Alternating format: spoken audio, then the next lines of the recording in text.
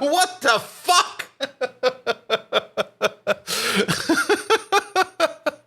Yeah, the solution was try again a couple times.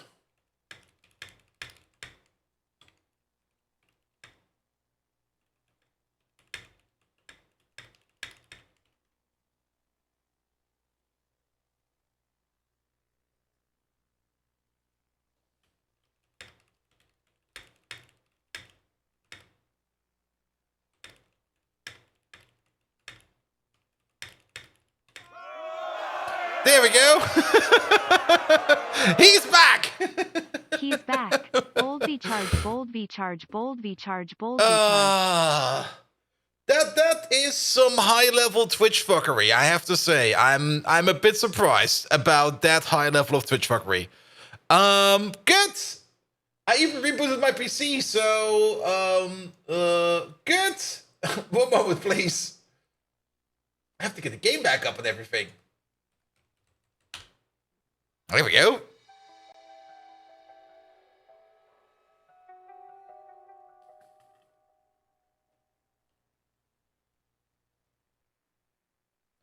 All right. Let me also get into my actual dashboard over here. There we go. Yes, I'm actually live right now. I must have sent out ping notifications to so many people. I'm very sorry about that.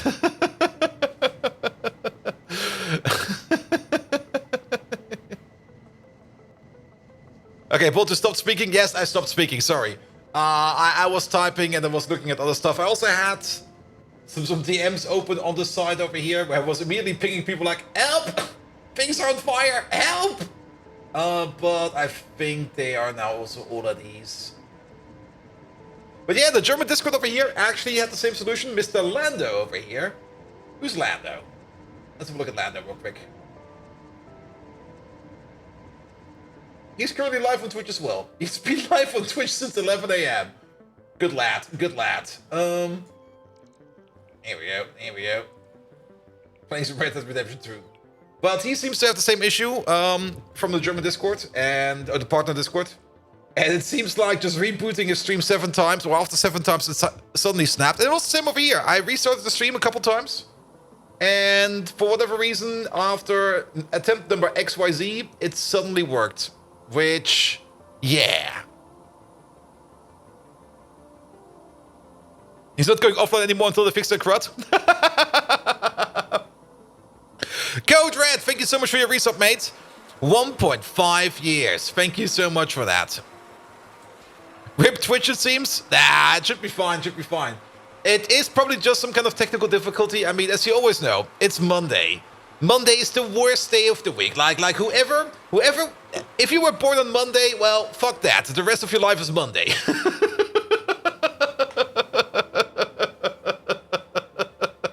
I was probably born on a Monday. Was I born on a Monday? Oh, let's have a check. Calendar that year. There we go. Ah, fuck! I was born on a Monday! No wonder I'm constantly having the Mondays.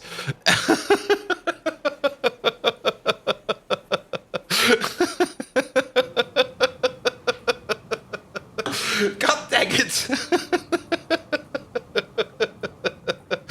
That is the correct year. Yeah, that's the correct year.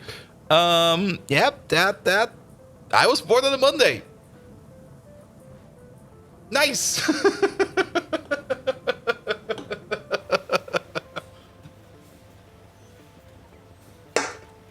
All right.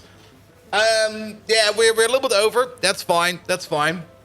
And yes, Wisewell, do not the early gang because the stream wasn't working for half an hour. No, just 20 minutes. 20 minutes. We spent 20 minutes to somehow get the stream going again.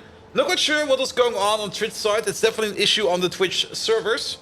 Nothing I can really much fix or attempt to. It might have something to do with the issues we've seen like last week, where we got these sporadic disconnects. Those might still happen. So, yeah! Twitch servers are doing fine. Twitch servers are doing very fine. It's... Oh boy. It's gonna be one horrible mess. He was born on a Monday too. Oh no! We can all suck it together. There we go. We're all gonna have a terrible week. Good. You could live your whole life not knowing. Well, now you know. Good. All right. The game is running. The starting screen. Let's maybe already get over here. Let's just do this. Get this off the window. And then, of course, press the other button, which is this one over here. Good evening, Twitch! And welcome back to Factorio, a game that runs more stable than any Twitch server ever. Like, I can't really remember when I saw Factorio crash the last time around. The last time it did crash, it only crashes when you play modded. I think vanilla crashes don't even happen anymore. I think even if you find a vanilla crash, it is actually a crash to desktop, you will probably get like a cookie or something like that from the Factorio development team, because this game is way stable. Mike, hello there. And Gertchie. First of all, Gertchie. Bold V hype. Yes, thank you so much for that lovely resub. And guys, do check out Gertchie. Bloody amazing. Get over there. Check out playing some Scrabble. I know words. Pyanodon. That's a word. Here, use that for your next Scrabble tournament. There's a Y in there. That's probably worth something. There we go. Don't check out Mike. Nah, Mike sucks. Mike took a week of vacation. He deserves to be at least a little bit roasted for that, because he's now full of energy again. So we can at least say that Mike absolutely deserves our worst today. So don't check him out. Definitely don't watch his space. It's not bigger than mine. Mine is bigger. I've got the biggest space. Absolutely got the biggest one. And also, I got a big Hummer. Yes. What?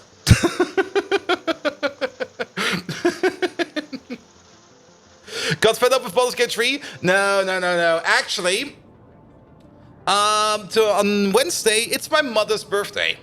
So I actually have to do something else. I also don't really have a present for her. I'll be my present. Though the fun part is, I am gonna give her a present for my little nephew, because she's flying over to America to visit my sister, some way in October somewhere. Yeah, it's on Wednesday. But she's flying over to visit my sister, and my little nephew, he was at summer camp. And during summer camp, it was one of the summer camps American summer camp, where you don't really have any kind of phones or any kind of electronic entertainment. It was all like, here, leave your electronic stuff at home. It's going to be camp. They're going to be doing camp stuff. And he came back and was suddenly and utterly fascinated by Dungeons and Dragons, and he can't get enough of the shit. And he won't shut up about it. And so my sister wrote me an email and was like, hey, I know you're doing like Dungeons and Dragons stuff like that. Could you give my little son some stupid info? And I was like, yeah, sure. And basically, I just gave him some info, and I was like, you know what? If he wants to get into the Dungeons and Dragons, I'll just give him like some books, and he will be happy.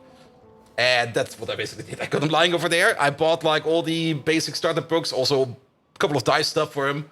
And he's just gonna go into Dungeons and Dragons, because, I mean, me playing Dungeons and Dragons back when I was his age, yes!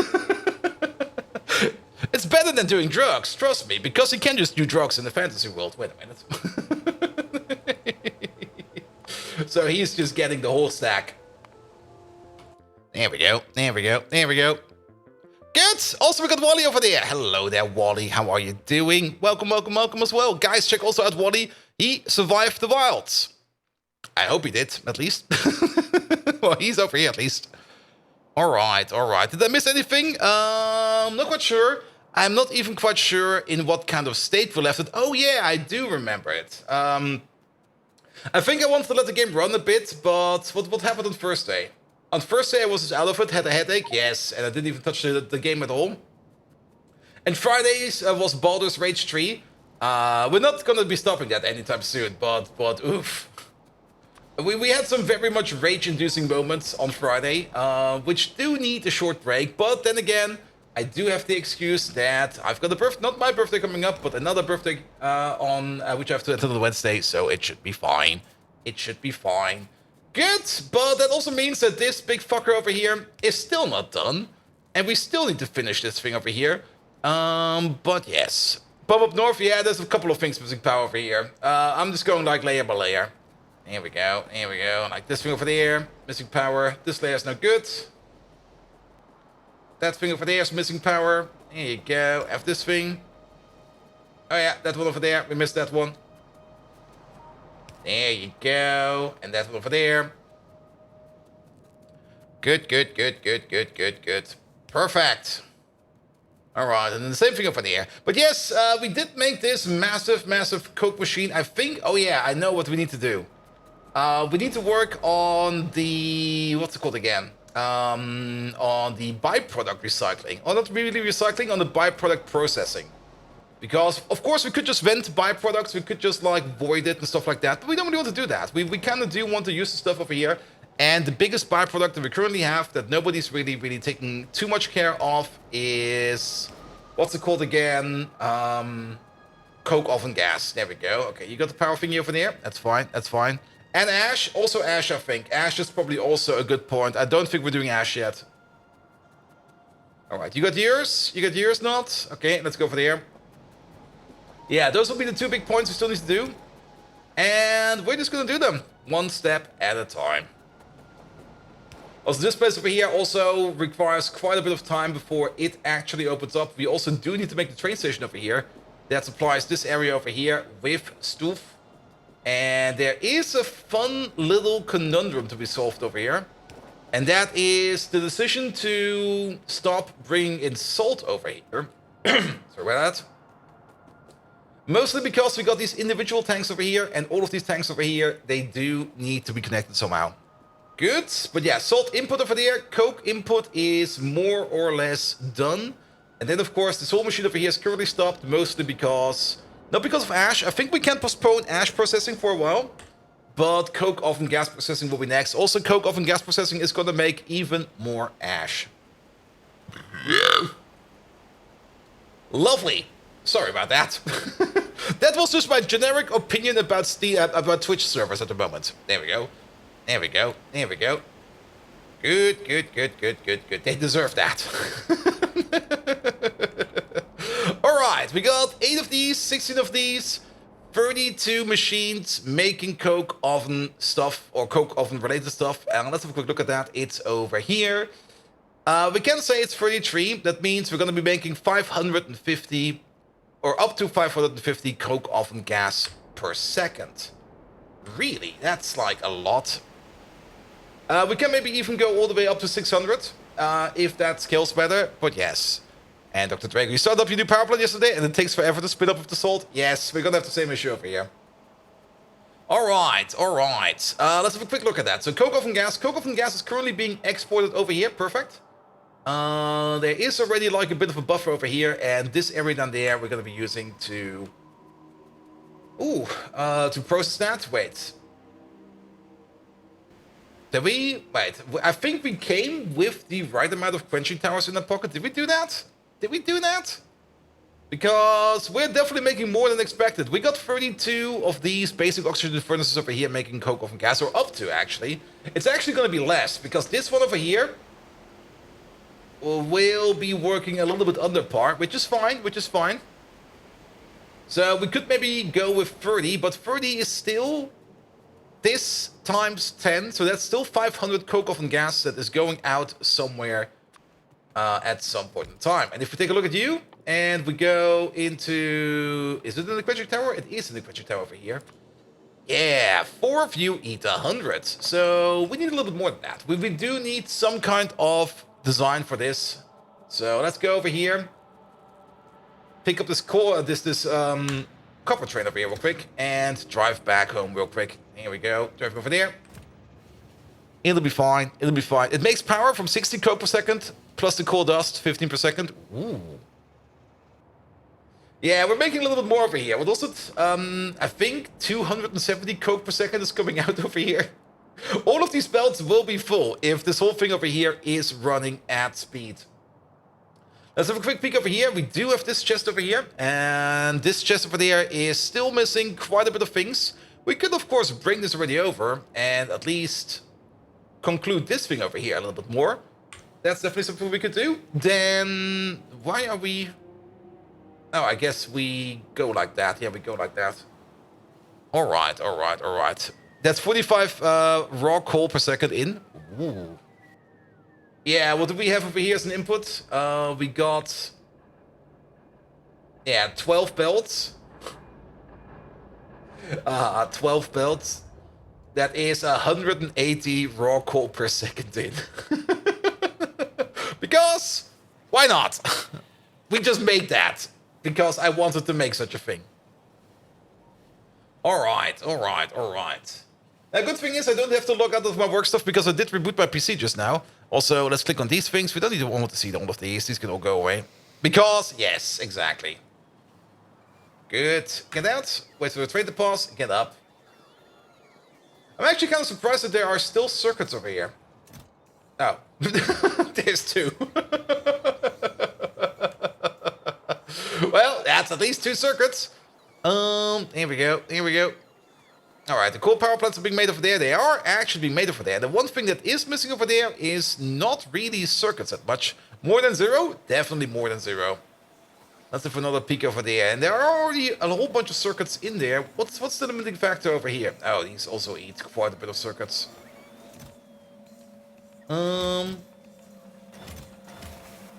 Nothing much. It just takes a while to to fill this machine over here. Mostly because of the 300 small parts. Okay, it is 100 simple circuit boards per power plant.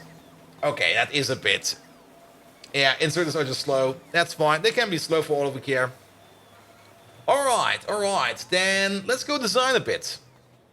Let's start off with a design. Also, absolutely no expectation of what we're going to be doing today. It already started off weird, so it will probably also end weird. So we're just going to roll with it. That's usually the best way to do it. The bigger the project, the more you sometimes just have to roll with it to see where we end up at the end. Alright, we're going to make this for 600 coke oven gas. Even though we make about... Well, we can actually make it for 500. We make 550. We can make it for 550. Hey, wait, no, wait, we've got 32. That is just under 550. Yep. So we can make it to 550. That should be fine, that should be fine. Though I think making it for 500 should be good enough as well, because the lower part of the machine will not be working all the time. And if we back up, then we just choke the whole machine a little bit. Like, what's a little bit of choking going to harm? That should be fine. That should be fine. So let's make this for 500. 500 should be good. And if we got a big buffer, then we might be able to keep the choke going. Alright. 500. We do have to keep in mind things like pipe speeds. The maximum we want to have over here is a build of 12 in a row.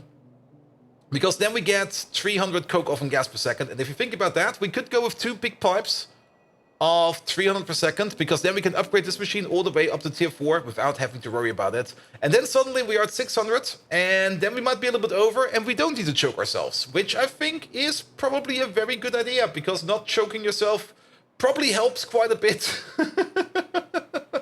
We do have the issue with the flue gas over there. I mean, flue gas. Oh god, flue gas. At some point in time, we do need flue gas over here for crafting. There are some things in here that really... The pie logo? Aiden Tough! Hello there! How you doing? Saddles? No. Grots? Yeah, there's some of the plants. And the key calc even. At some point in time, they do want to use flue gas for their production, which is fine. Phytoplankton over here. Ooh, that's... we don't have this one yet. But we should keep that in mind. The amount of flue gas we're going to be making over here is going to be insane. And we could sink that into something else. So if we're going to be processing the flue gas over here, we do kind of want to... Ooh. Oh, this is not too bad, actually. It will eat a lot of gasoline, though. Yeah, we're at Pi 2. We're definitely already... Well, we're basically past Pi 2. We are slowly but steadily... Where is it? And we should already be able to see it over there. There we go. We should actually lock this in. There we go. What are we missing? We're missing something over here. This thing. That thing. This thing. We're basically on the verge of chemical science. There we go. There we go. We also still have to do red circuits. We are working on red circuits in theory. It's 2.5 gasoline per second per machine. Gas. Gas, gas, gas. Gasoline. There we go. And then over here, gasoline. We're definitely only making as much gasoline as we're using. But it could suck all the gasoline that we have. Like, all of it.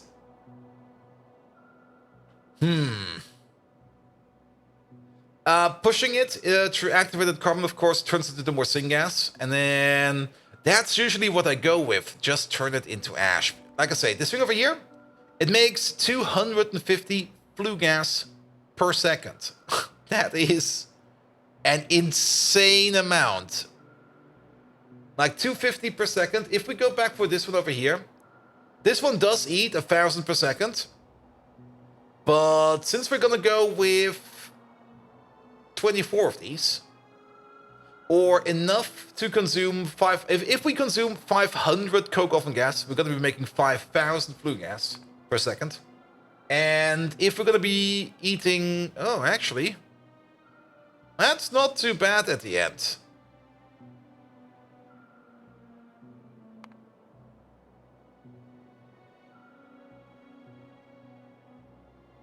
Yeah, we are going to be doing this at the rate of 500 coke oven gas comes in, or a little bit more than that, but let's say 500 coke oven gas is coming in. That's going to be turned into 5,000 flue gas per second. But yeah, that is going to be the issue.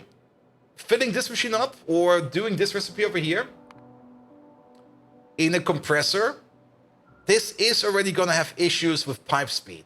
That's the big issue. There is a way how we could do it. I do know a way how we could do it. And this thing over there, 250, yeah, let's maybe think about it. Let's maybe think about it. Then we turn it into acid gas. Acid gas is not too bad. As we can turn it into things like sulfuric acid and stuff like that. Pumps and tanks? Yeah, it's going to be pumps and tanks. Let's maybe at least have a look at it. And if we decide it's not good enough or it's too convoluted, then we don't do it. But I think we can. There we go. There we go. Compressors. Compressors over here somewhere.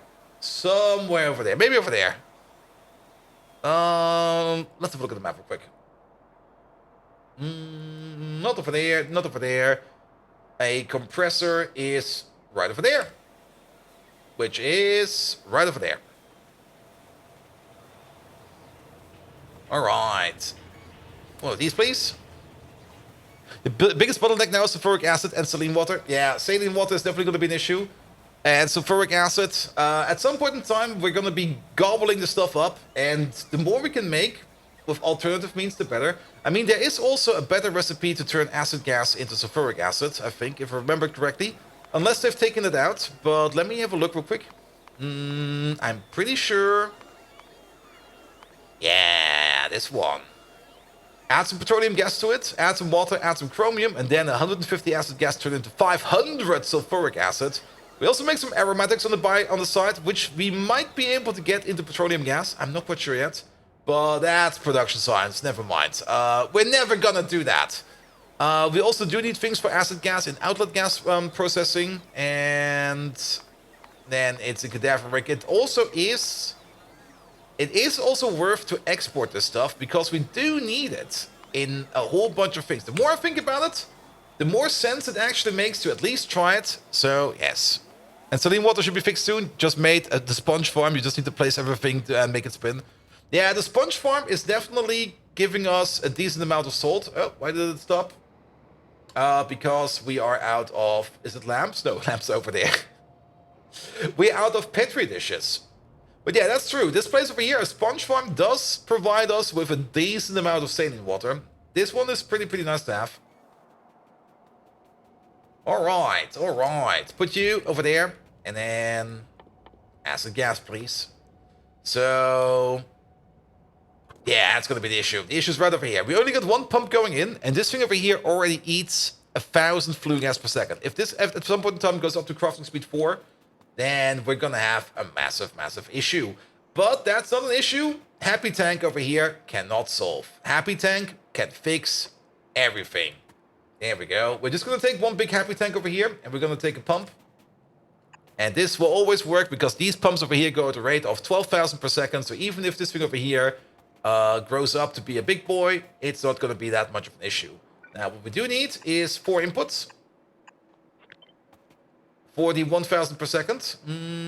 And sadly, I was kind of hoping we could stack it together in a way that this will fit over here. But it doesn't really matter too much. We can just do it like this and that. And you over there, and you over there. That's kind of off. Wait a minute. Oh, it does fit over here. Oh, wait. No, it doesn't. There we go. Much better. And having 200 sponge buildings will make about 300 plus saline water per second. Ooh. It does eat a lot of lamps. Though I think we are thinking about going for the Zogna bacteria. And that's also, I think, a thing over here that we kind of decided to do. And then we kind of went off with incubator upgrade. To go for the Zogna bacteria without the lamps. Because that is a bit of a bottleneck. All those lamps. Then the other bottleneck will be the Petri dishes. Petri dishes is also a bit of a bottleneck. As we can see, they're not working at all because... Oh, glass is broken. Nice. Why is glass broken? Is it just because... No, they got liquids. There is some... I think we realized it at the end of the last stream. And then I said I would fix it, which I never did, of course. Alright, quick fix. There we go, here we go. Gotta make more food? Ah. Because we all broke the Petri dishes? Nah. It's mostly because making glass and pie is a bit of a pain in the arse. Like just a bit. I mean, and yeah, it's well, we'll be fine over there. We'll be fine over there. Alright, let's get over there. But yeah, so one of these does require 1,000 flue gas per second. If we go back to the flue gas recipe, we were looking at... Where is it? We were looking at this one. So 4 of these make 1,000 per second. That will be a natural fit. Good, good, good, good, good. And glass is a pain. Oh. Yeah, you know what? I'm going to get myself something to drink for that. Be right back. Here we go, here we go.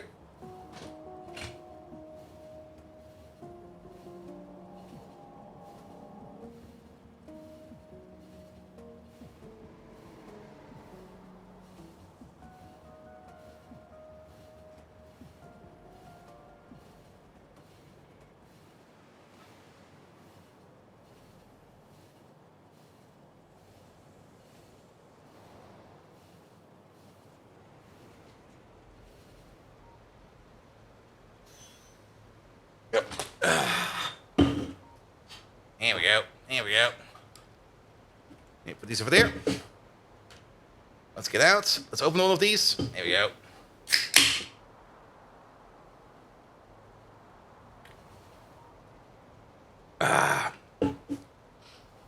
And every developer ever update the feature and the YAML updates the feature. Yep. Yep. Yep. Good, good, good, good, good, good, good, good, good. All right, yeah, the multi-liquid system over here has broken once more. We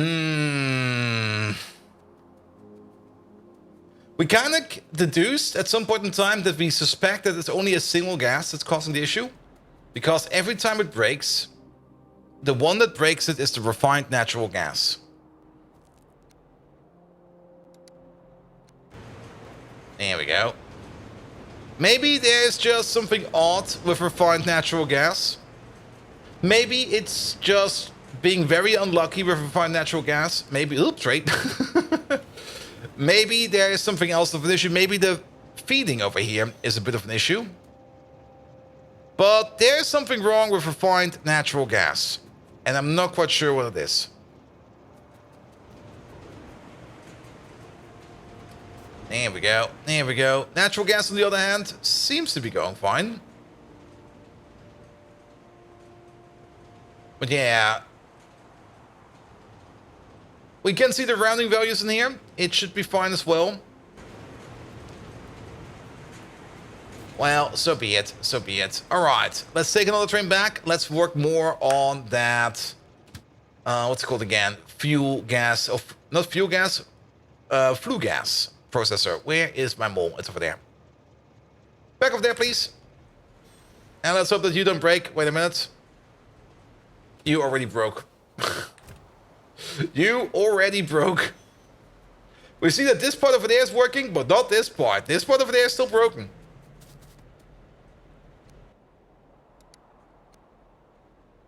Yeah, you know what? Flush all refined natural gas from the system. Get that fucker out of there. It was a bad batch. It definitely was a bad batch. There we go. Crashel! Hello there. How you doing? Good, good, good, good, good, good, good, good. I don't really want to waste gas like that, but if that gas is just misbehaving, it just goes out. It straight goes out of the window. Alright, alright. So, why don't you have any coal? Because that coal or coke is coming from over here. That is... Oh, do we still have... Maybe? That seems to be a different coke issue altogether. Oh. Nah, it was just being choked over there. There we go. Great, you finally passed the semester. Congratulations. That means you can do it all over again next semester. Let's see, what is it? It is September now. Nice, nice, nice. So that usually also means that you got at least a couple of weeks off, which either means a lot of drinking, or a lot of gaming, or a lot of partying. Probably all of the same. There we go. There we go. There we go. All right, get rid of these. We don't need these. We don't need those. Let's continue on with the designs. But yes, funnily enough, like I think 2 nights ago, I woke up and I was like, shit, I still have to finish up my bachelor thesis. And I was like, Bolt, what the fuck? You got your master's degree already? Why are you still dreaming of a bachelor thesis? And I was like, I don't know. Stupid brain is just is thinking about stupid stuff again. All right, let's connect all of these. Let's connect all of those. Now we can also put in an overflow over here, per natural. If this thing over here doesn't work, we could still overflow into something else over here at the same speed, but that would still be 1,000 per second, which is a lot. Now, we can make a structure with pumps at least. That could work. But it will be not working good enough, mostly because of the flow speed going through an overflow pipe. Yeah, that's going to be a bit of an issue. I mean, one could maybe think of doing something like this, but this is basically brute forcing open a valve. This will not work. That is just like that. It's just gonna go through there. There we go. There we go. Did you know that multiple US states have laws about toads, specifically the catching, curing, preparation for hallucinogenic purposes? Ooh, nom nom nom nom nom nom. All right, all right. So not coke gas. Flue gas goes into there first. That will definitely be the primary output. We could still do a secondary output over here and just operate it with wires. That's definitely something we can do. Yeah, let's do that. Why not? Why not? Let's do a wire-based build. That does mean we can push out 500 on each side. It will not be accurately 500, but we can think about 500. And one thing you can always do with flue gas is turning it into ash. And we got one of those right over there. Oh. Oh. Does that fit? We can make it fit. I do remember something stupid that we can do. And I'm a little bit annoyed that these over here go at an angle. Actually, maybe not. Okay, this thing over here. All of this needs to move over by 1. Keep that. Remove you. Paste you over there. There we go. Needs to be moving over by 2.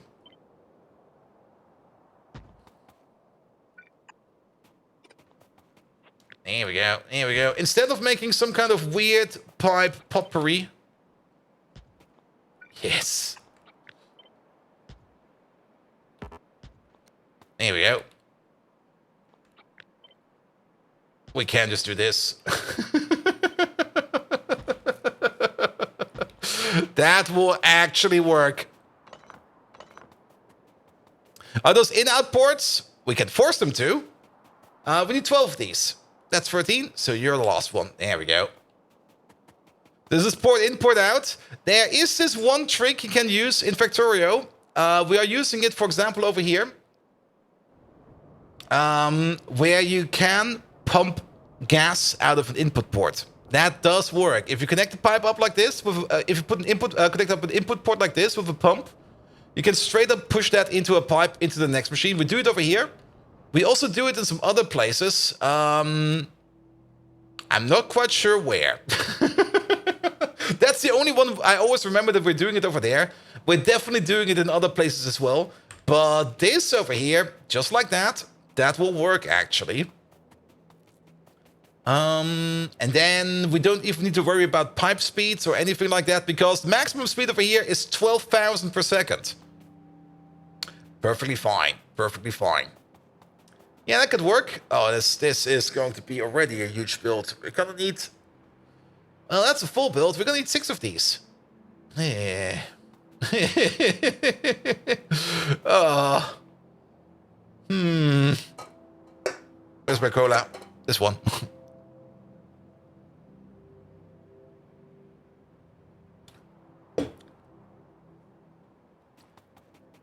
Don't forget the ash belts. Yeah, the ash belts. Each one of these makes 2 ash per second.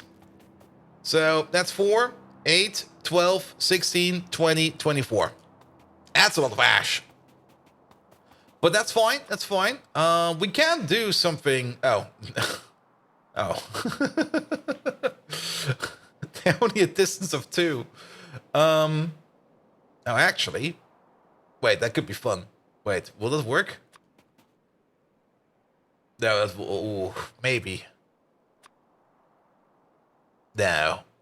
Maybe? Could work.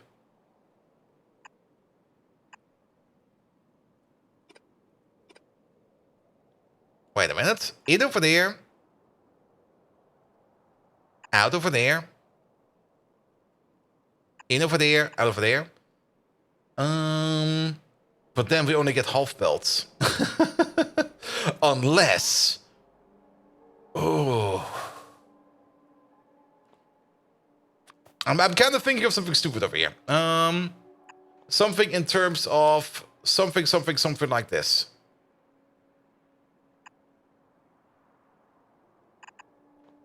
Hey, that one over there will just stay over there, just as a point of reference. Technically, this will fill up... Oh, we could swap at some point in time. Like after half of the machines, or after 2, 4... 6. Yeah, after half of the machines, we got 12 of them. We could just try to swap lanes.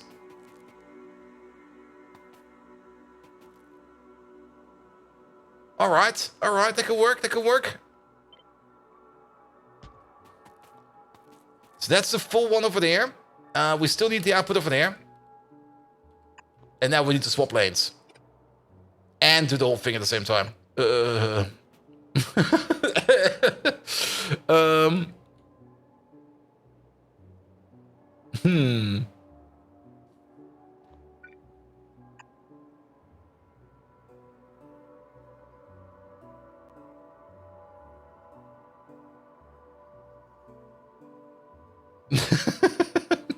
My brain is just going brrr. Need the output for the first machine? Yeah, we also still need the output for the first machine. There we go. I just ignored that a bit over there. There we go. There we go. There we go. So, technically, this one goes down, and then we swap sides. But then it's already too late. We can probably do it, and this should be fine if we do it like this, with a double pump. If we add like a second pump over there, we can easily do some kind of Gordic knot over there, and make it so that we can swap sides over here.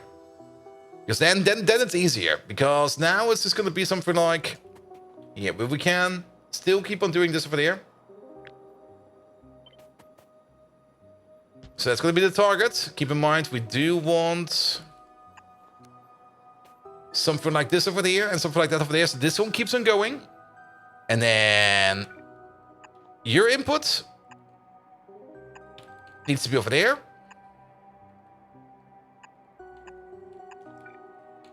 Just go with the raw knot. There you go. So we can probably make this a little bit easier on ourselves.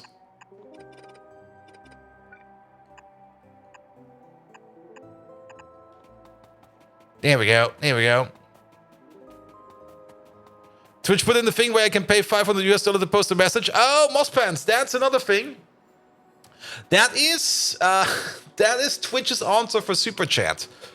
But the big problem with that thing is the money you pay for that message gets weirdly taxed. And not only weirdly taxed, it gets weirdly processed so that Twitch ends up with even a bigger cut than usually. And a lot of streamers set that up to like one abstrusely high number, for example, $500, which is the maximum we can put in there, to discourage people from using it. And I'm doing the same over here. It's basically, how was it again? If the Twitch Super Chat message is being used, Twitch takes a cut, but does not deduct automatically the processing fee. And then the processing fee will again be somehow randomly deducted from the streamer. And it makes just a big mess out of it. That sounds really scam adjacent. I mean, the basic idea is good. Have something like Super Chat. Some streamers do need that. We don't, because our chat... I mean, you could highlight the message over here, even for $1. You could highlight the message over here. It wouldn't really matter too much, because chat is not going... Brrr. Chat is going like, yeah, we here, mate. We here, mate. We see you suffering. We enjoy your suffering. Please, do more suffering. Extended underground. Oh, yeah, we could do that. That's way better. There we go. That looks better. Now it's a knot. Now it's actually a knot. Is it not?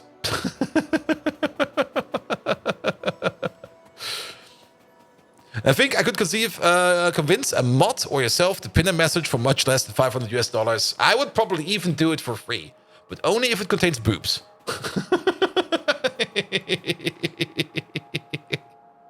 But wait a minute, maybe if it contains boobs. There we go. There we go.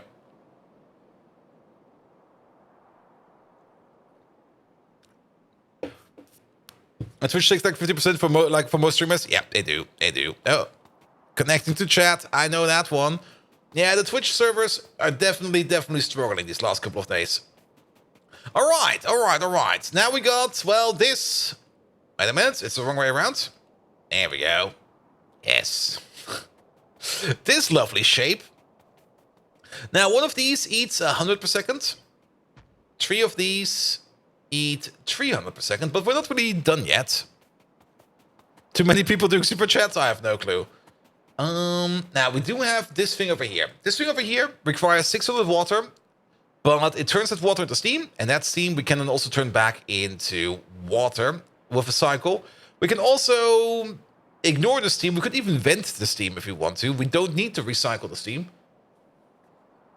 But in my opinion, we should try to recycle the steam. So steam comes out over there. How did it go again with the steam? It's been a while. There we go. These got the crafting speed of 2. So we do this once per second. So we can turn 400 steam per second into 400 water per second at maximum crafting speed, which is crafting speed 4 over here. We do need 2,400 units of water. That's again a ludicrous number.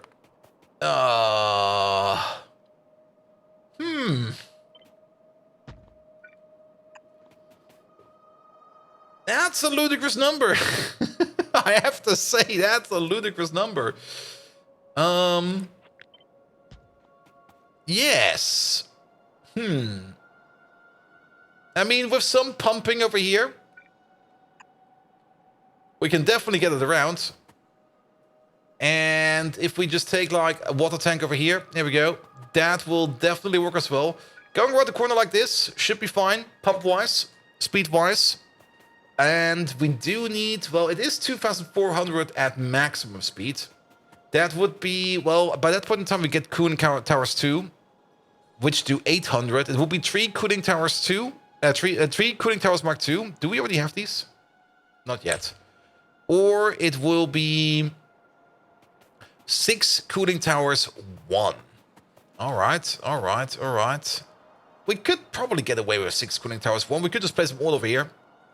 But the liquid speed is the one thing that is more or less the annoying part. Like, the amount of liquid speed... Ooh. Wait a minute. I got a stupid idea. Where's the machine? Don't tell me it got stupid inputs. We got one right over here. There it is. Ah, only got one input and one output? Dang. I was kind of hoping we could also chain these together, somehow stupidly. Well, we could still do that. We could still do something like 6 of these in a row. And then each of these pump in the middle. That will work. And get a very girthy, a very fast recycle over there. There we go.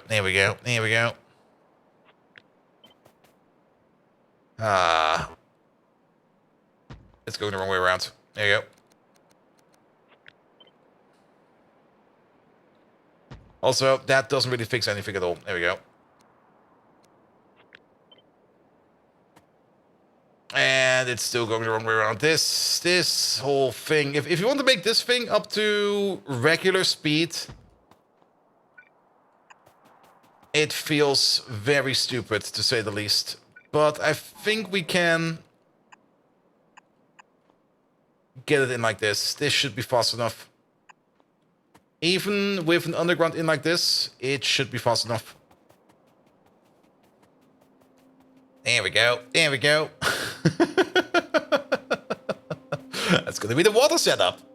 All right. We do need the permanent water input over here. We do have a bit of a water system over here. We do need 500 water. Is it 500 water per second? No, it is hopefully 100 per second. It is 100 water per second. So a water system over here is not going to be that crazy. And this is built for, well, this is part of the build for the flue gas processing, the coke oven gas processing for the big massive coke plant over here. Because currently everything over here is kind of stuck because everything is backed up on coke oven gas. We got quite a bit of it. We can make up to 500 coke oven gas per second over here. So we're going to be putting down some coke oven gas processors down here. And this is going to be one of them. This one is going to be turning coke oven gas into, hopefully, syngas and acid gas. But if it can't turn stuff into acid gas, it will definitely turn stuff into ash. And we're going to need a couple of these. Also, we're kind of building them a little bit future-proofed, which means they can be upgraded for future times, and that should hopefully be fine. Good. Yeah, it's still all coke. It's now secondary facilities for the coke processor, which is still quite a bit. All right, but I'm kind of thinking about, we could put water pumps over here on this side. Technically, the amount of water that we need, one of these will be enough for up to level 3. So let's go with one of these. We could still put in like a speed module over here, or maybe a couple speed modules over here to make this thing go faster. How good are speed modules? We don't have them yet, but I kind of remember that speed modules had a bit of a kick to them. Okay, 40%, not that much of a kick. 40% going up to 60, going up to 100. A Mark III does double the speed. Oh, God. They double speed. That's going to be horrible. All right. If we place you over there, then you can at least grow into a Mark... If we place you over there, then you can at least grow into a Mark II pump. You have enough space around you. And the Mark II pump will definitely be more than enough to supply this whole area over here with water.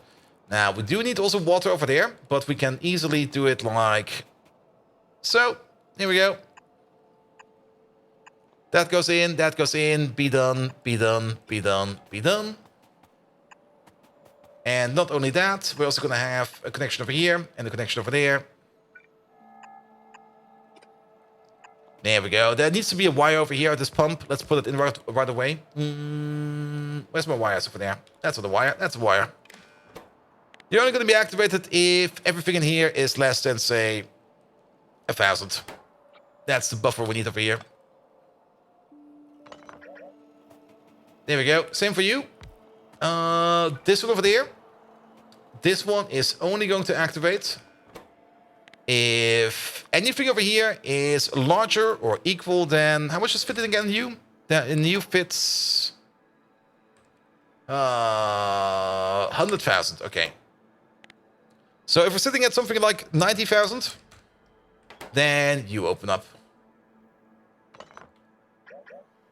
There we go. There we go. Good. So this down here will be the priority, and then this over there can be the secondary. Good, good, good, good, good, good, good, good. And Moss Pants, I don't think you've played Factorio in over 2 years. What's wrong with you? That's perfectly fine. You know how many games there are to play? Also, to relax over the weekend, I started the playthrough of Stardew Valley. Yes. I'm again going down that rabbit hole. It's a fun rabbit hole. I really do enjoy playing it. But it's always surprising how much time Stardew Valley can chew off. Like there's just so much to do.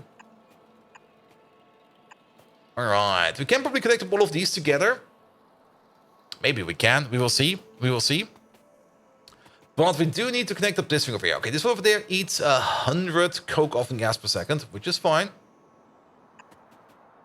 Yeah, but that will have issues with you. But we can do it like this.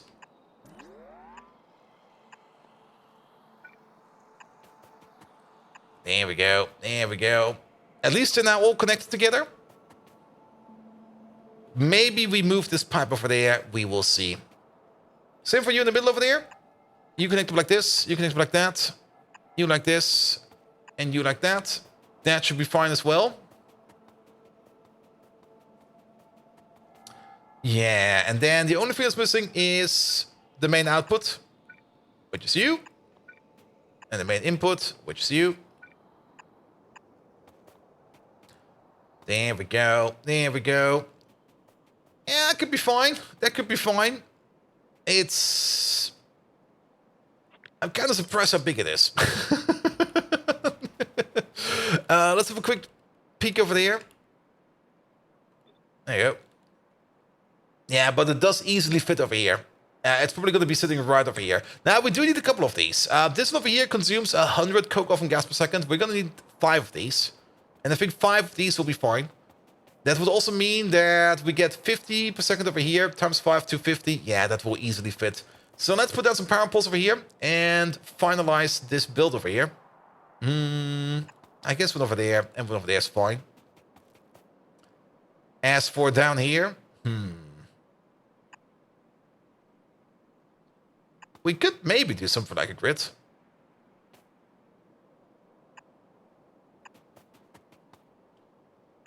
It somehow works. Yeah, that feels fine. That's correct.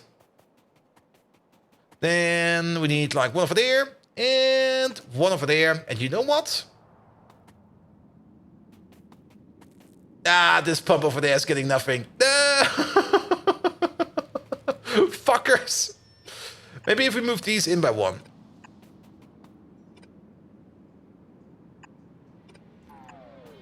Okay, now these pumps don't get anything, but that's fine. These pumps over here, they will get... There will probably be an extra row of power poles down here.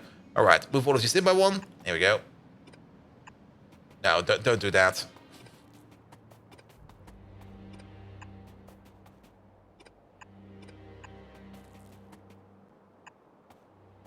Okay, that's it. That's it.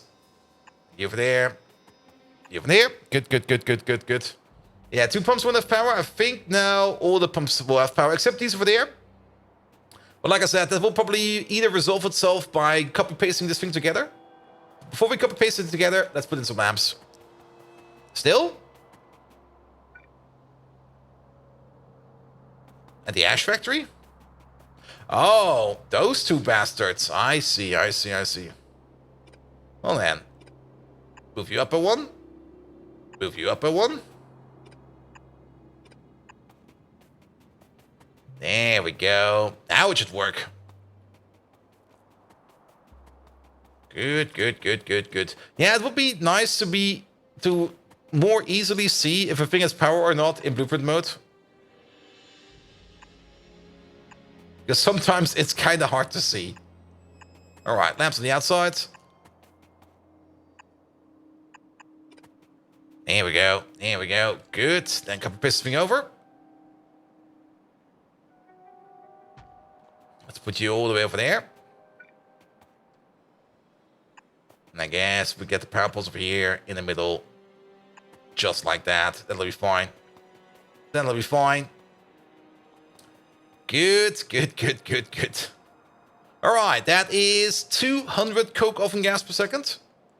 That is 300 coke oven gas per second. 400. 500 coke oven gas per second. That should be enough. That should be enough. We could maybe go for 600. We technically can make up to 500 and a little bit over 500. That bottom factory over there, we already know that this one over here is not going to be working at full speed either way. I think it will be fine. I think it will be fine. I think 5 of these are going to be perfectly fine. We do get 24, 48, well 24 times 5, 120 ash per second out over here if this over here actually works as intended. Also, one thing we kind of completely ignored, which we could still add in over here at the end, is an optional flue gas output.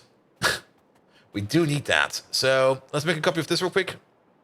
Put you over there, put you over there, put you over there, put you over there, and then you over there. Now we're missing a power pole in the middle. We can probably get it in afterwards. Good, good, good, good, good, good, good. Yeah, copy of all of these. You over there. You over there. This one. That one. And then one at the end. Of course, I made these in a position where they will not power up any kind of pump whatsoever if you place them over here. So, good job, me. All right. Place them over here. Over here is fine.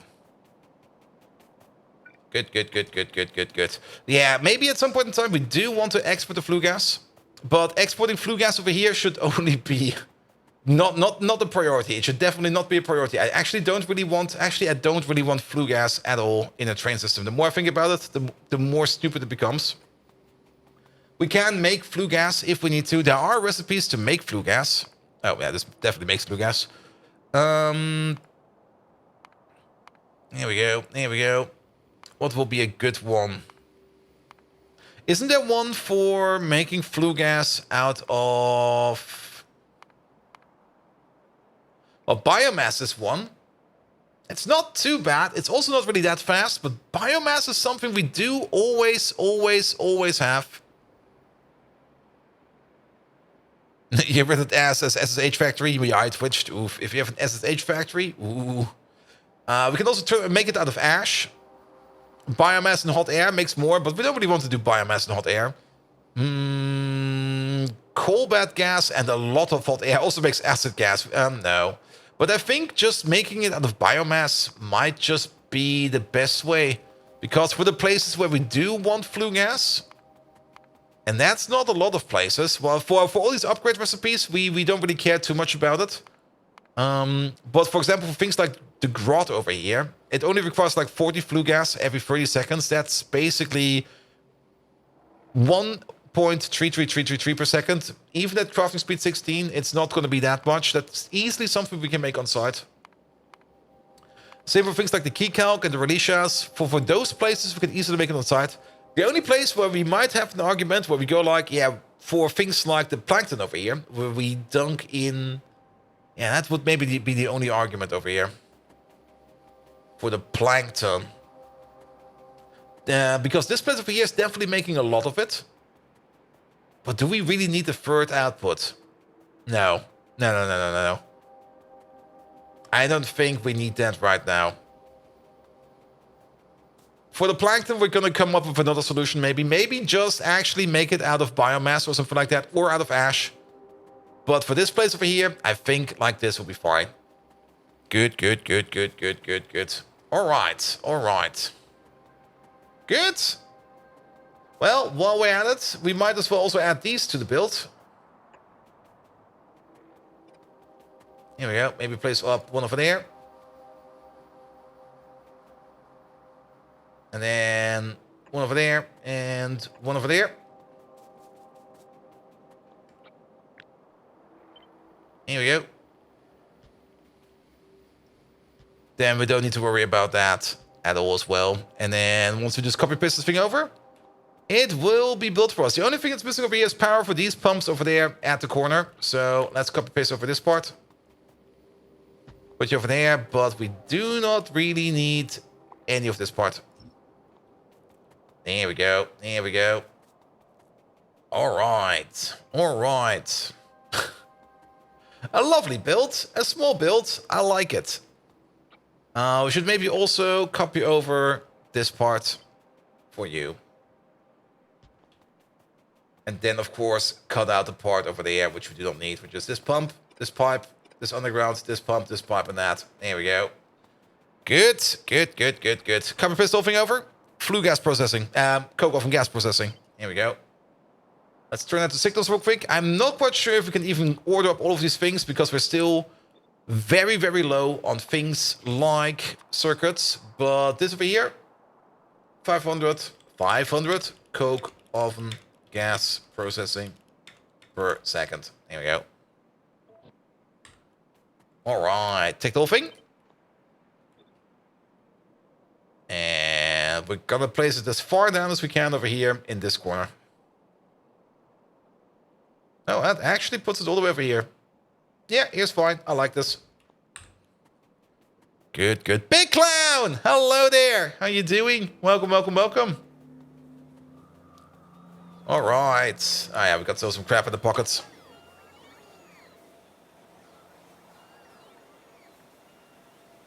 Ah. Nom. Oh, and they're still bringing me stuff.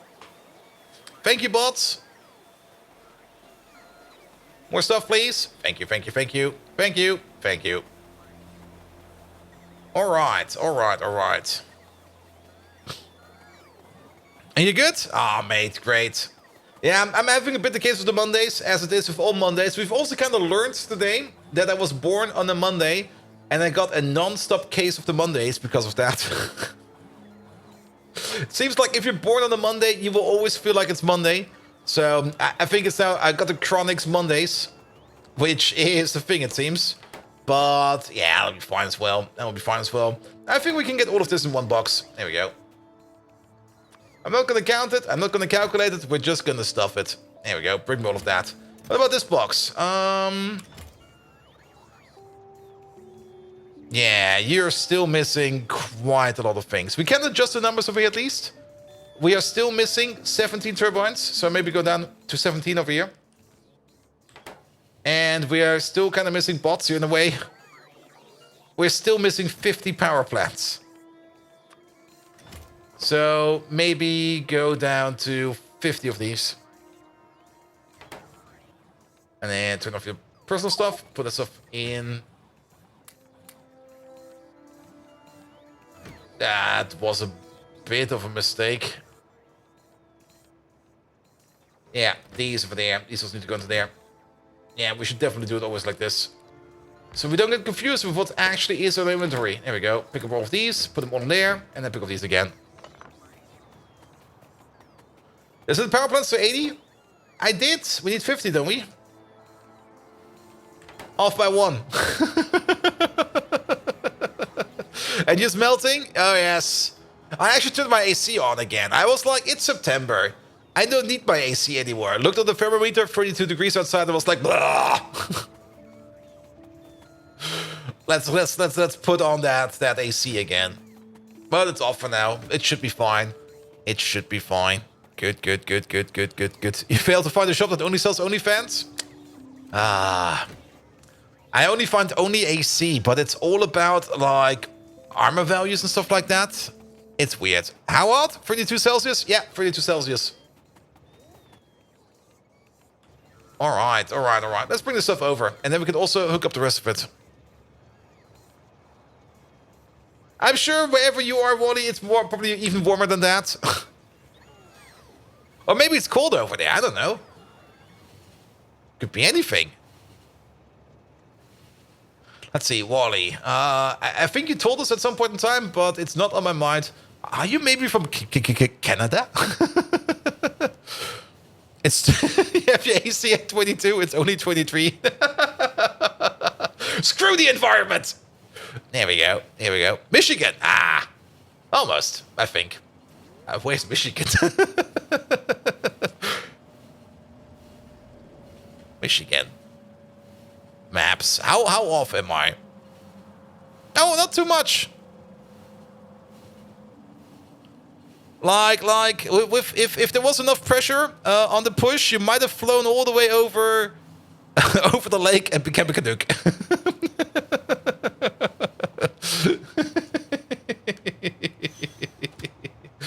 There we go. All right. I almost thought they already built this, but no, they did not. There we go. All right, let's hook this thing up. This will be fine. Let's also get your stuff out real quick. Yeah, put you over there. Empty you out. Pick you up. You go back home. It's 28 on the west coast of Canada this weekend, which is way too hot for somewhere that doesn't have believe in insulation. I think the most fun fire report I ever seen actually came from Canada. It was like a report about a fire in the winter in Canada. And the fire was inside of a big water tank that was used to prevent fires. Which, of course, was a bit confusing. Where do we have these things over here? Basically, the inside insulation of the water tank that was used to basically douse a fire once a fire happens, that caught on fire, and the firemen were just standing outside with water hoses trying to douse the fire inside of the insulation of a water tank in the middle of winter in Canada.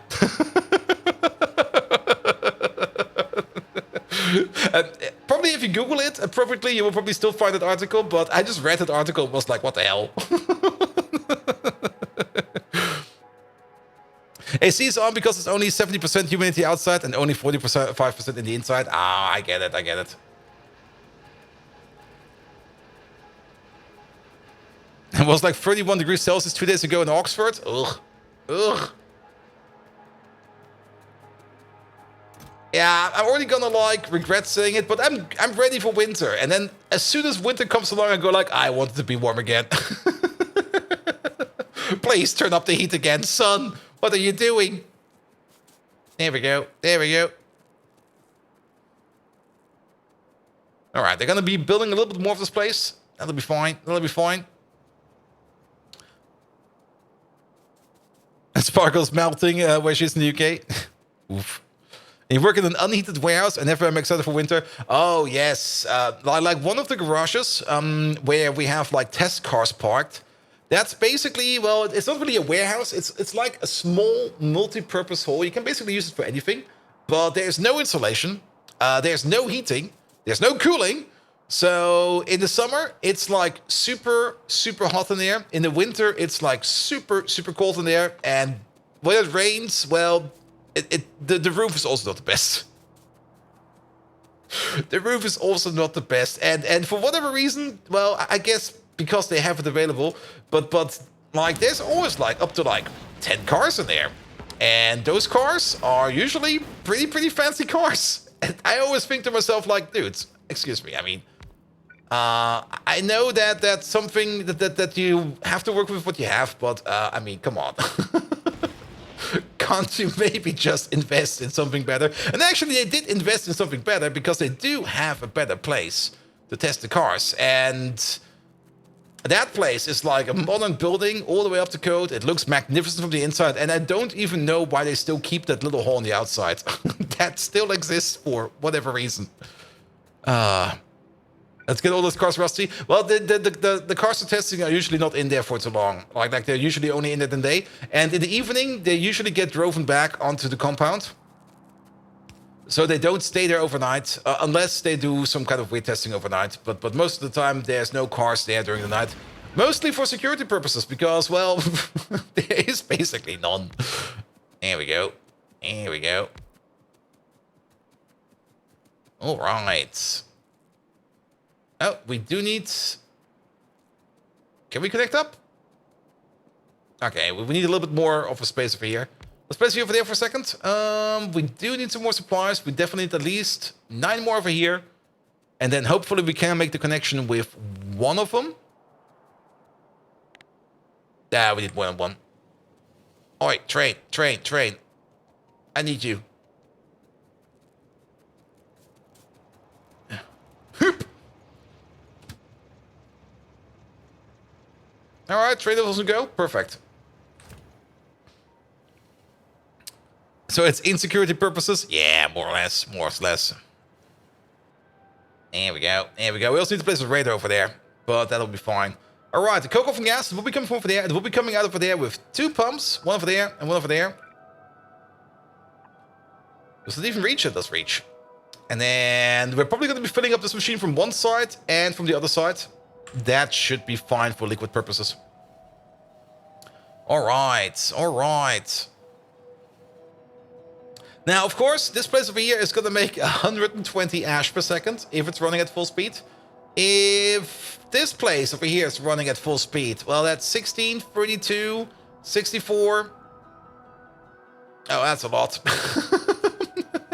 128, 192 ash per second from over there. And 120 ash per second from over there. So something, 320 ash per second at least. And then we're also getting a little bit of ash from over here, which is another 1, 2, 3, 4, 5, 6, 7, 8. We could have just taken the number over there. 8, 64, no, 8, 16, 32. 32, but we get a little bit more than that. Times 1.2, 40. Another 40 ash per second over there. So 196, let's say 200. That is a total of 360 ash. Do we have enough belts for that? Oh, there's more belts over here. Yeah, that's a total of 360 ash per second going somewhere. Yes. We can export that a bit, but we will have to local sync that. And if we do ash processing, which is, of course, sitting over here, we would still need 36 solid separators.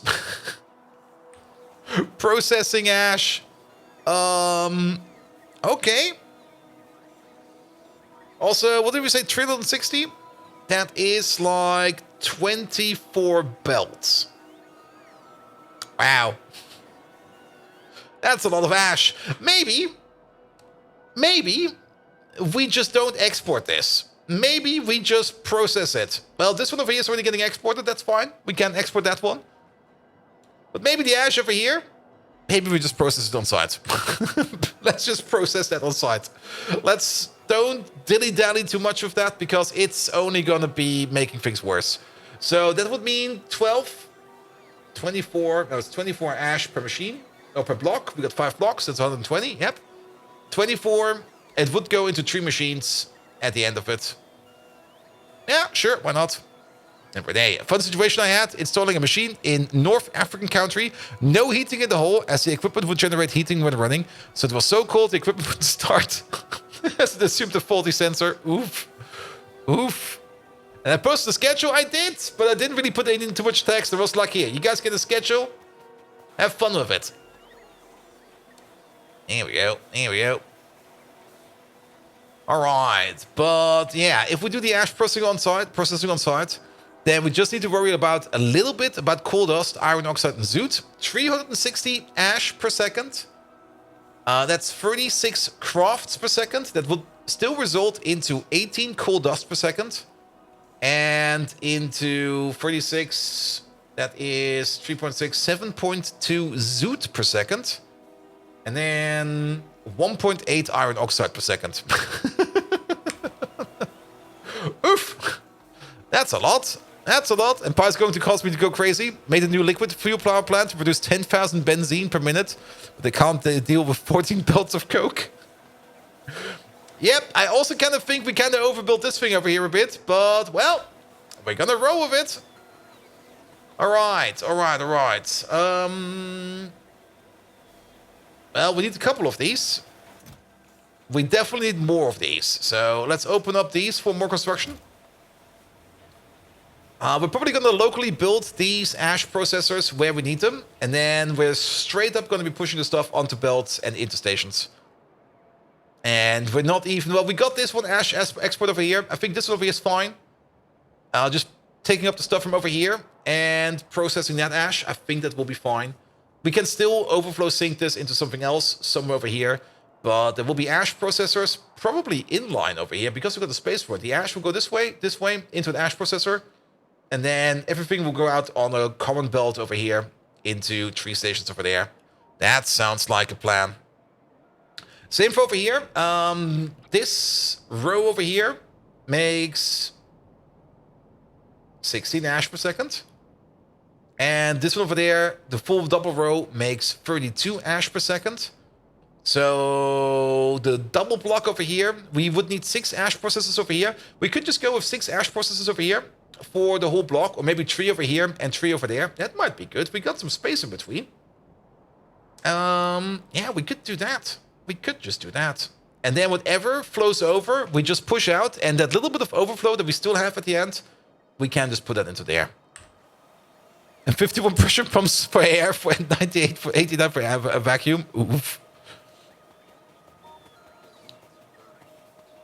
And you put what you believe is a ridiculous amount in the storage and then burn off the rest. Yeah, I don't really want to burn off stuff. I dislike voiding stuff. I dislike venting stuff. Things that I don't really mind venting is usually things that we get for free, like water, oxygen, nitrogen, carbon dioxide technically as well. We basically don't really pay for that. We can get it from the air straight away. But once it goes into things that are actually somewhat valuable, like flue gas, we try to recycle. There are some instances where we actually send off or vent flue gas because we make so little of it, it's not even worth the effort. Like, we could put in some infrastructure that picks up that flue gas and brings it over somewhere. No, that would be wasting resources.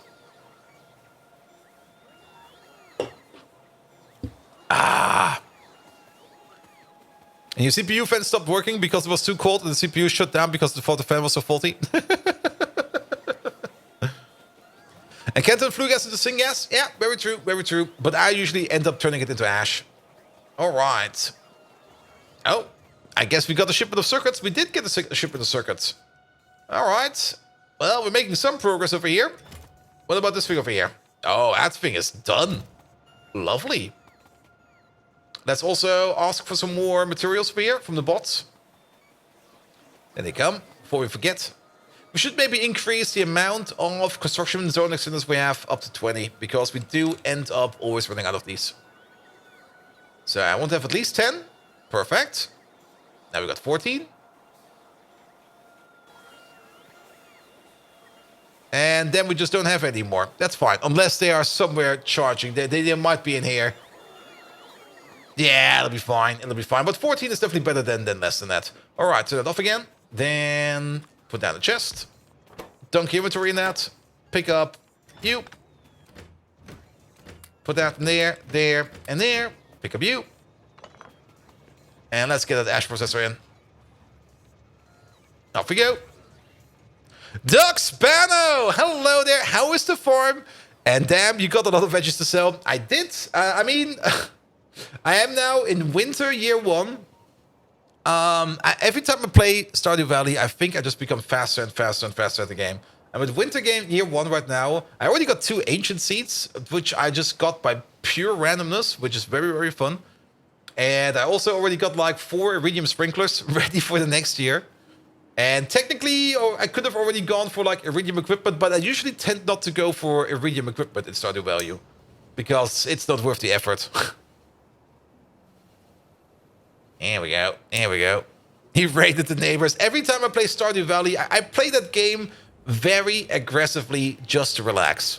It's so weird. Like, whenever I play that, I just go like, do all the things, farm all the things, get everything water. Ah! And just full speed run it. Here we go. Here we go. All right. One thing we're going to be doing over here is we are going to be putting down one of these. I guess over there.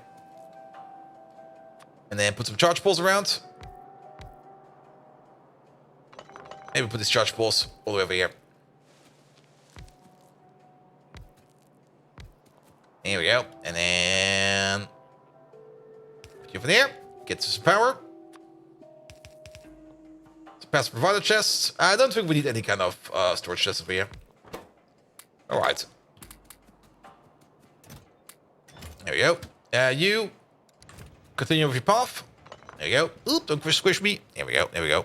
New power poles. Yes, we finally got access to the Nextlet power poles, which make these builds over here a little bit more easier because these Nextlet power poles, they got a lot of range of them. They're basically the equivalent to niobium pipe. Like this whole build over here now also looks way nicer because of it, because we only need like a couple, well, still quite a lot, but only a couple of Nextlet-based power poles and no longer require things like all those medium power poles. We don't really have accumulators yet, but I think we do get at some point in time also better accumulators. Not accumulators. What are they called again? Providers? Power providers? Supply stations? Substations, there we go.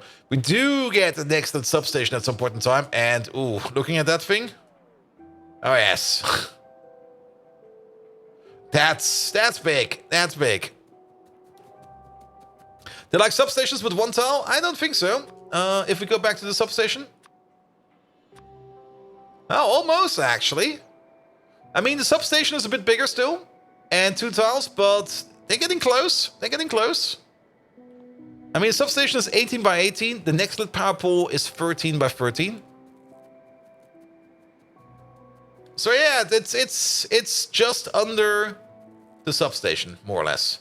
All right. Yeah, this is connected, of course, but nothing up there is coming down because nothing up here is connected yet. So let's see if we can get a connection in. Here we go. All right, all right. Yeah, the substations are 2 by 2. And the next substation is, I think, a bit more than that. That is, what is that, a 4 by 4? 2, 3, 4. It's a 5 by 5. That's definitely bigger. All right, these are now connected. Perfect. Let's put down some more power real quick. Chunky boy, very chunky boy. Here we go, here we go, here we go. But yeah, for the schedule this week, I mean, this Thursday, the GTFO Rundown number 6 will be re-released, which I'm very much anticipating. And I definitely planned some GTFO for Saturday, but I didn't really check in with the boys if any one of them actually has some time. I think I did actually, but it should be fine. It should be fine. We're gonna have a lot of fun with Rundown 6 again, and also Rundown number 8 is definitely going to be the final rundown in GTFO. I'm also very much looking forward to that. Oh, you're missing power, and you're missing power. Ah, Maniac, you got time? Perfect. We're probably gonna start with the C levels though, because I'm pretty sure I'm gonna be doing the A and the B levels like on my own on first day at lunch break.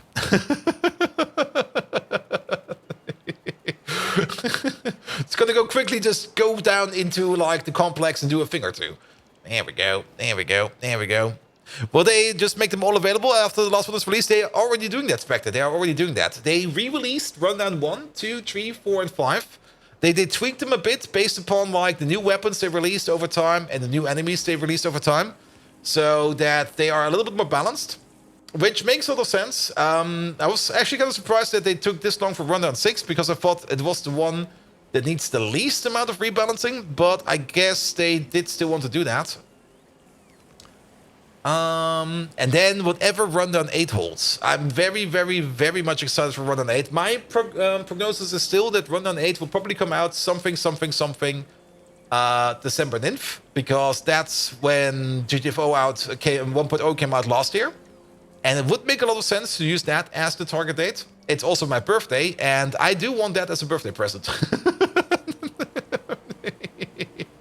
All right, the bots are building this. Ah, look at them all going. Good. All right, let's maybe start off with that solar separation over there.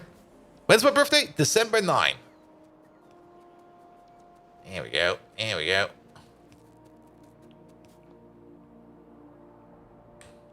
Good to know. I think I've already mentioned it a couple of times. I mean, every time I mention GTFO, I sometimes also mention that I share a birthday with GTFO. Start the plotting chat. And I think we even had the birthday stream not once or twice. I'm actually not quite sure. I usually don't really celebrate my birthday that much. Here we go. All right. Don't forget Monday, December 10th. Oh God, somebody remembered. Oh no.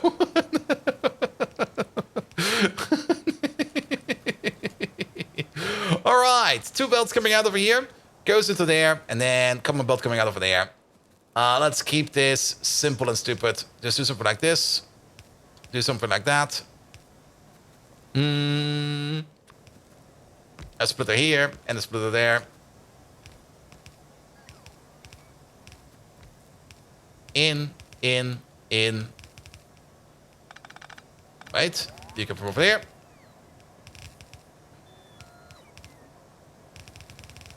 There we go. And then rotate. Yeah, we're not going to be doing much of the ash. The ash just goes down, goes to these, and then out it goes. There we go.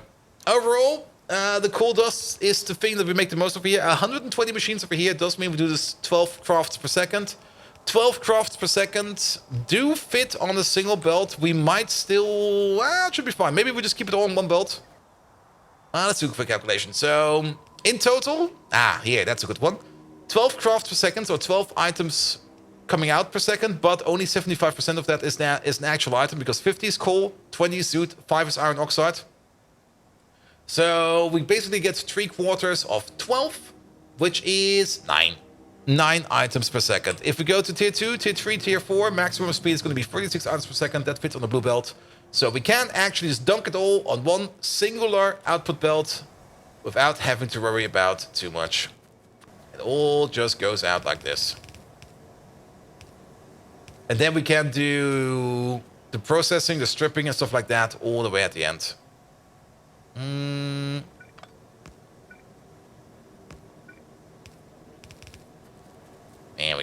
There we go. Exactly something like this. Now, for this, of course, we need a couple more machines, but that'll be fine. We can order these up.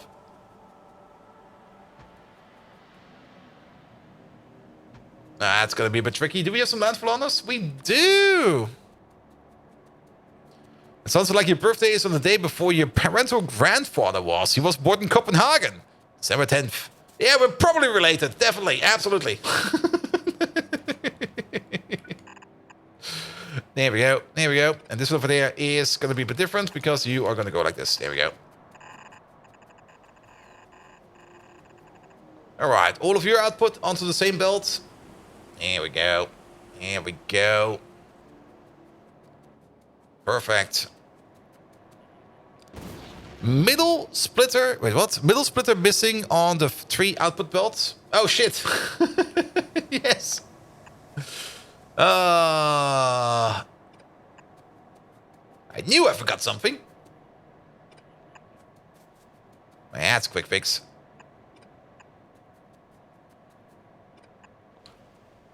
Good. Yeah, we're not going to be bothering too much with this ash. This ash just goes straight down into the filters. Then we also have to worry about less belts, because technically that's now 12 belts? Yeah, 12 belts we don't need to worry about. 10 belts we don't need to worry about. I can count. So just do that and we'll be fine. And we're going to do a similar thing all the way over here. This whole block over here makes 32 ash per second. We got space over here in between. We got the ash belt over here. We got the ash belt over there. So I am kind of thinking about... We still got one in the pocket. There we go. The middle is over here. Put you maybe over there. Ash processing. Oop, not like that. Ash processing. Ash processing. Alright, but now we have to do a little bit of magic over here. And this is going to be annoying. Because this belt needs to go to the middle over here.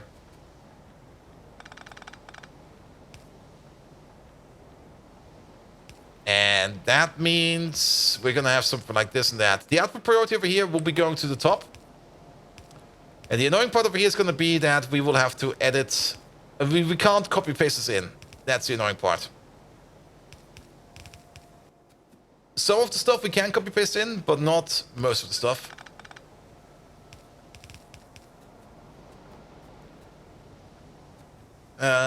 So we're just going to do it like this. And then we do the same thing over there. Over here it might be a little bit easier. Up priority over here at the bottom. Here we go. Here we go. And then we split it off over there. Split it off over there. You go into there. And you go into there. Same thing over there. And same thing over there. Now, this over here will only eat 30 ash per second. That is perfectly fine as the rest of this. That's why we have this little belt over here. That means each row over here basically has an overflow of 2 ash per second. We got a total of 1, 2, 3, 4, 5, 6 rows. That would mean 12 ash per second is still coming out at the end. And that singular belt of 12 ash per second, we can just move all the way over here. That's just going to be dropped in over here. We might even go over the top for this one so that we can align it with this ash belt over here. Oh, we might actually do that. That might be nice. Good. Now, as for the outputs over here, we are going to have... What was it again? 36... Wait, what's 36? 16, 32, 64, and then 96 times 2, that is 192. 192 ash per second, minus 12, 180 ash per second, that is 18 crafts per second. We do know that the output is 0.75 items per second, so 18 divided by 4, that is something like 4.5, multiplied by 3, 9, 13.5. 13.5 items are coming out over here per second. If we ever go over here for more than a blue belt, then we do have an issue with the output, because... Yeah, if we go... purple. If we go purple, then a singular belt will be limited. So, but that's something we can figure out later. There we go. So if you're in a large power plant, but if you have a lot of extra power, your burn rate goes way down from the coal. That's true. I mean, the power plant over here is technically optional. It is getting fed in first. But actually, it's not really optional. The power plant will be fed first with coke. But of course, power is always basically, well, we're at this value. If this thing over here actually boots up at some point in time, probably going to be more over here.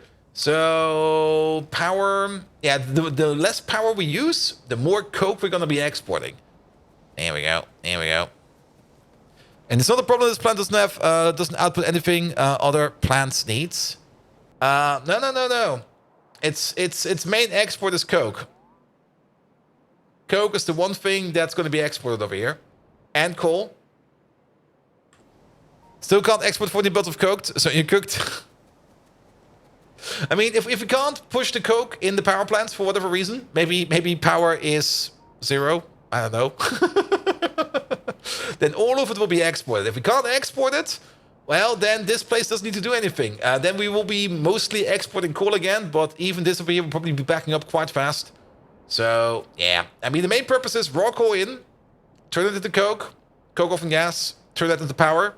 Then secondary export coke, secondary export coal.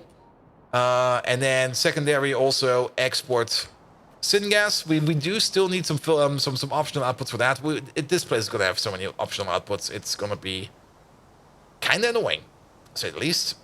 Also, getting this thing over here in is also gonna be kind of annoying. I'm just gonna like, what do we have in here?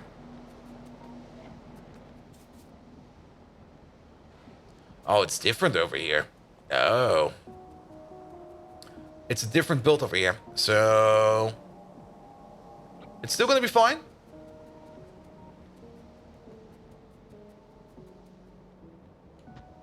You're gonna be over here because you should be in the middle.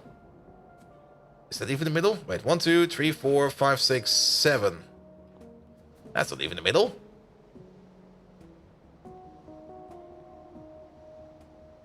One, 2, 3, 4, 5, 6, 7. That's the middle.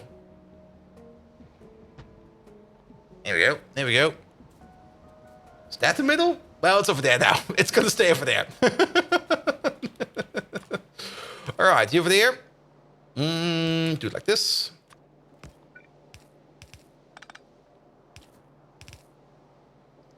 And then you go down like that. Output port over there. Bottom part. This is mostly just a power plant? Well, yes. Mostly. Probably. Here we go. And then output port at the top. And then we do the same thing over here. Split you off over there. Split you off over there. In you go, in you go. I mean, we always are going to need power. And if we're making coke, it would be silly to not put down a coke power plant right next to it.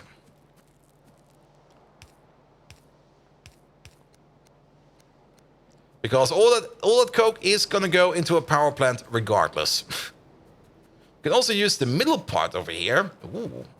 You can use the middle part over here for the output of this thing over here. Actually do something like this, that, and this. A little bit on the fence about putting you over there. Because you're going to be unbalanced because of that. But an extra loader output over there. That'll be fine. It'll be fine. And then we can go all the way like this. Sniffashu! Hello there. Bold Vihi from the YT VODs. Ah, from the YouTube VODs. Yes. Now the YouTube channel already has gotten a little bit of a dip again, mostly because work at the moment is a bit confusing. And a little bit mentally draining. I think it's mostly mentally draining. Mostly because it seems that suddenly people became stupid. I'm not quite sure if that is the correct term or not. I mean, most of the time when you get like a bug report, you go like, all right, we got the required amount of logs and everything. Everything seems to be fine. Yada, yada, yada. We can do this. We can have a look at this. Bish, bosh, bish. Let it all flow. And then it'll be fine. But lately there has been this very weird influx of people just not being able to report correctly anymore, if that makes any sense. It was more like, here, you got a bug report and go like, all right, what do we get? And then it's more like,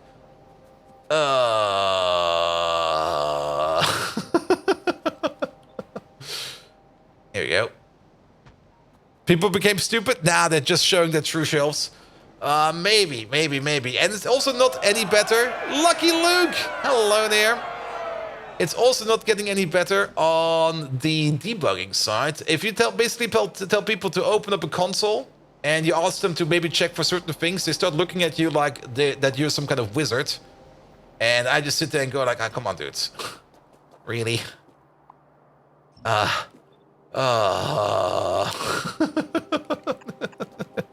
Lucky Luke, hello there. Thank you so much for the lovely raid. How are you doing? Welcome. It's not even users, Wally. It's not even users. It's like, how to put it, like other engineers that should know the things you're talking about, but it seems they seemingly do not know anything you're talking about. And for an embedded engineer, that's basically what the hell. Perhaps ask them directly if they already have tried to do their job. Yeah, maybe. But if it's just best practice, nope, you just have to be wrong. Yeah, I mean, I do tend to show them stuff, how to do it better and how to do it faster and how to be more efficient. For some colleagues, that works pretty well. For some, it just won't stick whatsoever. You already know, like the moment you start talking to them, you can already see the information you just gave them, how it just goes like into one ear, and then doesn't even come out. It doesn't even go in. It just vanishes into the ether. And since the middle filter gets twice as much as the top and the bottom, the way the splitters are, put an underground in the coke line 2 and 3 balance splitter. Wait, sorry, I have to read that one again, Snowbringer. So the middle filter gets twice as much as the top and the bottom. Oh, you mean these over here? No, not really. It will back up. It will just back up. I mean, it's not like it gets twice the amount. Each one of these filters over here can only eat 10 per second. 3 of these can eat 30 per second. Half of it will be coming from the top one, and half of it will be going from the bottom one. Of course, they will be contesting a bit about who puts in what when, but technically that should be fine. If it does get backed up, then we might need to think about something. You might be correct about that we need to balance this a bit. But in my opinion, this should be fine, unless these two loaders over here actually fight for existence. But they should hopefully go round robin. If they don't go round robin, then we do have an issue.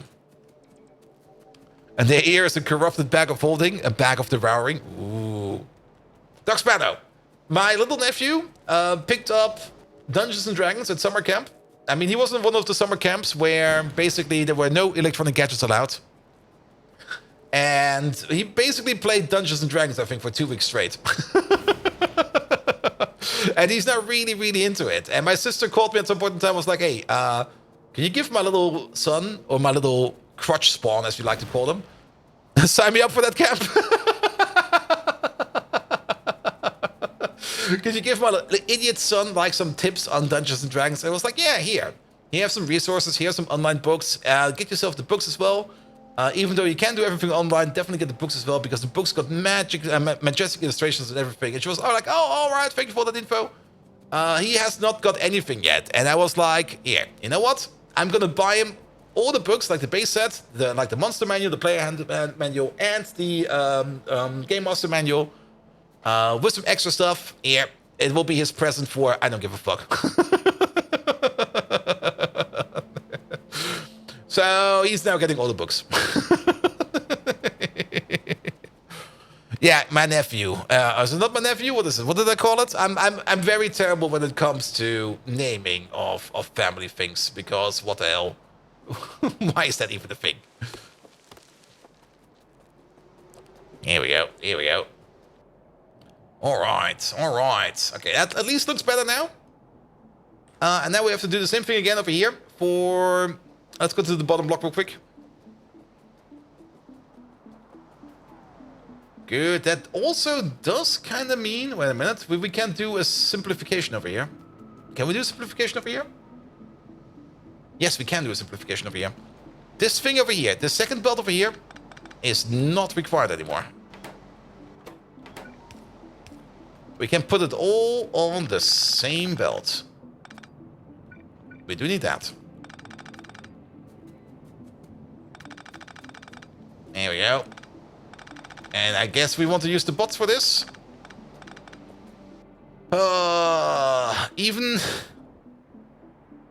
Even doing this with, like... What's it called again? Deconstruction planner, it's still going to be annoying as fuck. You go into there. This stuff goes away. Nobody needs it. Okay, at least for this one, it's going to be a bit faster. Then, next one over here. Wait a minute, did we already do you? Oh, we didn't do you. There we go. You go this way. Delete you. Delete you. Delete you. Because the coal power plant, or the coke power plant over there, makes each side makes 8 ash per second. Does it make 8 ash per second? No, it makes more than that. It makes... What? I'm confused. Yeah, it makes 2 per machine. Yeah, it's 8 per second for the block. Yeah, 8, 16, 32, 64, 96, 192. Yeah. Just to make sure that I'm not saying any bullshit, it is 96 power plants. 96 power plants times 2. Yeah. Yep. Which is, yeah, 192. Good, which means we can just bleed this through on the same belt and then feed it in over here. And then we have a natural resulting belt over here, which we can just move along. Good. Same over there, you go down, you go in. And then all of this over there goes away. Nobody needs that.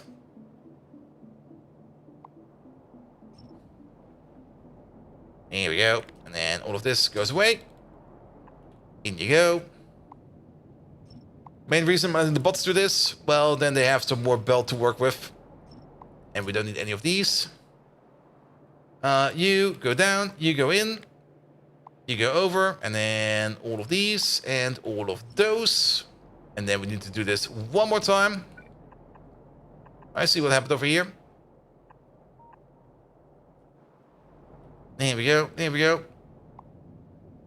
Delete you, delete you, delete you, you, and you. Oh, never mind. We have to do it another time. This place is freaking huge. No wonder it's taking so long if we make builds like this every damn time. I thought for sure we were already at the end of it. Nope. There is even more. And I'm pretty sure above this is yet another row we need to work with.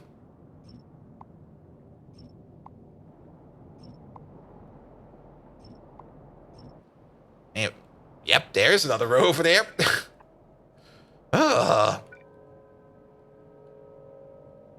You go to there.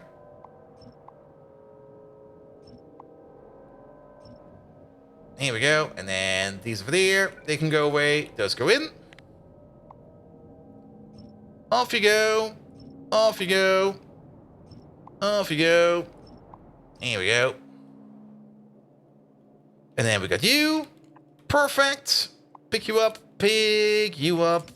Pick all of these up. There we go. Here we go. Is that? No, it's inside of construction range. I guess the bots are just all over the place. That should be fine. That should be fine. We also don't really have any vision over here because we forgot the radar over there. But that should be fine. Let's work on these over here real quick. So we get another 3 of these. Again, let's find the middle over here, which I think is... Is that over there? Looks like the middle. That's the middle. That's the middle. And I guess we can put it over there. Yeah, we can most likely put it over here. Good. And then we get a splitter over there. Output priority over here is going to the top again.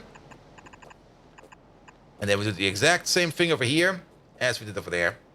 We can technically copy over this part.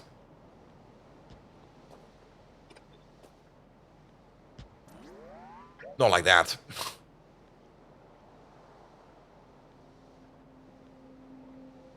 I guess it is off by 1. What the hell? Are you off by 1?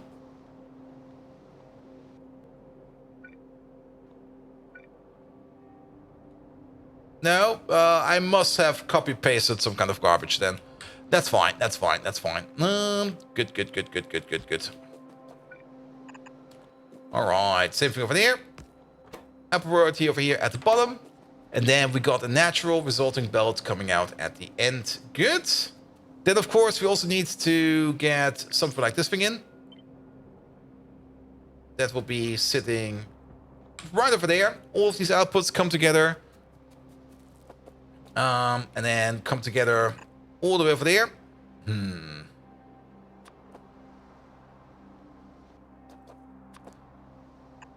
Maybe just use loaders over here. Or not loaders, just use inserters over here.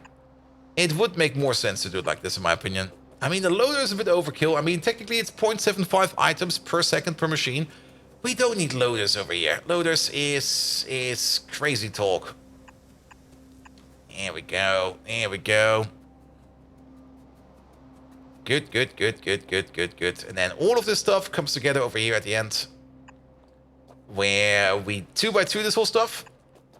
So we will have 2 belts coming out over here with the combined outputs of all of these machines. It's going to be 2 belts because if we ever upgrade this to tier 4 machinery, then we will need 2 belts to use all of the outputs. Because we will be making, what do we say? We got 3, 6, and then times 6, 36 for these machines. That is, yeah, 36 crafts per second. That is going to be 36 items per second. Wait, what? 36? It's going to be 6, 12, 18, yeah, 36. At crafting speed 4, that's going to be... Well, every machine does do 1 craft per second, so that's 36 crafts per second. 72, 144 crafts per second, and then 0.75 of that. 144.75, that is, well, divided by 4. That's a number, all right. Let's see. That is 12.6 and then times 3. We had that number already. 33.2. And then it's just a bit over a blue belt at the end if we fully upgrade it. We will probably result in 2 red belts at the end. And that should be fine. That should be fine. All right. This thing over here is good to go. Over there, we do need to put in the blue inserters. How did I get stuck over here? There we go. There we go. There we go.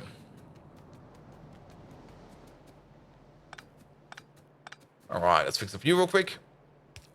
1, 2, 3, 4. The term crotch something to describe him? Yeah, I mean, a crotch something is probably a proper way to describe like a little nephew or something like that.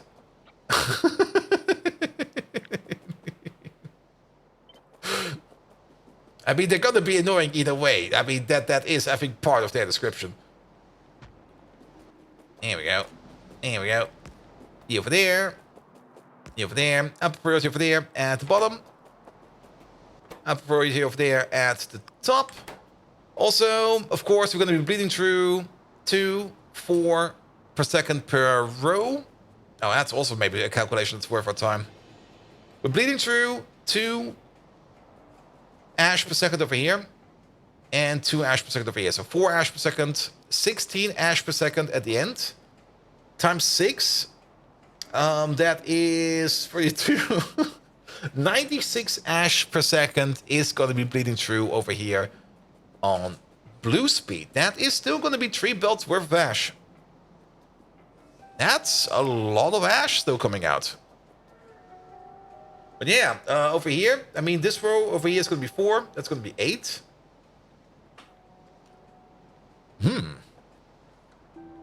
I'm still kind of surprised how much ash is coming out. 2? Wait, no, I'm miscalculating. 2 in total over here.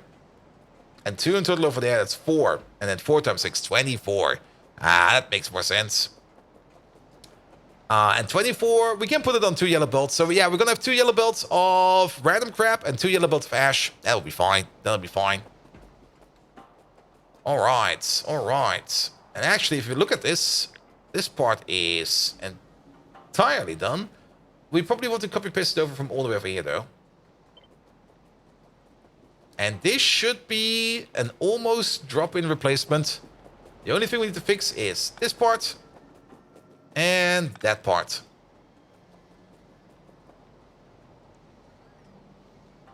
And then there's some kind of ghost in the way. Why is there a belt over there? Oh, wait. We need to pick up a bit more. Good thing I didn't power drop that in, because we need to do this one and that one. And now it should fit. Okay, where does it not fit then?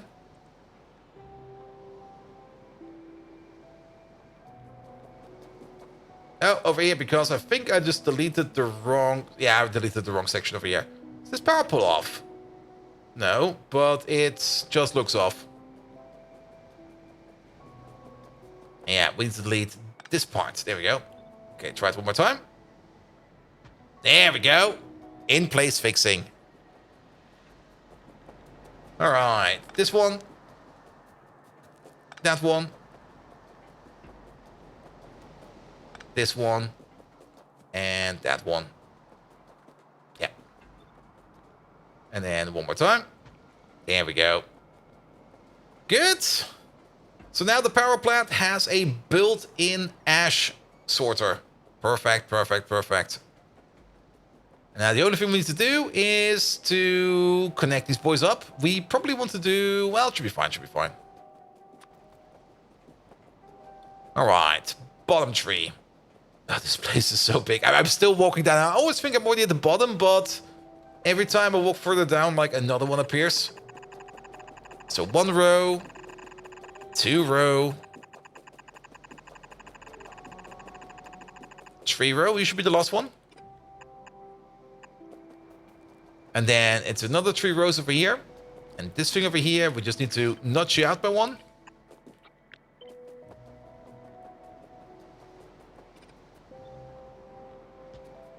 There we go. There we go. And the actual splitting of the stuff that will be on this belt, we're going to be doing that all the way at the end. Like, just before we reach, like, the station, that's when we're going to be doing that. Alright, and then we're going to have a belt of ash over here and a belt of ash over here. You know, at the bottom of the upper half of the first quarter.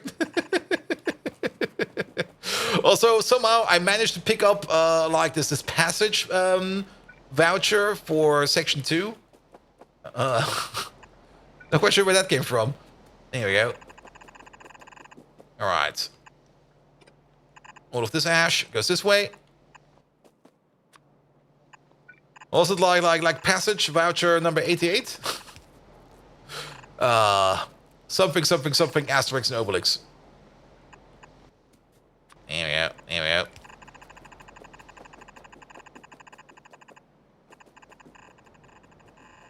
Alright, you connect them all the way over there.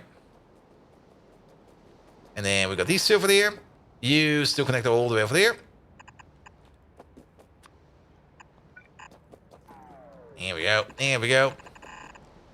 And this is the final one. Here we go.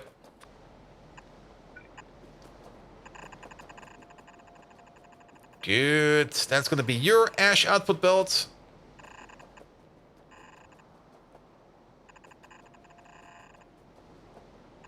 Yeah, that should be a good... Okay, it's... I kind of thought it would only be 1 belt coming out. 4 belts is also fine. A38. Oh, that was it. There we go. It's been quite a while since I last saw that movie. Alright. And then you go to there. And then we do need to dig over here a little bit, but it'll be fine. You go like this. And then we get an underground like this. Here we go. Here we go. Let's maybe align you. Here we go. Copy paste this over because we're gonna need that for a couple places.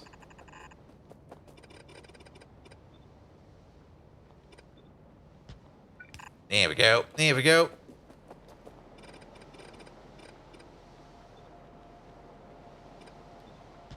Something like this. Something like that. Excellent. Oh, forgot you. That'll work fine. And then further down we go. Put you over there. Here we go. Here we go. Perfect.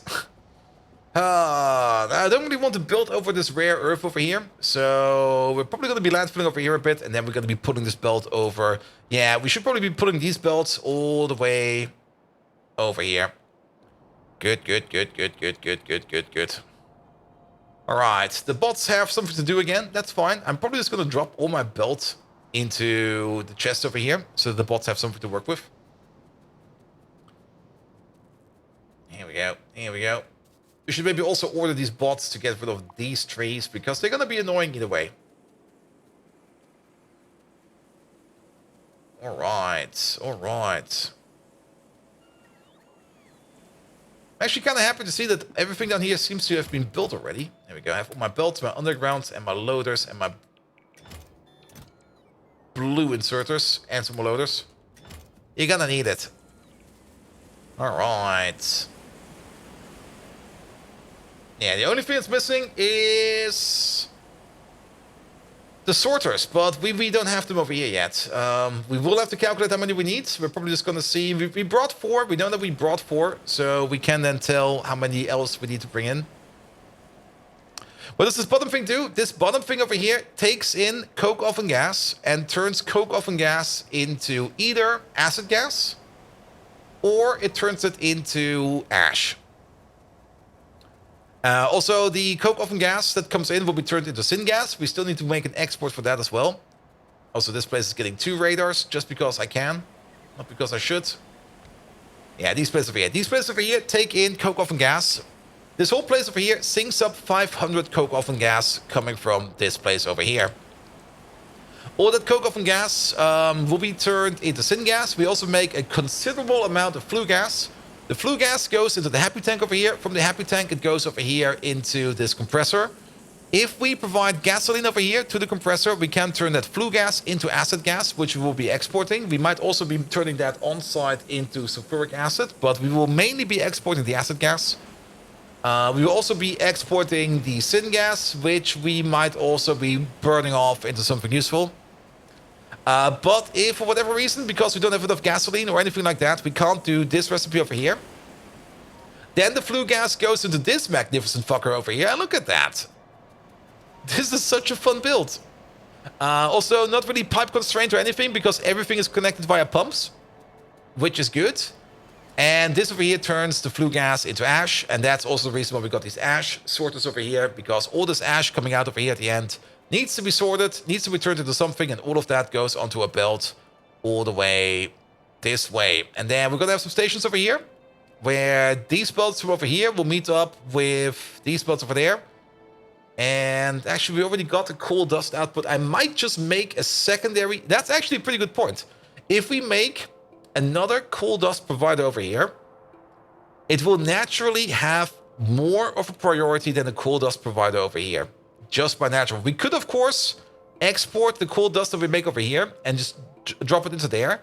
But this place over here will always be full because of all the coal dust coming from this place.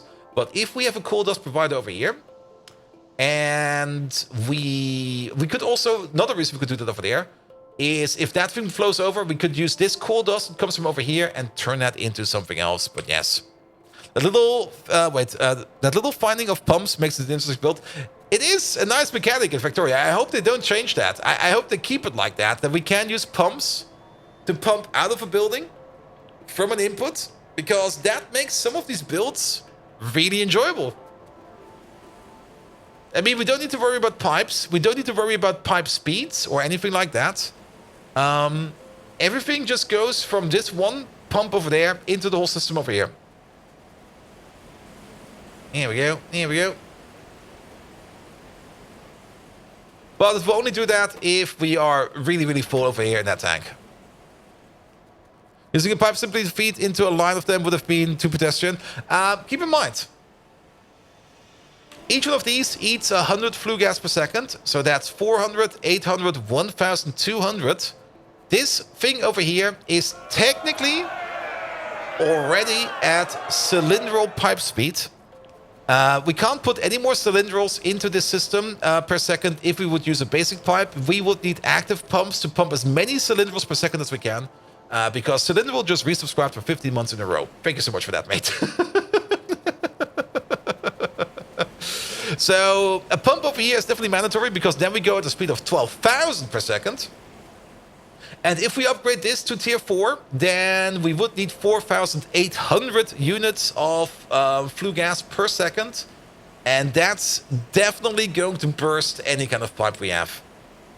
But it only eats 1,200. Yes, at the moment, this eats 1,200. The moment we go up to Mark II, boom, it's over. So it's more or less a future-proof build. It's also the reason why we got a couple more coolers over here than we actually need.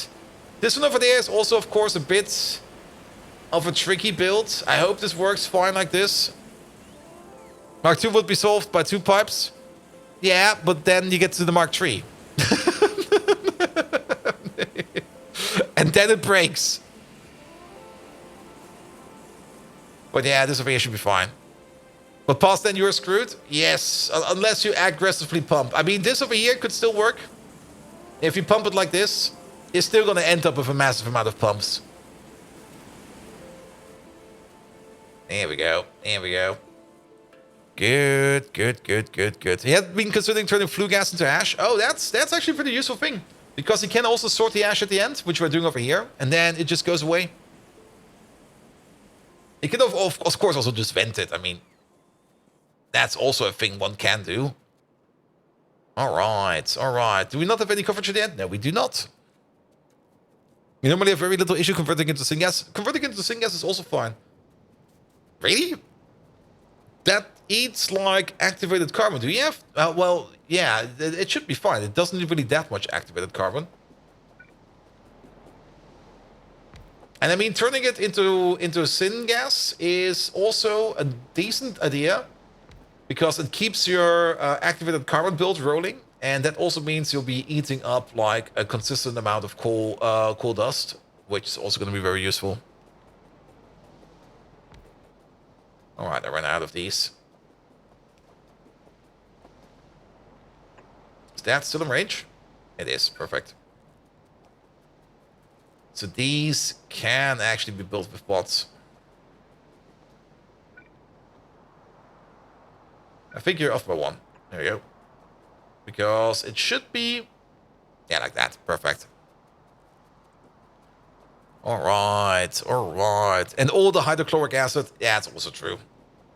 All right, all right. But we definitely have to build around this ore field over there. So let's get the landfill out and hope that we have enough landfill in our pocket. I mean, we got 860. Every block over here is 4x4, that's 16.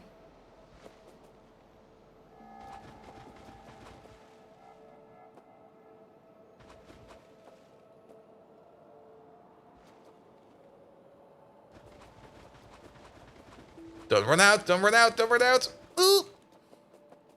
Okay, we still got 500. All right. Let's just the map for this one real quick. There we go, something like this. And then... There we go. Good.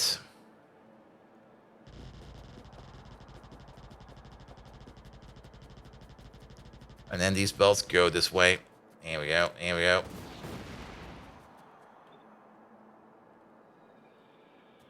Now, still need to build these. We're probably going to be building these with bots or something like that. But I'm just putting them so that we know where they are.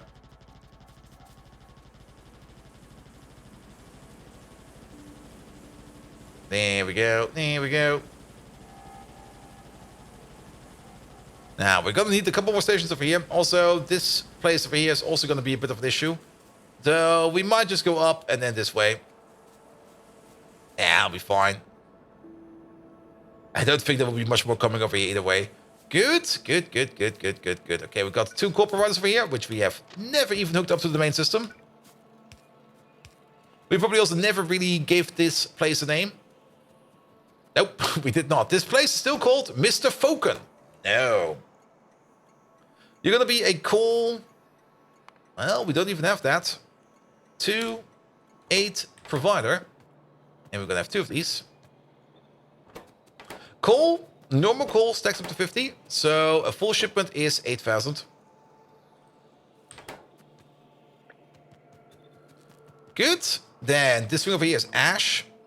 A full shipment of ash is... It is 20,000 per wagon. 8 wagons, that's 160,000. Wait. Yeah. You over there, Lieutenant Killer. No, you're going to be the 2-8 ash provider.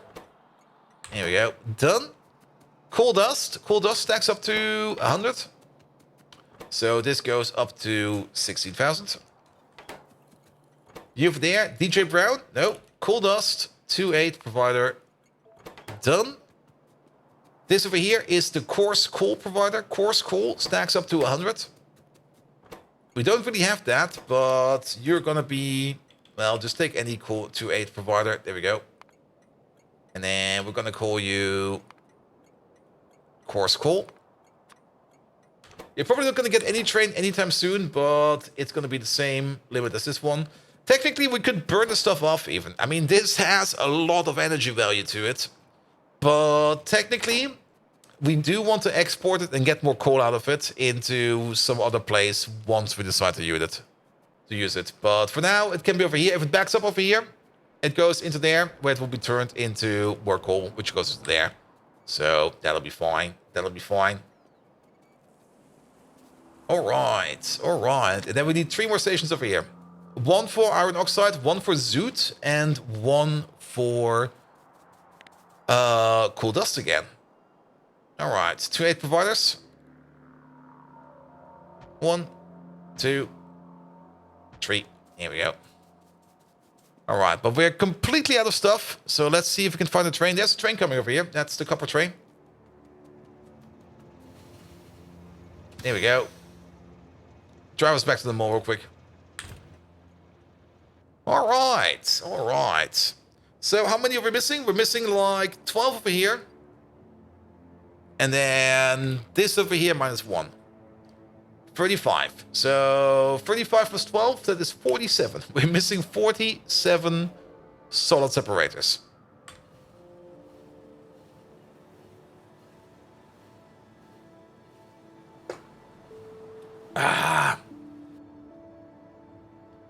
Let's have a look over here real quick. All right. We're almost done with the turbines. We are almost at the halfway point of the third point of the coal power plants. They're still missing circuits. Let's check on circuit production. We can see it move. That's enough. It might not be moving as fast as we want to, but as long as it's moving, that will be fine. There is almost a shipment ready over here. So let's hope that we will be done with this over here soon. But yeah, this place over here also has issues. We might actually do that. I think we said we want to do that sooner than later.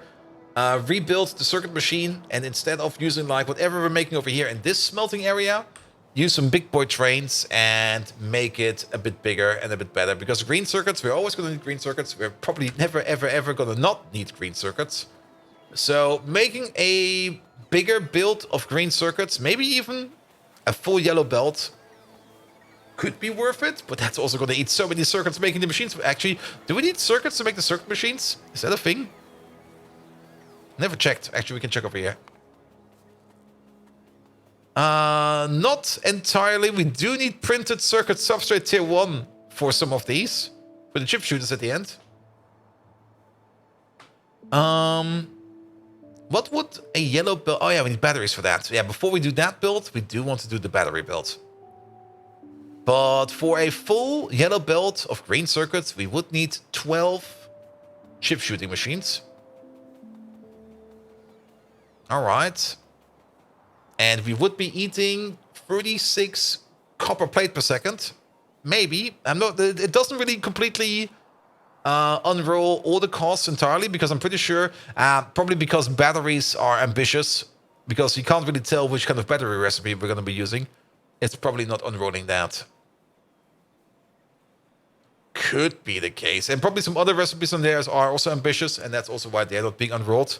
For example, the capacitors over here, I'm pretty sure that they require ceramics, and we got at least 2 ceramic recipes. So it's having a little bit of an issue unrolling those. Good. But that should be fine. That should be fine. All right.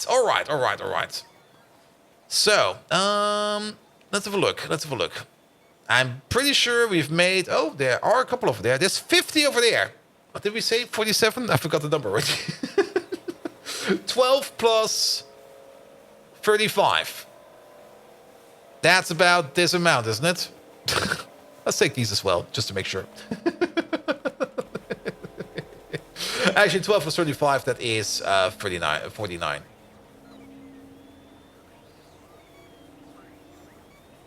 47. That should be enough. All right. Bring me everything else that we're missing, especially all the belt that we graciously donated over there. And hopefully also some construction zone extenders. There we go. They seem to be grouping up over here a bit more. Yeah, but we can fix it later. We can fix it later. Good. Good, good, good, good, good. Now we still need to connect top part with bottom part. We still need to think about a syngas output over here as well. It definitely goes into a train station and into an overload station, both of them. Both of which we can place on the same track over here. That will be fine. Then, what do we do if the syngas does end up backing up all the way? We could always turn it into power. Can just burn it off. We can ignore it and hope it never happens. I think the latter part will probably be the best part. Let's just hope it never happens. Good, good, good, good, good, good, good. We're also missing some blue inserters. We can check how many blue inserters we're missing by using this deconstruction plan over here. Okay, we're missing 20. So if I come over there and drop my blue inserters in there... Okay, never mind. I think they got all the blue inserters that they need. There we go. There we go. There are some power issues, however, which we kind of forgot to handle. So let's upgrade this designer real quick into something like this.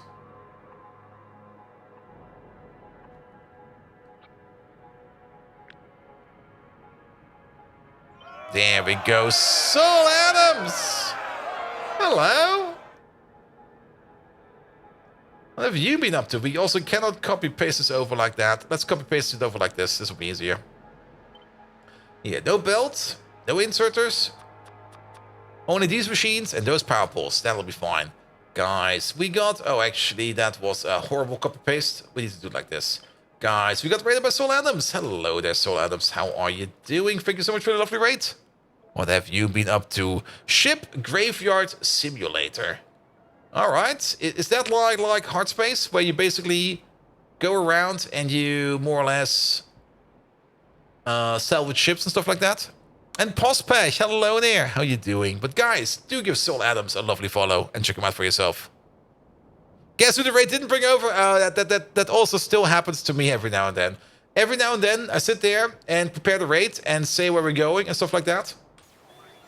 And I just keep on talking and talking and talking, and I kind of noticed at some point in time, yeah, the raid already left, and I'm just basically talking to the void, and I just sit there and go like, oh, shit. I forgot to get on the boat. But Soul Adams, I hope you had an enjoyable stream. How you doing, mate? Welcome, welcome. All right. I'm also not quite sure. Did I give Lucky Luke enough of a shout out? I mean, it's Monday, and my head is definitely not in. Well, my head is absolutely in Monday mode. It's after we've learned that I was born on a Monday. It feels like my whole life has a case with the Mondays now. It feels like Monday is forever and will never stop, which hopefully will not be an issue. But do check out Lucky Luke as well. He's also an absolutely amazing content creator. Did some power trauma today. I hope it went fine. But yes, scattered braininess is definitely afoot everywhere. Good. All right, we got all the machines that we're missing. We can pick up some more machines over here that are currently being made. We can adjust this over here. Just subtract 22 and 12. Let's do that real quick. So you over there, that's going to be 5. And you over there, that's going to be 28. 28, not 228, 28. Here we go. No, don't do that, bots. Don't give a shit. Let me just run out of the logistics thing real quick. My Monday curse is getting better? It is? Dang. Must be a shitty curse then. Here we go. All right. We're going to drive over there. And the game is like Hard Space, only that you are on Earth in the African breakyards and you're selling kilograms of metal for 2 US cents. Ha. Infinite Mondays means you live forever, right? Yes. Fuck. Gonna be the god of Mondays. Like, have you prayed to your Lord and Savior Monday Bolt yet? Don't pray to him. He doesn't listen to you. And he blames everything on other people. There we go. There we go. And your next hammer upgrade is only 1,800 US dollars. And then you buy it and it breaks like turn 1 and you go like, ah, fuck. There we go. There we go.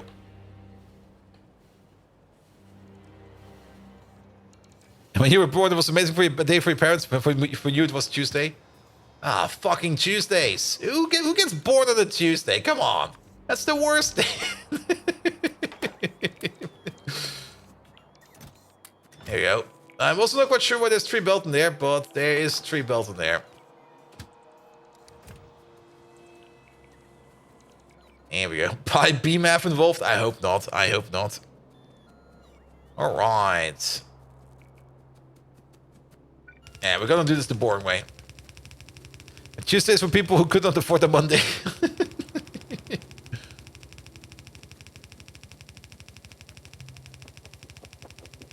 Here we go. Here we go.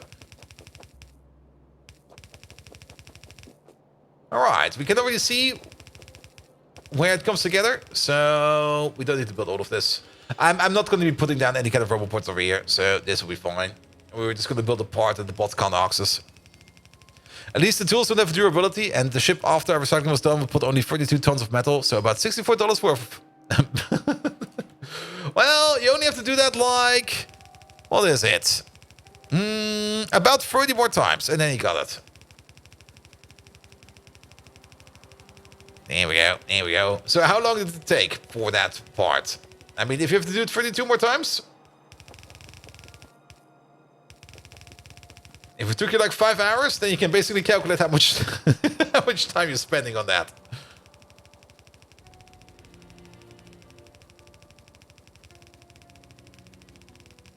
There we go, there we go, there we go. Doop, there we go. Good, good, good, good, good, good. Alright. Let's make the stations first. We can use the bots for that. And looking for you was born on a Sunday? Ooh, that could have been a Monday. Like if that doctor was like, I'll let her scream for a bit more. She'll be fine. Here, where's my whiskey? If that would have happened, it would be the Monday, mate. Here we go. Here we go. Here we go. All right, pocket bots. Away. Don't like that. That's wrong. Good, good, good, good, good, good, good. And then you over there, you over there, you over there. And start building all of this shite. Also probably get rid of those trees up there. Turn you back into a tree constructor. There we go. Alright, let's help out these bots real quick, because these bots are still slow as fuck. And the more we can do for the bots, the better. Here we go, here we go. Good, good, good, good. I've already said that I'm very much excited for Rundown 6 of GTFO to be coming out again. I'm so looking forward to that. And I'm very much looking forward to Rundown 8, because I kind of want to know how the story continues.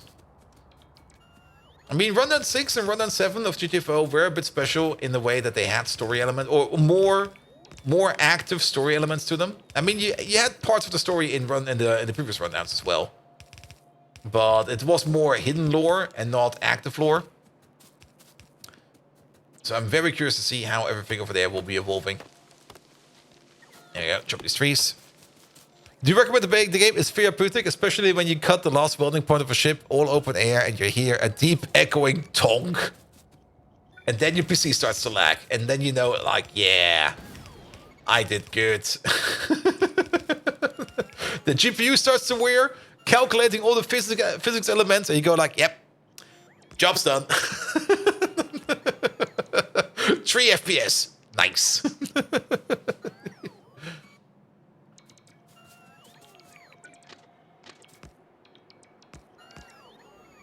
Here we go. Go this way. Go that way.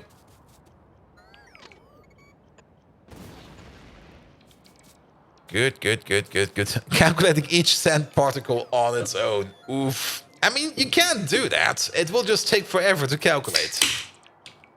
Cheers.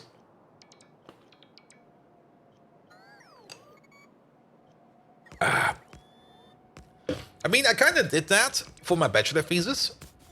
I was more or less optimizing algorithms for voxel simulations, where they were basically they had this not really that complicated software. At the end, it was actually kind of simple, but wrapping your head around it was a bit hard, especially for like a student like me back then. But they had the software where they basically had like a 3D simulation of 3D voxel coordinates, and each voxel coordinate had like multiple different elements associated to it, like actual periodic system elements. And it was more or less not really it wasn't really like an accurate amount of elements in there. It was more like an estimate. Like there could be like 20% of copper in there. There could be like 30% of carbon in there and stuff like that. And based upon that, you would then get the final calculation for like heat transmission and stuff like that. And they would use that for crystal growth and stuff like that. And did you read the Friday Factorio facts? Basically, we'll get some more pine or vanilla moles. Yes. I was kind of thinking about that. I mean, of course I've read the Friday Factorio fact. Why would I not be reading that? We haven't really talked much about it. I could talk about it, but yeah, I just didn't. But if you think about it, moles will definitely look very much different after 2.0 comes around. Because if you want to make quality stuff, I mean, whenever you make any kind of item in Factorio 2.0, there's a chance it will be like of any kind of quality, depending on what you feed it. But that will also mean that you will have like this constant belt or output pipe or output stream of things you don't really want. And then you need to recycle them and you need to feed them back. Which means either every machine has its own little integrated recycler, which will probably be the easiest, but that would also mean that every mole building over there will suddenly be twice the size it actually needs to be. There's definitely going to be some funky designs in there that you have to keep in mind. I'm also a little bit, how to put it, careful, gracious, no, not careful, on the fence. I'm like not quite sure if that what they're trying to do is a good idea yet. I think it is, even though I do have the feeling that there will be like a whole bunch of null processing. Hey there, Fallen Angel, how are you doing?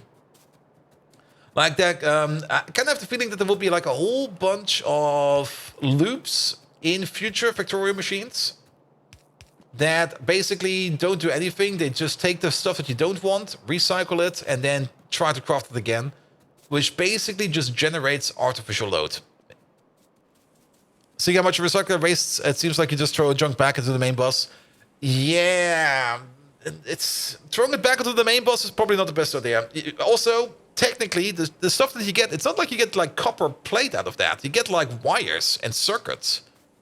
Now, for circuits, you probably have a main bus, or if you do a main bus architecture, you have stuff for that on your main bus. But for things like, for example, copper wire, I'd never see copper wire on the main bus. Then again, I rarely play with a bus. All right, ash is the bottom two. There we go. There we go.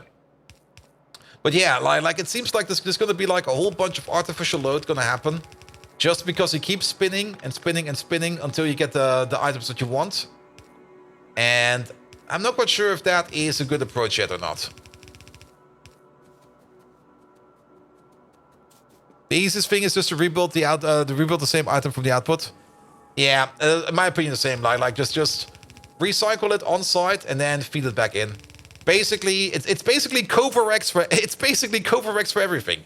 If you think about it, like Covarex it all. Everything is now a Covarex procedure.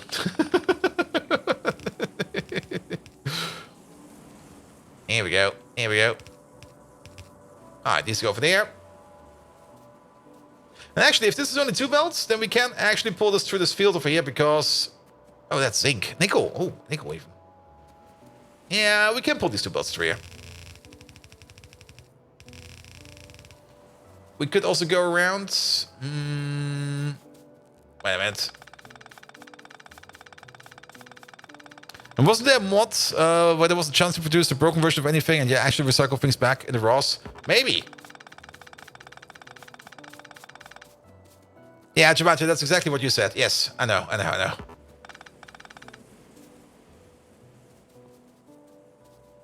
But going that route for power armors and modules would be painful. True. True.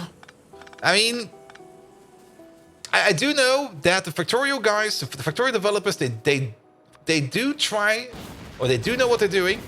I'm gonna trust them. That's basically it. I'm just gonna trust them in what they're planning and how they're planning it. And that's probably also why they're testing it so much. And if they think it's a good idea, then why not? I have no objection. All right, all right. Let's maybe do this somewhat differently. We're gonna do this like this. There we go. I think we're going to end up needing to consume the crappy byproducts to keep costs under control. Maybe. I mean, it is definitely also... It basically is touching the one point I always say, like, I would love to see in Factorio. Ore processing. Well, in this case, not really ore processing, like processing ores to get more out of your stuff. In this case, it's more stuff processing to get more stuff out of your stuff. Or something like that. All right, all right. We're gonna get this one over there. Oh, are we out of... Really? Oh yeah, because they need circuits and we're probably completely out of them. Oh, that kind of sucks. Let's see. You go over there. You go over there. Something like this. This will be fine. Coal dust will be the first one. To the topper.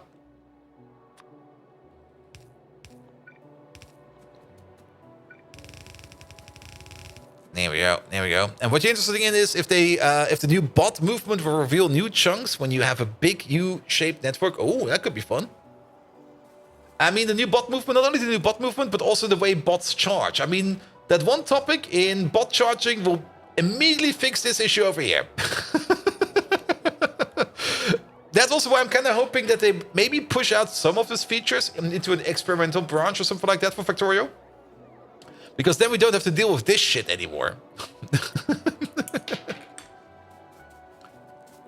Here we go. All right, and then we put you over there.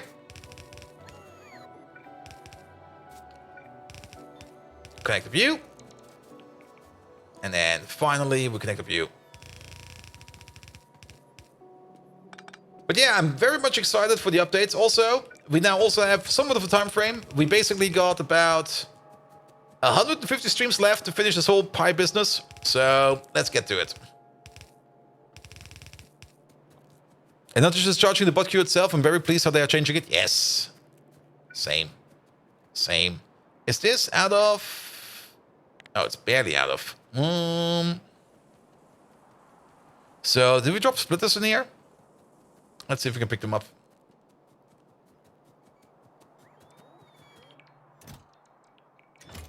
No, we never dropped any of these, but we might have some over here. There. Actually, no. In the whole system over here, there's not even a single splitter. We're probably still missing some as well. Yeah, we are out. All right, all right. Splitters. We could go to the mall. We might have some over there. The circuit train is on its way back anytime now. Then we will definitely have some over there. Split. There they are. Okay, there's 200 over here. Never mind, we got enough. And the circuit train should be coming over any second as well. He's no longer over there. Actually, he's on its way over here. Never mind. There he is. Just going over. Good. Good. They said they will not backport changes to 1.1. Ah, really? Dang. I was kind of hoping that it would be possible for some of them, but I can kind of understand why they don't want to do that.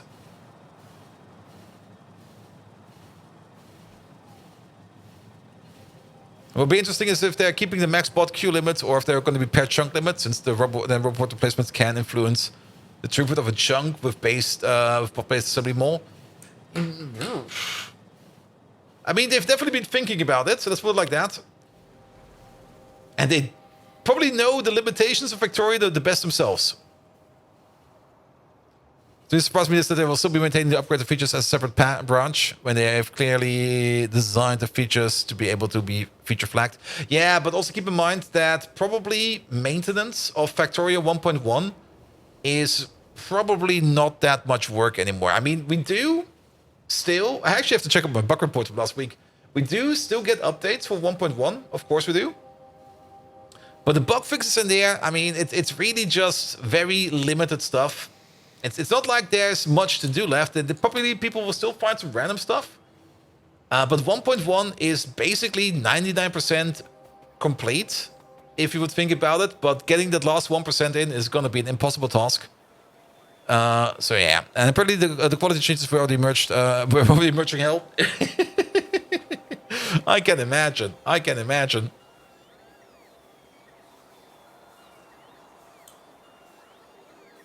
Mentioned that there was a ton of work bringing the 1.1 fixes to their branch. I mean, I can imagine if you ever like rebased like an old feature branch from your source code that's like a year old onto like your latest. Ooh. Ooh. Yeah.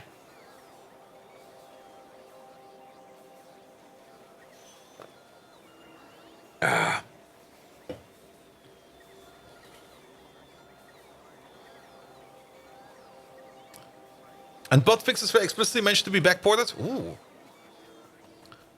So maybe we do get a bot fixes then? Well, you know what? We can, again, think about how much you want. We just have to wait on the Friday Factorio facts.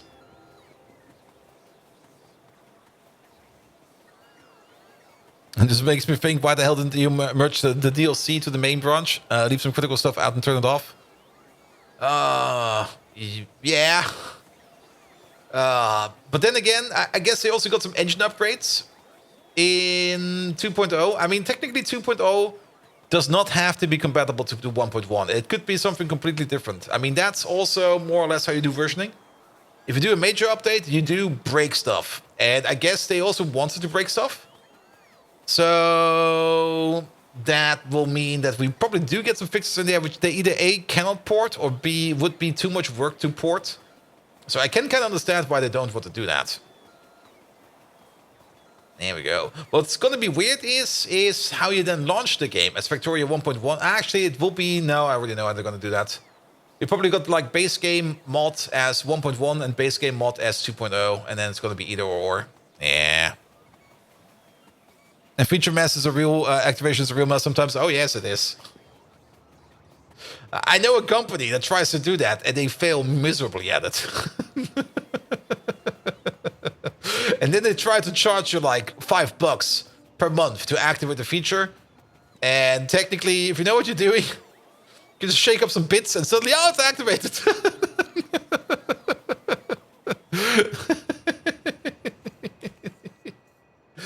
All right. And compilation feature can be real nice. Yeah. I mean, as a compilation feature, yes, definitely. But yeah.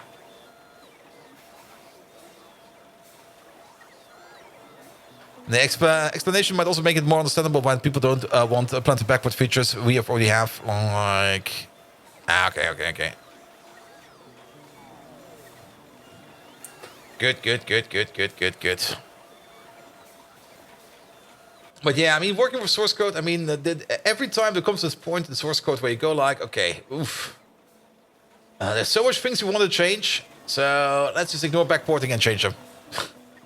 It's the same thing we did for our project. Like when we went from generation 2 to generation 3, we looked at the software, we looked at the requirements, and we were like, you know what, all of this, throw it overboard. We don't need it anymore. And people still come around and go like, hey dudes, we like the i2 version. Could you backport that to i3? And we go like, no, it's completely different now.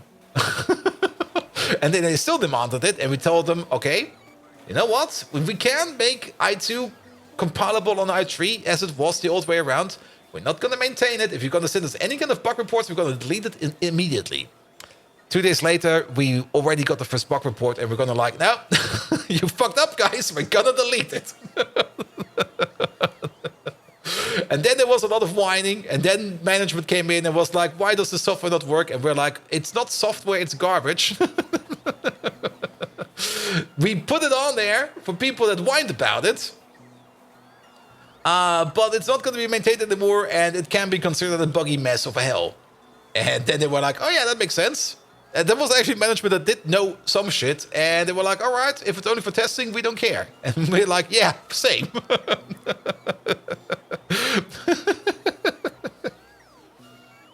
You just started to migrate your repos to a mono repo with Git LFS, so you're having living in a closet room for next weeks.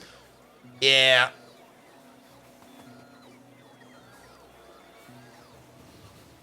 There we go.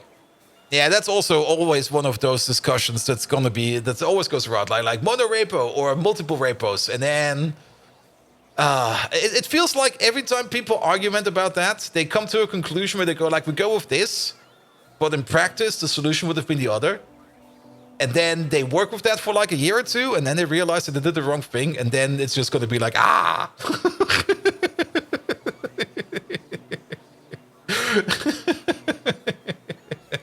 Now, technically, a mono repo, or maybe like a mono repo and then a forked development repo, so that you always have like one place you can completely mess up and just like paint the walls red if you want to. Actually, I got some red walls in here. And then like a main repo where you only merge the stuff in that you really, really want, and then it should probably be fine.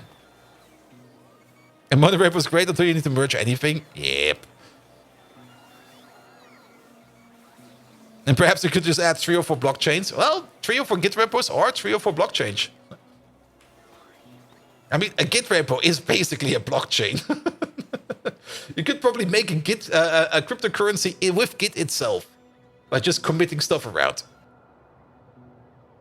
All right, while we're back over here, we wanted to pick up some stuff. Oh yeah, splitters and stuff like that, which we are technically getting. We're still missing some. Well, let's pick up some more. Let's also bump you up to 100. And double click this.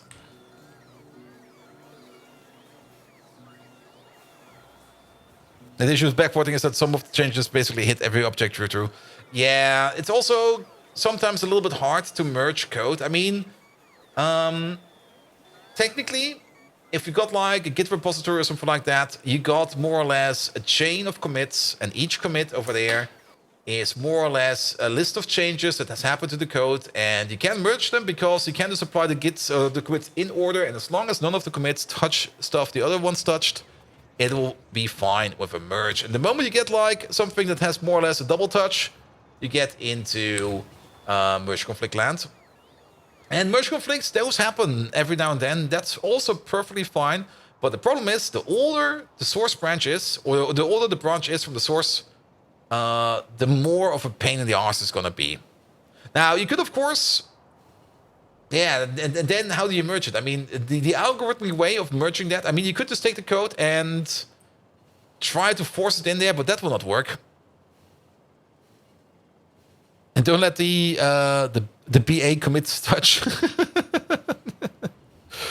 Yeah, at some point in time, you just get to the point where like algorithmic like merging does not work anymore, because the algorithms for merging stuff automatically, they are pretty good. They're pretty good, but they're also very deterministic. And once it gets into la fuzzy land, where like a human mind will probably be able to work through all that shit and merge it how it should be merged, but an algorithmic PC, even a neural network, definitely a neural network, will not be able to do that. So probably if they do want to merge that, they will probably have to merge it by hand, which is horrible, but it gets the job done. There we go. All right. So that's the ash filtering from over here. We got some more ash coming down from over here. So we get one more belt going this way. And we go all around this field over here. You just had the same argument with one of your colleagues. Tinov told him to go for a mono repo. He decided not to, and now he's asking me to migrate to a mono repo. Yep. I'm sorry to say, but I know that. That's exactly that discussion. We could do it like this. Will it be fine? Sorry, Fallen Angel. Make one of the five. I mean, technically, you could just use sub-repositories. And sub-repositories do quite well. But things can still be iffy and icky every now and then. Ha! Wait a minute. There's something missing over here.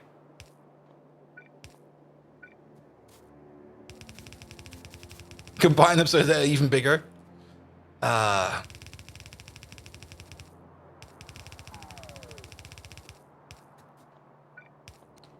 mean, usually when you go for things like multi-repo, then usually you end up that every tiny thing becomes its own little repo at some point in time. And if you have the tools for that, you can definitely manage that. I mean, there are tools for that exactly work on that basis, like Maven or Bitbake. They all support like multiple small repos, and you just, well, you don't really, you basically, you just check them out as you want to based upon the manifest. And then you got all your source code in some kind of state from somewhere that does something. Or something like that. Alright, you over there, you'll be... What's the one thing that's missing? It is Zoot. There we go. Yeah, packages. Basically a package-based source code tree. Which is also fine, because then you got like these small little compartments, which are fine as well. Which is good if you do something like plugin development or something like that. Then it makes a lot of sense, because you don't always want to have all the source code from everywhere. You only want to have like bits of this and bits of that. You don't want everything always. That's where you usually go for multi-repos. But if you only have like one software, and even if it's only like, even if there's multiple components like user interfaces and stuff like that, and maybe like a server or a client, yeah, even though it makes sense to split them off into different repos, because you can basically think of them as different projects in the whole system. It still makes a lot of sense to put it all in the one same repo, because everybody will be working with that either way.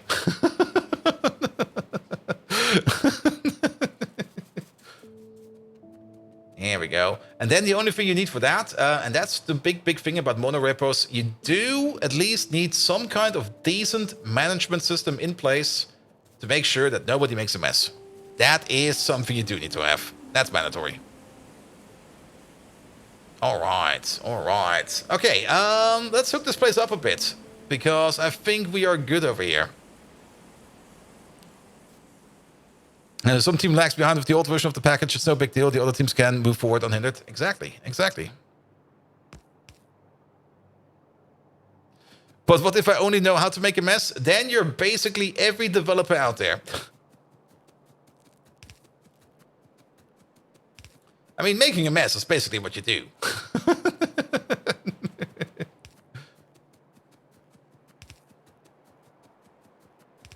I do remember one developer, and I'm very glad we got rid of him. It was with the old company, and I'm very glad that we got rid of him, because he developed with auto-completion a little bit too much.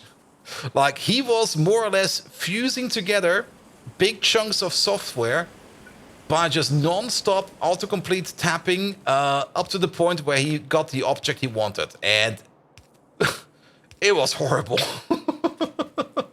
Like, he was like, I need this information from this object. So basically, he sat there, he got like the furthest away object ever, and it wasn't like, okay, tap this thing, dot tap that thing, dot tap that thing, and then all the way through the whole thing, top to bottom, until we reached the point that he needed, and then read one value, and then did it all over again for like the next thing.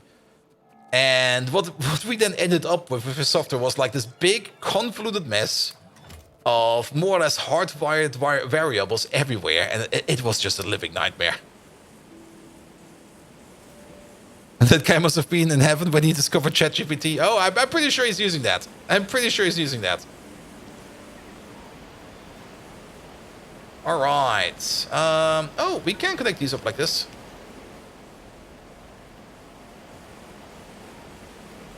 Here we go.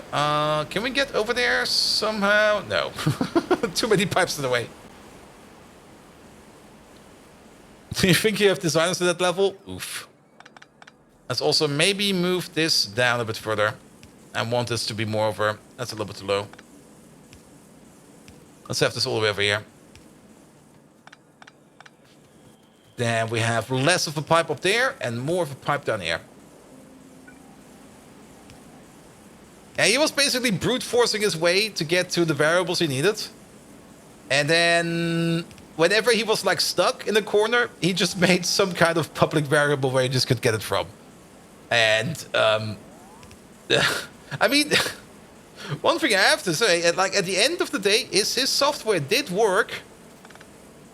It was still horrible to look at. All right, all right. I kind of want to feed you in all the way over here. We could do that maybe over here.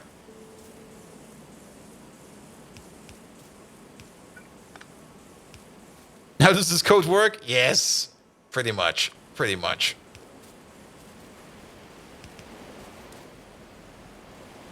Here we go, here we go.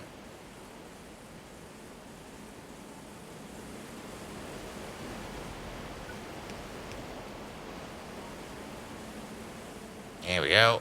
Put that in there. Put that in there.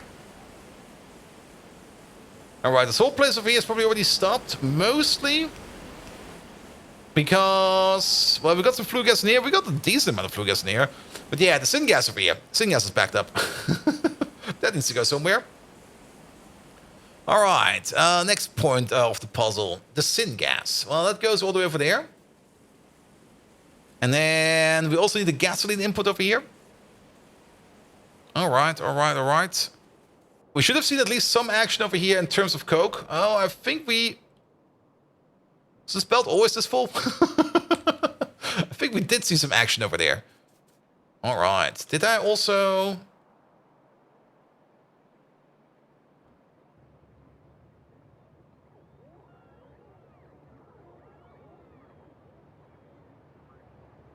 Did we put them in my pocket? Nah, I think it should be fine.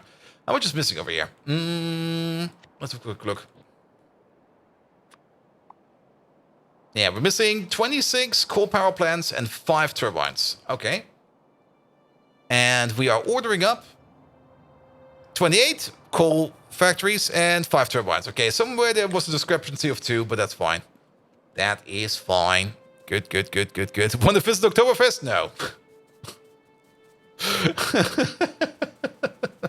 Sorry, that's too many people. Also, I mean, I do enjoy drinking every now and then. I rarely do it anymore. But if I do it, it's like with 4 people at most in a very quiet room. Well, not really in a very quiet room, but in a relatively quiet space that is not Oktoberfest.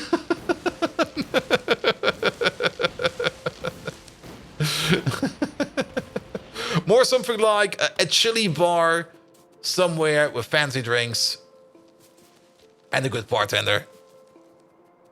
Here we go. Here we go.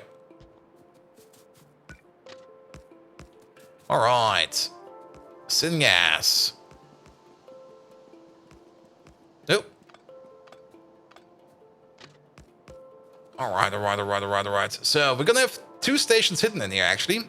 It's gonna be a pass-through route for up to 2 stations, which means... Can we squeeze this in over here? Let's have a look, let's have a look. We can place you over there. This is just to check sizes. Yeah, that'll be fine, that'll be fine. You should visit the Frühlingsfest. It's a secret part of the Oktoberfest in München. Yef. Yef. Yef. Yes, I've heard of that one. Here we go, here we go. But yes, Yef. Yef. All right, these trains, let's maybe make them up to 1, 2 at max, because I think that's the same that we did for these over there. Yeah, it's the same that we did for those over there. Good.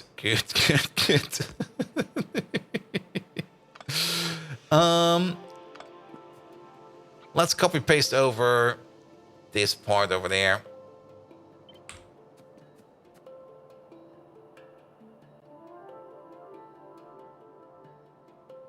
It's a little bit hard to see.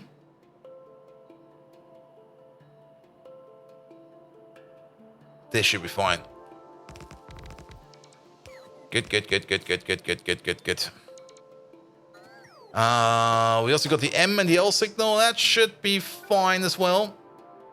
Yeah, put you over there. And then this thing, that thing, this thing. And main issues I have at work is when some of our devs who don't know English very well start copying solutions from random Indonesian Chinese articles. Oh yes. Also known as Stack Overflow developers, which I also know a couple people that do that. Which you also talked about quite a bit in the past. Like SQL injection vulnerabilities and arbitrary CSS. Oof. I remember, and that's also a story we kind of told, I'd already told like a couple times, where I was more or less replacing like the previous system architect for like the previous company I was working at. And he had this very bad habit, this absolutely terrible habit of like, when something didn't work like he wanted to, I mean, he was looking for solutions, and looking on Stack Overflow for a solution is not per se a bad thing. It's actually a very good thing to do, because you will find the knowledge that you will need to fix the thing that you are seeing right now in front of you, which is perfectly fine. You can do that. However, what he usually ended up doing is like he just took the answer from Stack Overflow, copy-pasted the answer as a whole in place into the source code, and then not only that, he also put down a reference to where he got it from, as more or less as a comment, like the whole URL of everything, just to prevent what was it called again, copyright infringements. And I was like, dude, what the fuck? I mean, when I was like a student at that company and I'm asking why are we doing this, and he was like, yeah, this is the correct way to do it. It's perfectly fine. I'm like, no, are you stupid? And like, no, we're doing that. You're the one who's stupid. You're the student. And I'm like, I'm not comfortable with the solution. And then basically I complained to the boss, which was his dad. And he was like, my son knows what he's doing. And I'm like, all right, you idiots. I'm only a student here. And actually, in hindsight, I'm not even quite sure why I even continued working there after I did my master's degree. Probably because I was just so lazy to look for a new job. But yes. Oof. All right. So, this station over here will be filling up first. Tumbles! Hello there. How are you doing? Welcome. Tumbling satellite coming in with the bratwurst rate. I hope it's the bratwurst rate. I only accept bratwursts. I don't accept any kind of weird other sausages. It has to be a bratwurst, because only a bratwurst is the correct amount of meat in there. Saucisse de Toulouse. I think I've never had one of those, so sadly, I cannot tell if that is a really, really good sausage or a really, really bad sausage. But I'm just going to assume it's the best sausage in the world, or at least in France. Moax, name of the game. Are you a dwarf? I'm not quite sure if you are a dwarf, but Moax, we can definitely put your name in. I mean, we got a whole bunch of people already like in the space. We do have to find a spot. It might not be quite easy to find a spot right away, because there is so much stuff going on in here. We got some popular places in this base, especially over here where all the poop is coming from. I mean, we got William Shatner over there. Overseeing the poop production over here, and he's doing a pretty good job, because we are backed up all the way with poop. Actually, that's not very healthy. If what was the name for a dwarf? We haven't played Dwarf Fortress in ages. I should probably try it out again. I mean, when the Dwarf Fortress update came out, or the release came out on Steam, the user interface still had issues. Like, that thing is still hard to play. But I haven't ever touched it since, and haven't even looked at any updates since. Maybe it got better. Who knows? And Intertube, hello there as well. How are you doing? Welcome. What else do we have in there? It's thick? No, it's very thick, all right. Oh, wait, you mean the sausage? Yes, it's very thick, all right. All right, all of the syngas over there goes over. There was root code, and when I find every source of every code part that you've been put on Stack Overflow, I would doubt the justification more and more. Yep, pretty much. All right. Okay, welcome, Raiders. Welcome to Pyanodons. I'm not quite sure what Tumbles have told you, but I can tell you everything about Tumbles. He is the best Frenchman right after Fallen Angel that I know. And Fire Razor. Fire Razor is probably above Fallen Angel. I'm so sorry, mate, but Fire Razor is...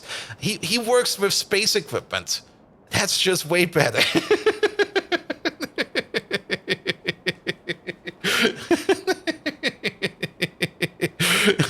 What about Zidane? You mean the footballer? The one that went like full on, I'm gonna rampage you over? You agree with that, Full Angel? All right. But we can agree that Tumbling Satellite is the third best Frenchman. What about Marco Polo? No, he was from Portugal.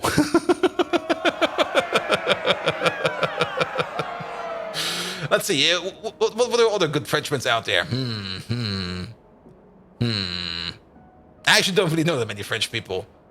But probably the Queen from England was probably partially French. Napoleon. Oh yeah, there was nothing bad about Napoleon. He did good stuff. Right? Right? I learned history in school about him. There we go. Asterix and Obelix. Are they French? Oh, yeah, technically they're French, aren't they? They are French, aren't they? I mean, they're from like that one corner in France where the Vikings were for like the most of the time. Of course they're French. What? What do you mean? They're not German? They're from Bretagne. Bretagne.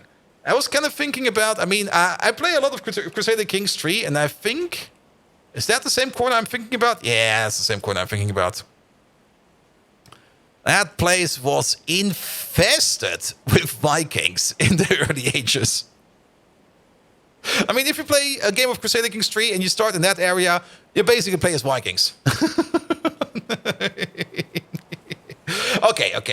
But Tumbling Satellite, that does mean that you're now on place number 5.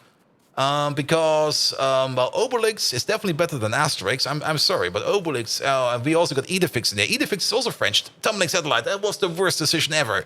You're just falling down the ranking over here.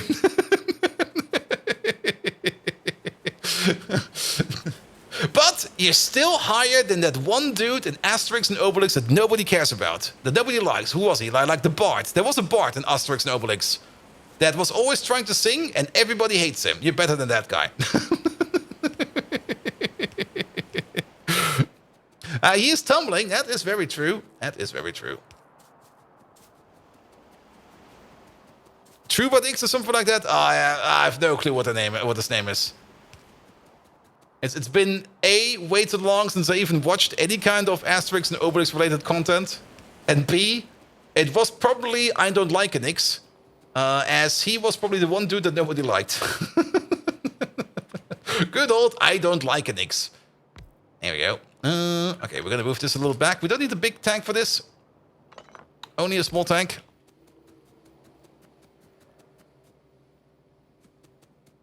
All names in that are a French joke? Probably. Probably. Here we go. Here we go. And who's better, tumbling or the guy who invented mayo? I mean, mayonnaise. Actually, not really a big fan of mayonnaise, to be perfectly honest.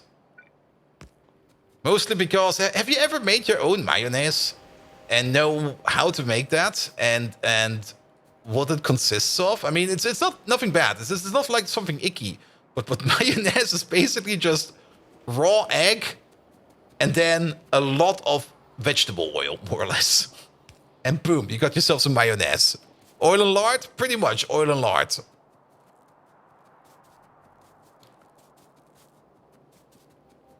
There's egg in there. And that's also the one thing that's so confusing, or that I find so confusing. Like, there's usually like a whole bunch of egg in there. And every mayonnaise out there, you get like in a tube, it's basically it's not never spoiling egg somehow.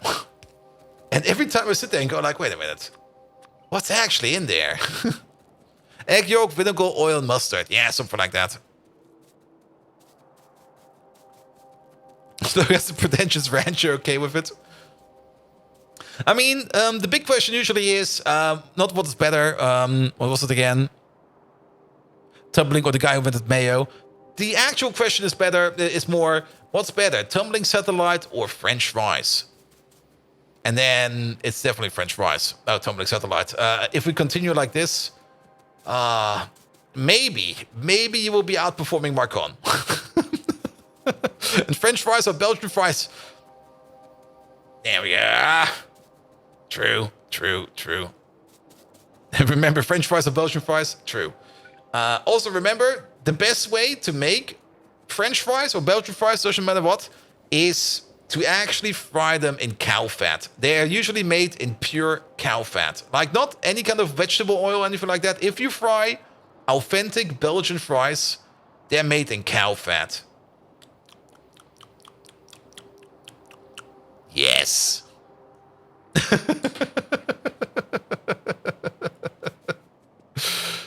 Good. All right, that's connected up now. I guess the whole thing. Oh, it is working. It is doing stuff. Oh yeah, that flue gas thing over there. Oh yep, that's going right away. Moving at the speed of doesn't say, but this is all working. Here, tumbling. I'm not quite sure how good you know Factorio, but did you know you can do this? Not the pipe in the world. Well, there are some pipes in the world, but this build basically only has liquid inputs, but it still kind of works if you just use pumps. Who needs pipes? We got pumps. Pumps are way better. There we go. We might need a lamp or two over there. There we go. It's not a problem in vanilla, so no, you don't do that. Well, you can't do this in vanilla. I mean, it's a vanilla mechanic. Jamatia, you can basically use a pump to suck the input liquid over here, or not, yeah, the input liquid over there out of a machine from an input. Pulling out of the inputs, exactly. Which makes a lot of sense over here, because this whole build over here, this setup over here, eats 1,200 flue gas per second. Now, I guess this pump over here will only be working for like 12,000 per second every 10 seconds. No, that's not right. It doesn't matter. Something like that. Good. But it does work pretty well. And the main reason we did this over here, like this block over here already eats 1,200 per second. At some point in time, we're going to get upgrades to these machines. This is a Mark 1 machine, and it will go all the way up to Mark 4, which has a crafting speed of 4, which means this whole block over here can eat at some point in time 4,800 units of flue gas over here. And putting that through a pipe is tricky. Can be done, but tricky. So we had to come up with a solution over here that more or less helps us out over there. You need food in your belly? Well, I hope you find yourself a magnificent sausage. And Tumbling Satellite, yet again, thank you so much for the love for your aid. Guys, do check out Tumbling Satellite. He's bloody amazing. Like I said, he is the 12th best Frenchman I know.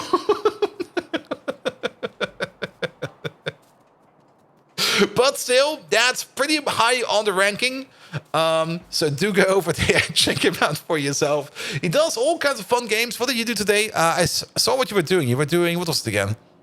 The shout out is probably all the way at the top of here somewhere. Didn't you do today Space Engineers? Yes, that's what you did. There we go. Which is an automation game. So if you want to see some more magnificent automation games, go check out Tumbling Satellite as well. Also, Intertooth, yet again, also give a big shout out to Intertooth. He is also part of the raid.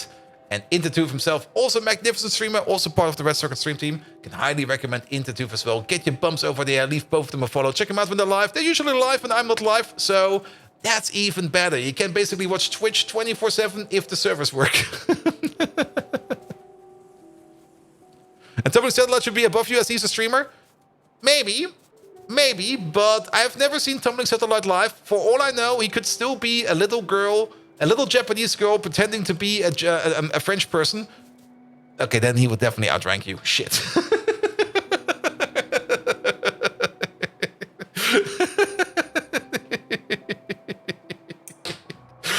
Dang. See? See? True, true, true. All right, all right. But Renee, you learned something new? Perfect. There's always time to learn something new. Okay, we are out of coke oven gas. So coke oven gas has been depleted. So I think now it's not working because we're backed up on coal dust. So we need to make a sink for coal dust. I mean, coal dust is available. Oh, that's what the coal dust train. Let's have a look at what the coal dust train is doing. We do have a coal dust train going around. This can be picked up by this guy. But he's waiting to go to a requester, and there's no requester available at the moment. Sink the coal dust into power? Probably. Let's have a look at what we can do with coal dust again. I was originally thinking of exactly doing that. I mean, we can just put it into some power plants, make another small power plant over here at the side, or maybe even reprioritize the input over there if we want to. We definitely do want to export it because it is part of a whole bunch of recipes. There is a sink. Chemical science? Really? This thing? What the fuck? Okay, we're not doing that one then.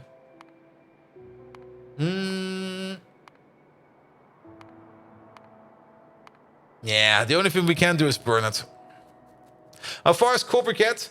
Not too far, I think. But coal briquette is maybe also not really the solution we want to. Yeah, that's also chemical science. I mean, we turn over here 40, that is 120 megajoules of coal dust into 600,000 megajoules of coal briquette. That is definitely something we can do, and coal briquettes will keep us going for quite some time. Yes. Yeah, silicon could also be a good sink, that's the thing.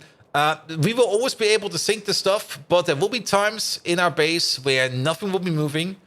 And if we want this place over here to keep on moving, or at least not be... We want this place over here to not be stuck up by coal dust, because coal dust is part of the coke processing line, and we want this place over here to be running all the time, so the coal dust needs to go somewhere. All right, so we do need to sink for it. Let's have a look at how much we can make over there in terms of coal dust.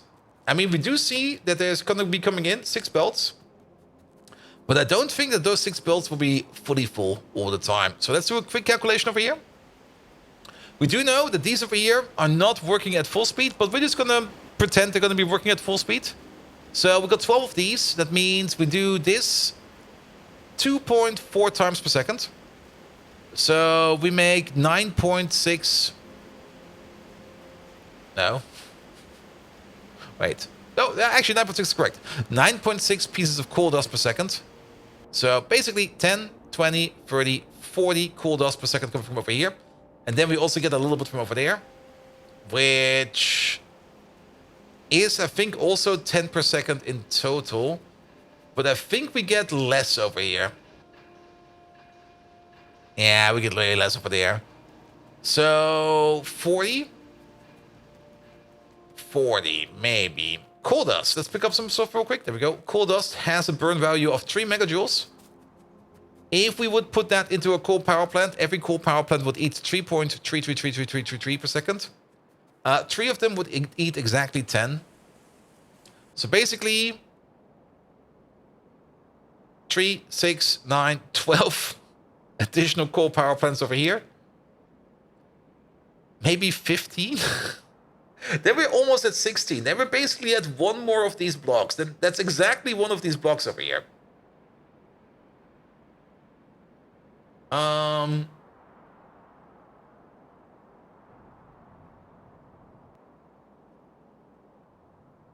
Okay. One of these blocks. We could place it over here. We could place the block over here. Coal dust goes down, goes over, goes down, goes into a power plant over here. I think putting it over here makes sense because we do still have to think about that salt train that still needs a station somewhere. Oh, that's gonna. We're probably gonna make a salt station. Ew. Kind of forgot about that. I mean, we can make the salt station over here, and then there will be just a long ass belt going all the way over there, which I guess will be fine. But yes, but there's one thing we have to keep in mind. That would mean this over here. If we do something like this and copy over this build over there, or at least take this as a baseline for a build over there, we have to keep in mind that this over here will eat 10 units of coal dust per second. That will be 20, and that will be 26.66666. So this block over here would also mean it would be making 26.66666 units of dust, or in total 53.33333333, which still fits exactly or mostly into 6. Wait. Yeah. Yeah, the bottom half will fit into 6 solar separators, but we would need twice the amount of solar separators. There we go. This should be named Power Island. It's definitely Coal Island. I mean, it was a small island at the beginning, and I thought we could put all kinds of things over here, but it's basically one ginormous coal build over there. And Jumatia, you have to leave? Tired as fuck? I get that. Thank you so much for dropping by, mate, and have a good one.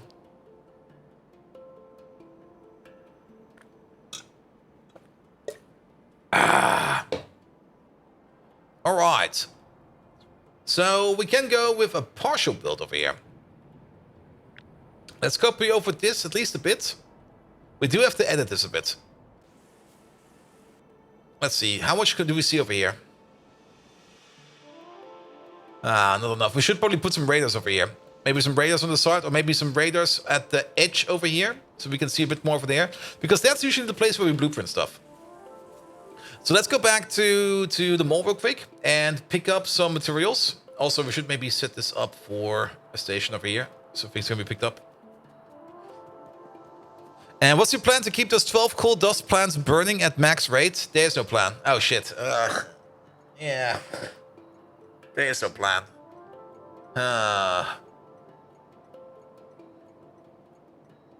It's still gonna be an issue. Maybe...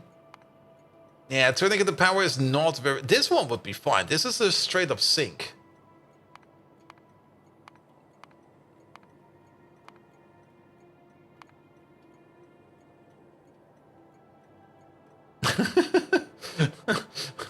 This one is a bit weird. Chemical science. And don't forget the coal dust from ash. The coal dust from ash. Yeah, but that will be a bit different. That goes into a separate one over here. I think this one will be fine. But... Yeah. We do have a generic issue with this. Silicon is definitely a good idea. Titanium tetrachloride is also eating quite a bit of that. But yeah, we do have a coal dust issue.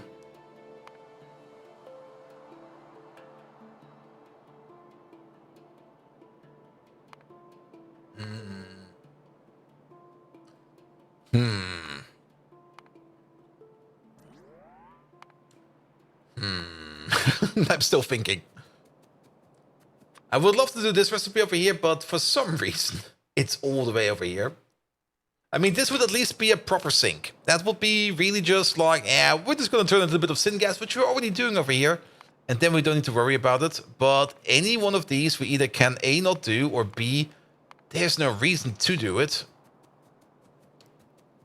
Even if we turn it into activated carbon, like make a big activated carbon build over there, that will then back up. So,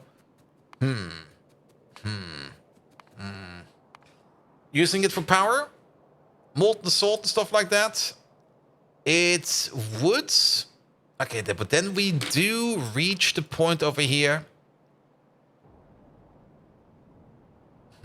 It would make the most sense to inject it all over here. But that's gonna be horrible, to say the least. I mean, we can definitely inject it. and use it as a priority. It will probably be fine for most of the time. But overall, it will not be fast enough to feed all of these machines. Now, unless we double inject it.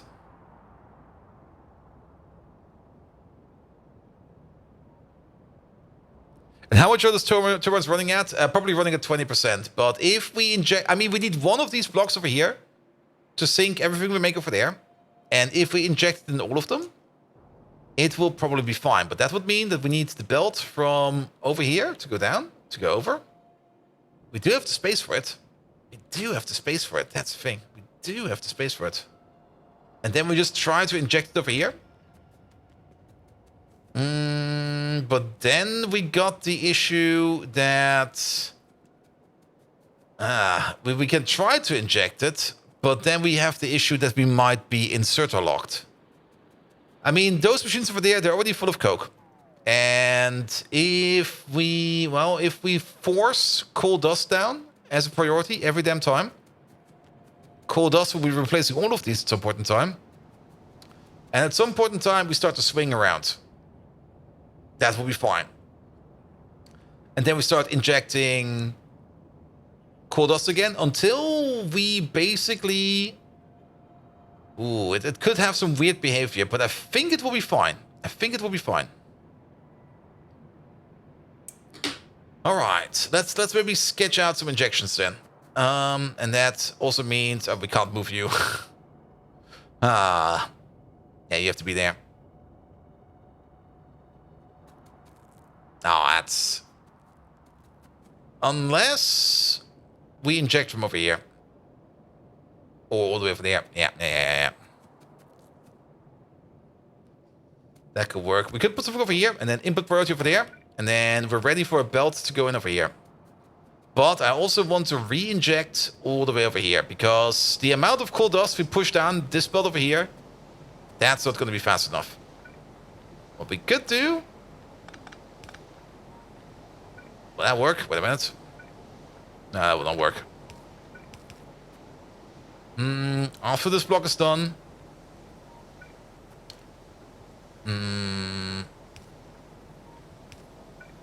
No, over there. Input priority over here from the bottom.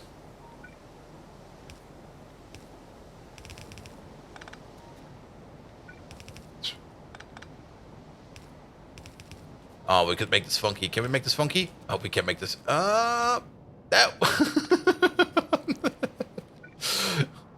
I'm still gonna keep this one.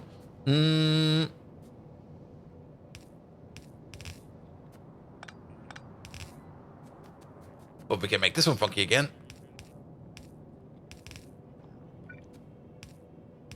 Here we go. Yeah, that won't work. Put you over there. All right. 45 megajoules belt per second. Very true, very true. Why don't you use a splitter to switch belt side? A splitter to switch belt side? Oh, you mean over there? I could have done that as well. Very true. I usually end up doing it like this. I mean, yeah, with a splitter it will be shorter by 1. That is very true. Yeah, we could put the splitter over here and then prioritize it on one side and then just do a nudge. Very true, very true. All right, but something like this will work. We're gonna get in. We should go with 6 full belts over here. Because we do want to sink it, and we do want to sink it as fast as we can. So 6 belts makes a lot of sense. Which also means that we're then going to have a split over here. It's still going to be split off in a 2x2, this thing over here. If we're going to make a passage. And then we get like 1, 2, 3, 4, 5, 6 more belts. And do we have the space for 6 more belts over here? That's the big question. We got the space over here for like 1, 2, 3, 4. Uh-oh. Uh-oh. Technically 5. If we do some funky...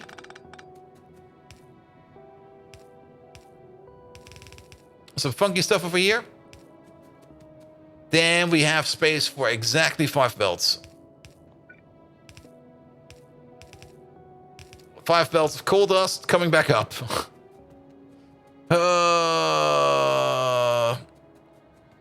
And why didn't I use the splitter? Well, mostly because, well, there's no real answer for that.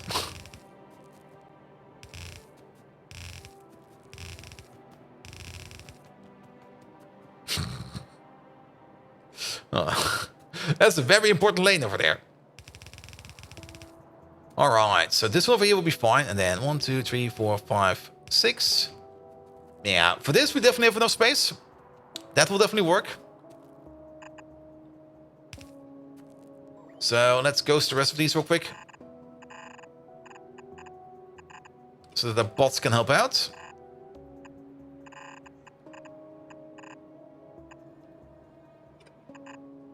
And then you go back over there. Good, good, good, good.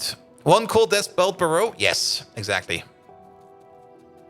Oh, sausage acquired. Sausage. And then we do something similar over here.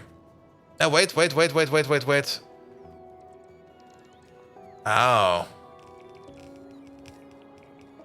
It's gonna be different. I forgot that we also have a coke lane over there. We might not be running all of them. We're definitely gonna have 6 belts of coal dust coming over here. Oh. There's also one down here. I forgot about you. Wait a minute. No, it's gonna be way less belts. It's gonna be way less belts. Alright. Yeah. So, definitely 6 belts of coal dust coming around. 1 belt goes into this row. 1 belt goes into this row. 1 is there, 1 is there, 1 is there, and 1 is there. And then we just run out. So, there's only 2 belts going up over here. So, we don't need to do this shenanigan over here. Here we go. It's... I mean, technically, we could split 1 coal belt up into 4 inputs. But by that point in time, that belt will be so diluted that I don't think it will be worth our time anymore. So, the only thing that's going up over here are these 2 belts. And this belt over here will be all the way over there.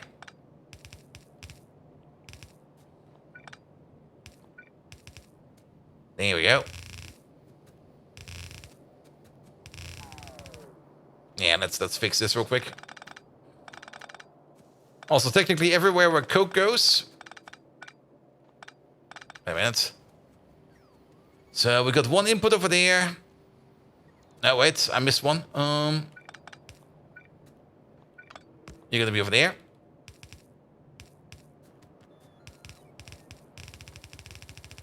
And this one goes to there, this one goes to there, that one goes to there.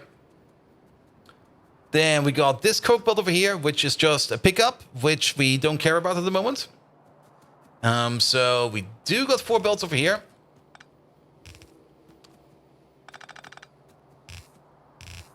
Here we go, here we go, here we go. And one of these belts over here goes into this place. I'm just going to mark it like this. And then one goes down over there. All right. That makes this a little bit easier. And let's go past this point over there. And then we go like this. We'll do something like this. You get injected. Input priority from the top. Remember this belt, which we picked up not so long ago? Well, it's back.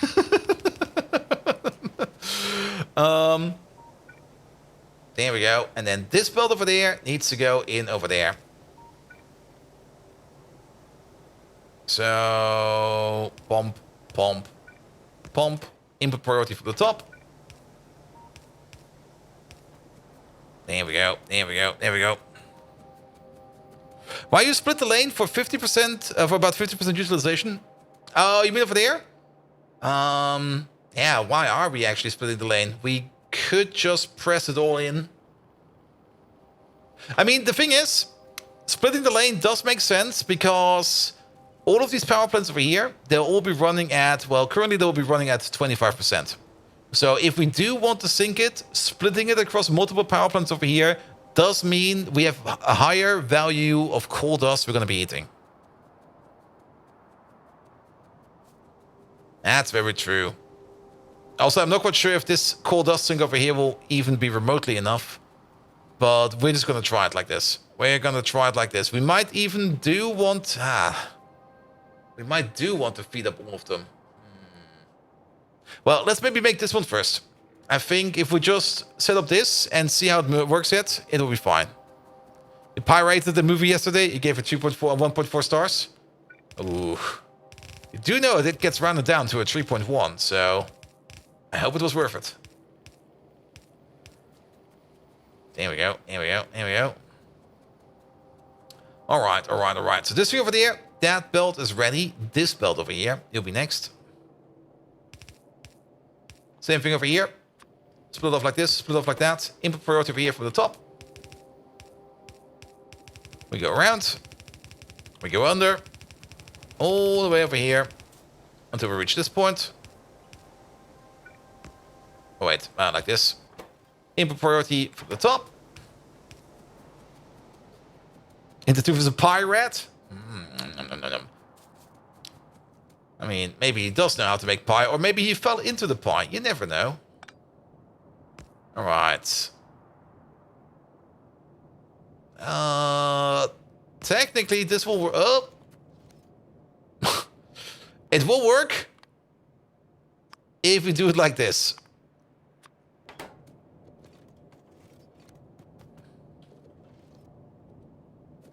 There we go. There we go. All right. And then input priority over here from the bottom as well. Good.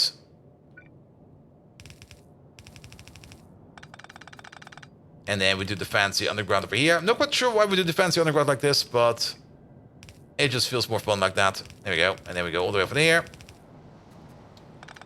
Then we do this thing again.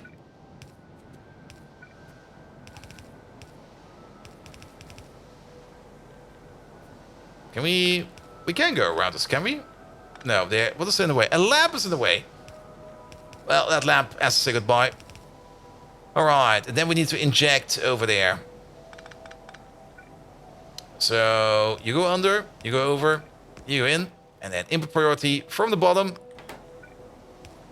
There we go, there we go, there we go. Alright, alright, alright, alright. Yeah, we might actually want to split off even more coal dust, but I think for now, this is fine. I don't think we need to overdo it anymore. There we go. And then you and you. Input priority from the top.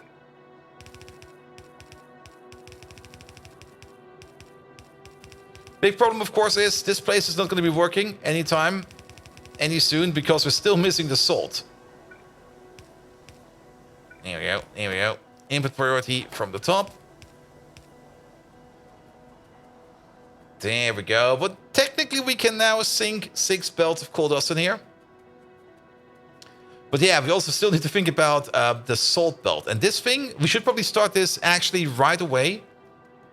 Maybe even do that before we connect up these belts, because this place over here is going to eat so much salt. It's going to be an absolute nightmare. But we didn't connect up you yet. Okay. Cut all of these. Pull these down.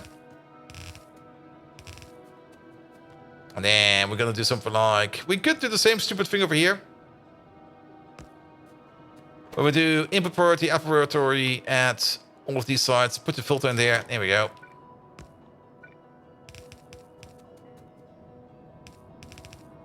There we go. And then you go around.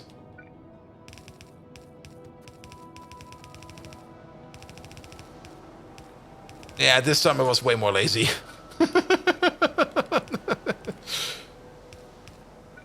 And then input priority over there at the bottom. There we go. Are you planning a closed loop for salt production? A closed loop for salt production? What do you mean by that?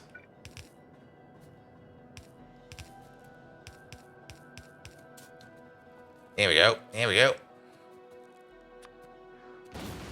I mean, we're just going to have like a station over here that's going to be requesting salt. That salt will be a single belt that goes probably starting over here into this one, into this one. And then either we split it off or we snail it through. I'm not quite sure yet. We're probably going to be splitting it off this way first and then into these two. Go up, split into these two, go up, split into these two. Go up, split into these two until we reach the top. But it's still going to take like forever. We could already start designing this a bit. It will be something like this. Single belt of salt coming in. And trust me, that single belt will be enough. The trains are going to be running 24/7 to just do this. Yeah, that's actually fine. And then upper priority over here, this side, so that we start with the bottom part. I actually don't really want to use that many undergrounds.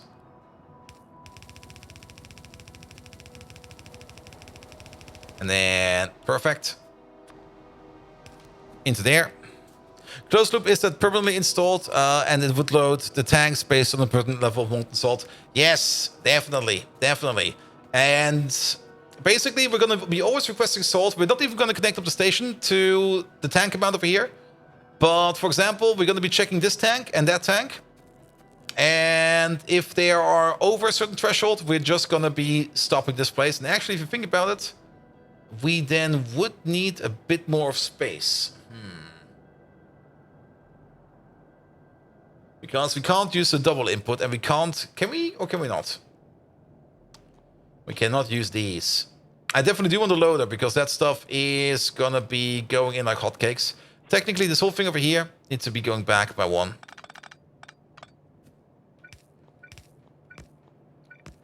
To make the most sense. But that would mean that we got a bit of an issue with the coal belt over here, which for now is fine. Here we go, because it will only happen once. Here we go, here we go. You can wire the pump. I could wire the pump. Yeah, let's wire the pump. That makes more sense. And then we might have salt over here on the belt, but you know what? That's fine. And then we don't need to worry about it at all. Good. And I think that was also the original intention to wire up the pump. There we go. All right. This one over there. If everything over here is less than 1,000. Good, good, good, good, good. So as long as there's less than 1,000 molten salt in here, we're basically going to be making molten salt. There we go, there we go. And if we think about this over here and move it up by one.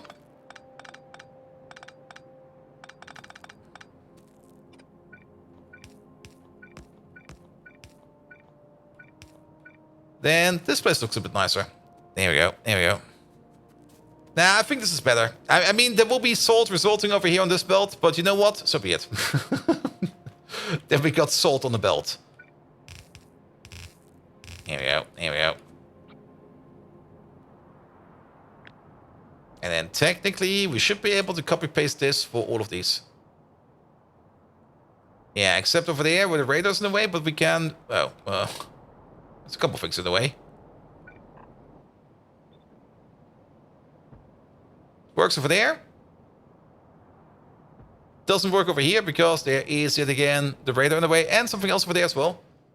The power pole's in the way. Excuse me? Well... Oh, that's only... Okay, yeah, we'll fix that soon. We'll fix it soon. Here we go.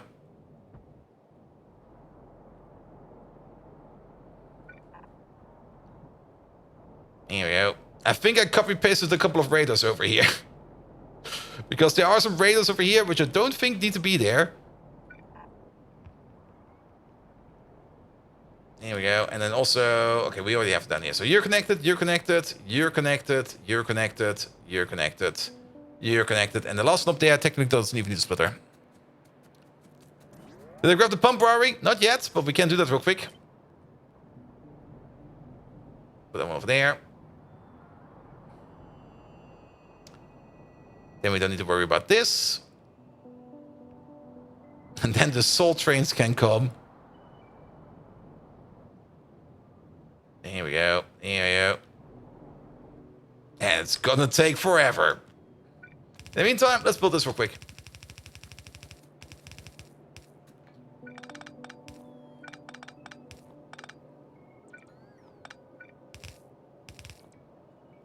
Here we go. I'm not quite sure what happened over here, but I'll put priority over there. Did I just build it over without watching? I probably did.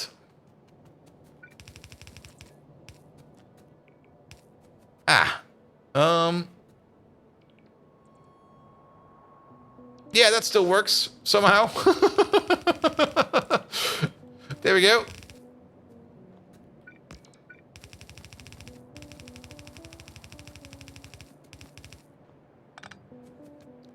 All right, this power pole. This power pole, we just moved over by one. And then the final piece of the puzzle all the way over there. You are the final one, aren't you? Yes, you are. Are you? No, there's one more. What the hell? This place is too big. There we go. But this one over there is the final one. There we go. All right. All right. All right. This place is just way too big. I love it, though. I really do. All right. Based upon the other belts, we're just going to be focusing on the salt belts real quick, and then we can put in the ash belts. We can maybe also just ghost the ash belts real quick. I mean, that should be pretty fast to do because they will be coming from over there. Not the ash belts, the coal dust belts. We have to do something about this power pole over there. But 6 are going down. Perfect. 1. And let's copy these over. 2, 3, 4, 5, 6. There we go. And then... kind of thinking of...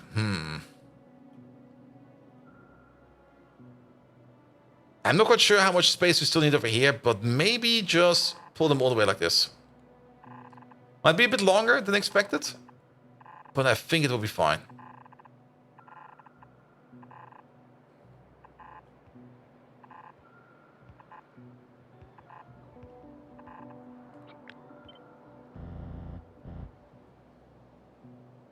There we go. That's where the coal dust sinking will be going.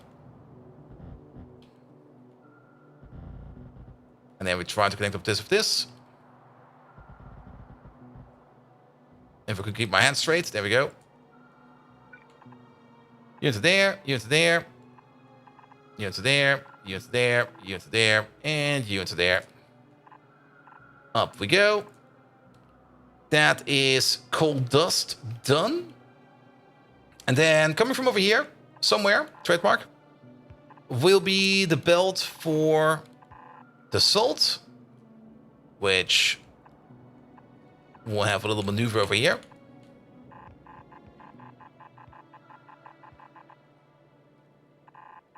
And then connects over there. Good.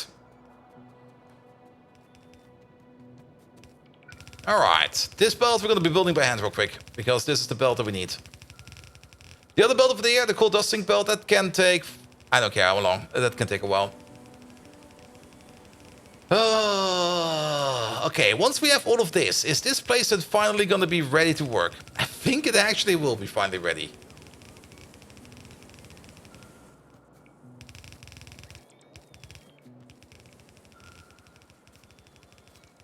There we go, there we go. I do kind of want to fix that over there real quick. We're just going to fix that with some bigger power poles over there.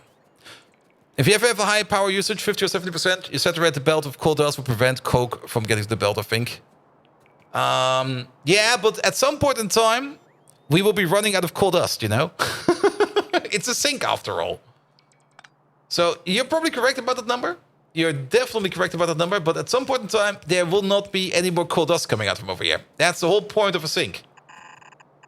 If we're under a certain threshold, then we just stop pushing out stuff over here. And we're going to easily do that by connecting up you to all of these.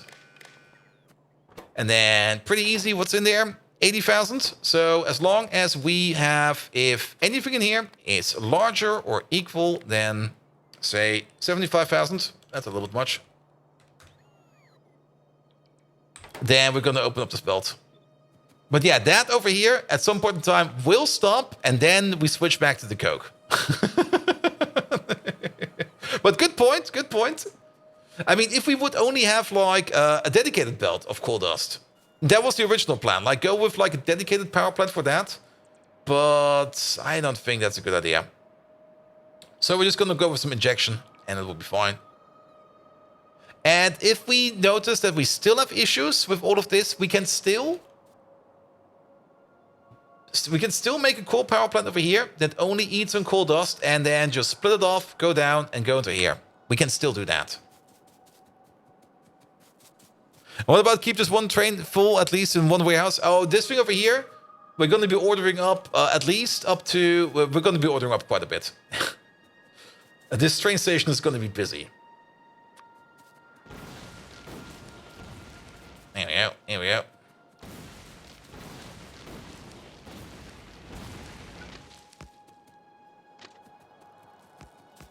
Also, pocket bots, help me out. Oh, for the coal dust export. I mean, we could, of course, put in some kind of prioritization system. The coal dust will be consumed more the moment that we get into red circuits, because then it will all be going into silicon. But since we're currently not making any red circuits, or using any much of that, we're not really going to be using much of our coal dust, and as such, we are basically never picking it up, and it will never go away, which is slightly annoying. A minor inconvenience. We're also going to be doing one of these with... Okay, never mind. Is that too far away from each other? Okay. Put you over there then. Good. You over there. Vincent Vetting. No. Salt. 2.8 requester. Yes, please. And currently, if this is less than 2,000, no. If this is less than 16,000, we're going to open up. So a train will come over. It will dunk its loads in there. And then it will leave. And the next train will come immediately after that. This place over here is going to eat a lot of salt. Even though it only goes out of one belt over here. You might be thinking like, oof, isn't that a bit slow? Well, you're probably correct about that. But it will be going out of here consistently. It will probably take the trains a considerable amount of time to come back over here and to load out more salt. Also, loading the train will take some time, and unloading the train will take some time. So I think this will be fine. I think if we do it like this, it will probably be able to run continuously. And isn't there a big sponge since I'm missing? It's not very good saline water production since it's always stuck. The saline water production from the sponge farm. I mean, we got the sponge farm over here. Currently, it's not working because currently we're out of Petri dishes. And we're out of Petri dishes because glass was stuck. And glass is not stuck at the moment. And Petri dishes are being made at a slow-ish speed. Glass. We really need to supersize glass so much more. I have to kind of say it's kind of insane how much liquid fuel glass eats and how annoying glass is. Glass is like the worst thing in Pyanodons.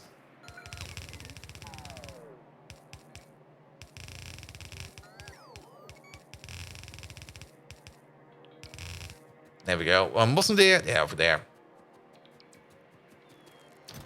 Yeah, you probably need these. And probably a couple of those. Oh, isn't there a big sponge sink? Sponge sink?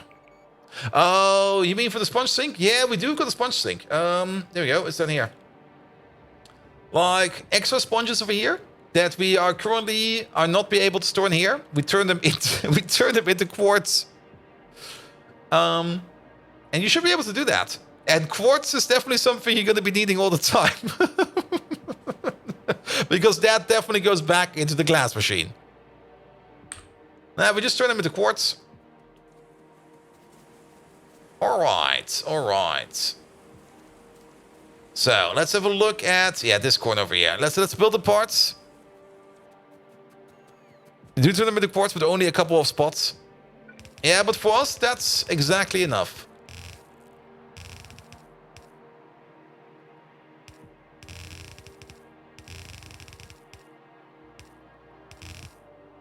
There we go. But of course, without any petri dishes at the moment, nothing is moving. There we go. Do this corner over here. PS, hello there. How you doing? All right. All right. Well, let's drop the remaining belt in there as well. They're probably going to need it. And these undergrounds, they're probably going to need it as well. Anything else they're complaining about? They are complaining about some undergrounds at least, but we did drop them in, so they should be fine. All right. All right. In the meantime, we just go back to base real quick and load up some new supplies. And hope that we're finally done with this build. Because it took way too long. Okay, we also need some more raiders over there. Alright, first train is coming up. Oh no, he's picking up stuff. Are you perhaps stuck? There's something wrong over here. Could we... Where is that? That's over there. Could we drive over here real quick? One of the salt trains is stuck. And that's of course not good. This is the 4th stream on the Coal Island. Probably even the 5th. I'm not quite sure how many we did over here. I mean, I do have to say... we're getting a very impressive result over here. I mean, this place looks magnificent now. And there's still some parts missing here and there. But I do hope that once we get the final things in, and once they work correctly, that this place over here will boot up. But yeah, we've been spending a little bit more time than planned over there. But then again, this place is massive. It's the biggest build yet, especially with this big, massive wedge of belts over here. There we go. There we go. We might have overdid it over here a bit. The red cloud will be impressive. I don't think it will be that much. Most of these buildings over here do not have a big pollution value, only 0.06 per minute. The coal power plants over here will definitely have a bit. We might need to take care of these biters over there. And we might still want to put some pollution protection around this place in general. But it shouldn't be as bad as, for example... Oh, we forgot to get out of the train, didn't we? Yeah. Get out, get out, get out. It wouldn't be as bad as, for example, certain oil-producing machines, because we got some oil-making machines that make way more pollution. All right, I'm going to take you next.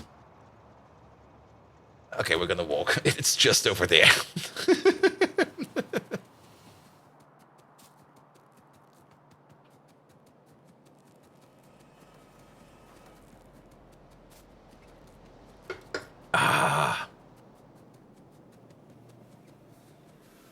There you are.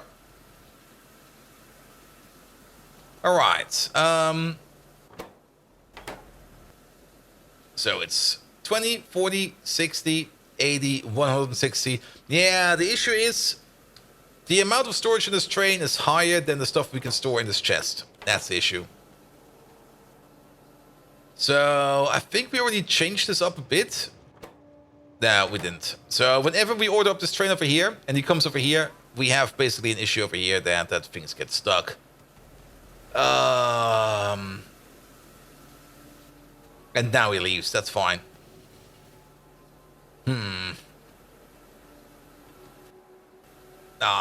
This. Send signal to train if X over. Maybe, but then we could just do. We could do that. I would rather have more storage over here.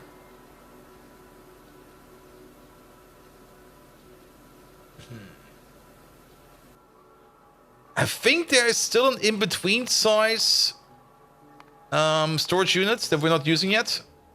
Oh, where are these even?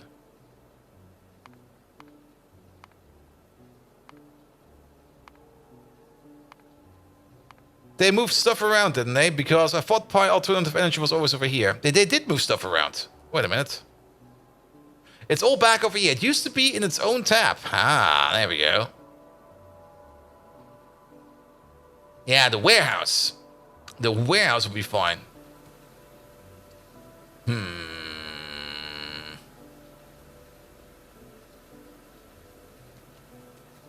Yeah, it used to be in the weird tab, exactly.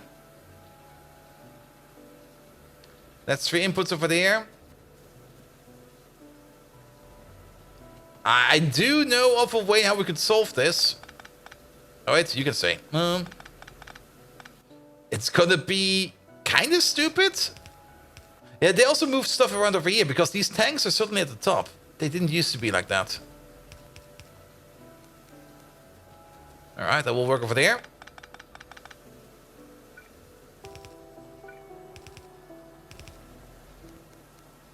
That will work over there. And then these over here.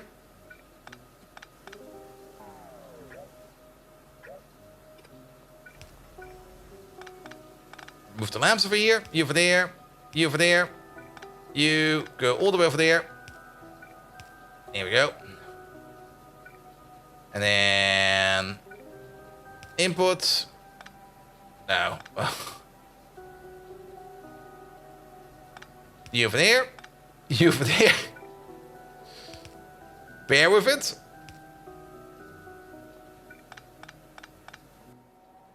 We can probably get away with one of these over here. Yeah, this one will be a bit bigger. It'll be fine.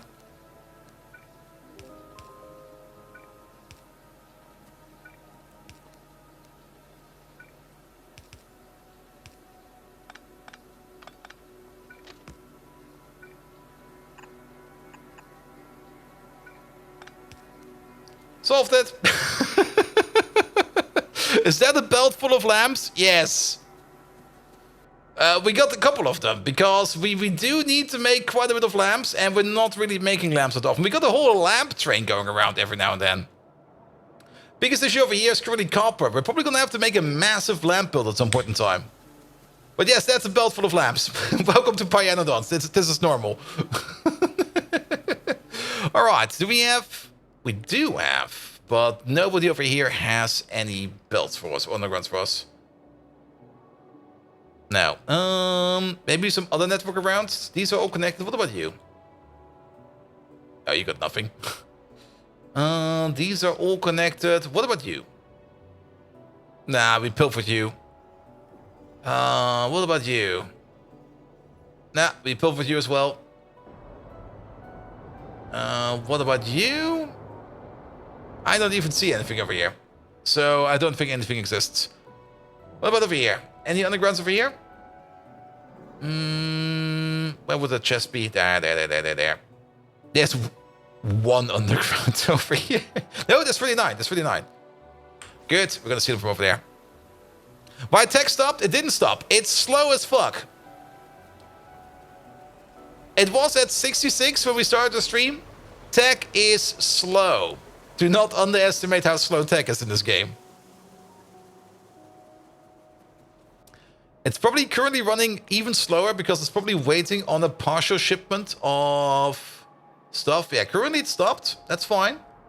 But the train over here is currently going to the provider to pick something up. Wait a minute. That means that tech currently is stopped. Dang. Yeah, tech is stopped. And the reason for that is we are out of this stuff. We are out of this stuff because... that's this stuff we need over there. You're missing ingredients. You're missing laboratory glass. Laboratory glass is missing hot air. And hot air is being a bit of a bitch over here. Because hot air is coming from this place. And, well, there is none. We ran out of hot air. Because we ran out of coke. So it's yet another coke issue. Remember that coke issue we've been having all this time? It's yet another one of those. There we go. There we go. There we go. You love this and you've only been here for 5 minutes? I mean, the whole base is one big sushi place. I mean, I don't like building in grids. I dislike it. I mean, if you want to build in grids, that's perfectly fine. If a grid helps you play Factorio, play with a grid.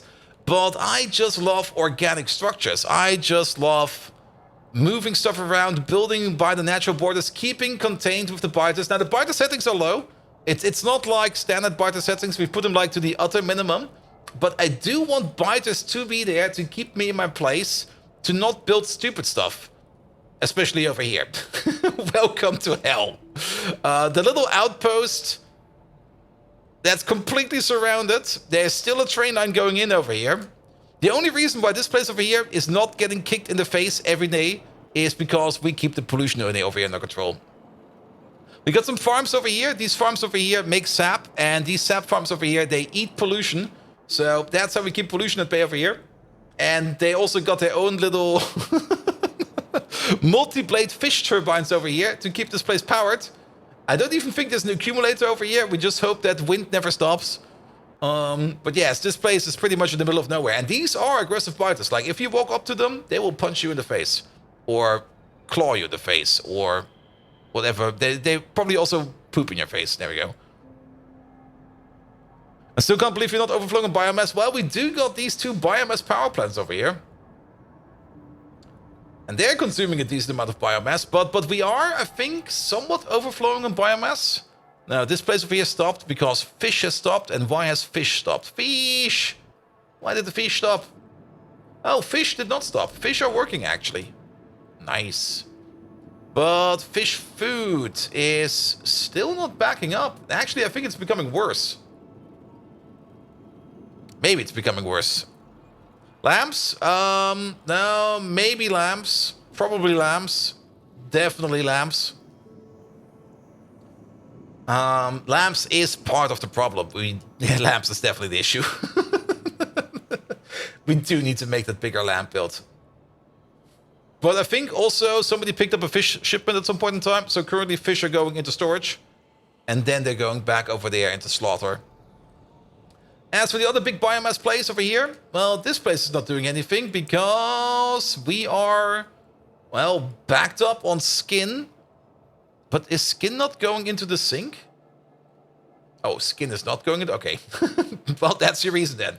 Because skin is not going into the biomass... No, it is. What? What's going on over here? Is there something half in here? Maybe? Alright, skin. No, we're not backed up on... We're backed up on bones! And bones are definitely not going into there. Ah, okay. We need to fix a couple of things. Good. Let's first of all steal some undergrounds because I donated my undergrounds to... Oh, I got all this stuff in my pocket. Well, I guess it's fine. I donated some undergrounds to the build of the new power island. There we go. And bones are precious, they are, but we do need to sink them if we can't use them. Good. Okay, how far is this place? Oop. Okay, don't look at the map. Where we go? We're going over here, aren't we? Yeah, we're going all the way over there. I should have probably... We're going to take a train on the way back.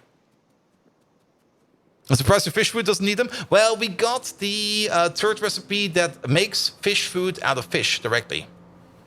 So, technically, we should be overflowing for fish food because the crafting recipe to make a fish requires 1 fish food and gives us 2 fish food back.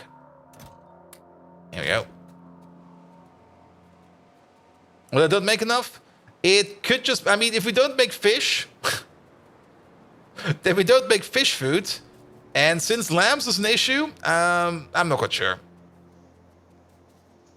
It could just be like a temporal effect that we see over there. So, let's just leave it at that for now. Alright, let's go back over here. I did kind of say I would pick a train, but I just started walking and talking. I do that all the time. So, well, we're almost there. We're almost there. There we go. There you go. But our fish recipe, if we go over here, fish. Fish. There we go. Yeah, here. To make like 18 fish, we need 1 fish food, and we get 2 fish food back. So technically, we should be gaining fish food whenever we make fish. But we only make fish food if we make fish, though we still do have the fish food machine next to it. So technically, it should be fine. But fish eggs use fish food too? They do? Really? Oh, they do. But they should be using that at a lower rate, in my opinion. Okay, maybe not. It should be fine. I didn't calculate shit over there. It should be fine. We need to be over there.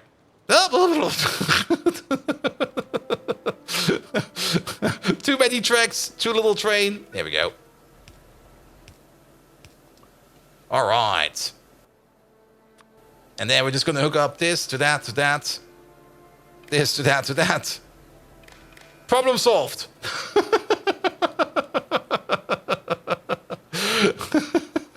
Actually, we don't even need to hook this all up. Problem solved. All right, back to the mall. All right. So, this place. Oh, there's already one belt of coal dust coming in over here. But of course, since the coal power plant over here isn't working yet, nothing should be eating. We are already pushing in salt over here. So we're gonna let up. We're basically gonna let this place over here back up first, so that we can. Ah, there we go. Every now and then, these are working. But of course, you don't have any coal dust connected yet. Why is that? Oh, that's why. Wait a minute. Well, they're all going the correct way. Oh, okay, I see. These belts are complete, but they're missing the 2 undergrounds. And then these are missing belts. That's fine. All right, get out.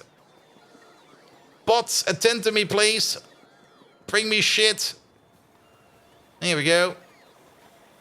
Also, welcome to the mall. This is where we make stuff.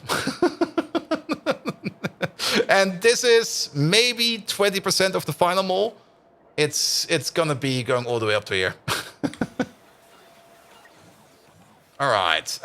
This looks fine. Yeah, we can get rid of this. Let's also check out our pocket power real quick. I have this. I don't need that. Oh, we got some more pocket power. Put that in there. Good. Yeah, they definitely moved these. These used to be like somewhere in the middle. Now they're all the way over there. That's so confusing. All right. I don't think we need anything else in here. Also, this thing over there can get deleted. Radars for the blueprint zone. We should always have radars on us. There they are, 50 of them. We just have to place them down. All right. Oh, my brain is mush today. What do we want to fix over here? There was something broken over here. Oh yeah, hot air was broken.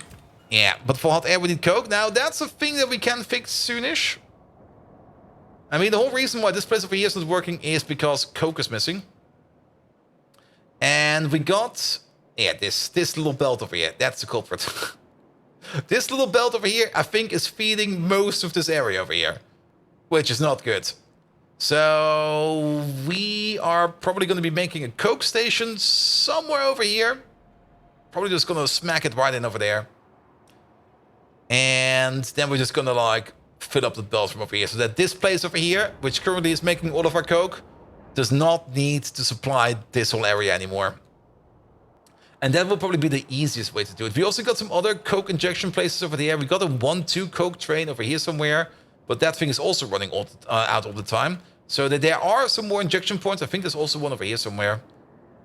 But we do need more coke in here. And we definitely do want this place over here to be provided by coke all the time. And that is definitely coming from this belt over here.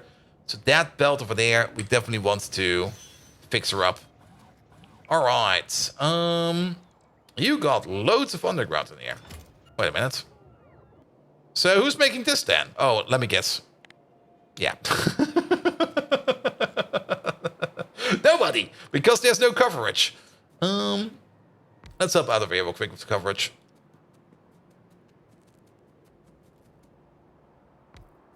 Here we go.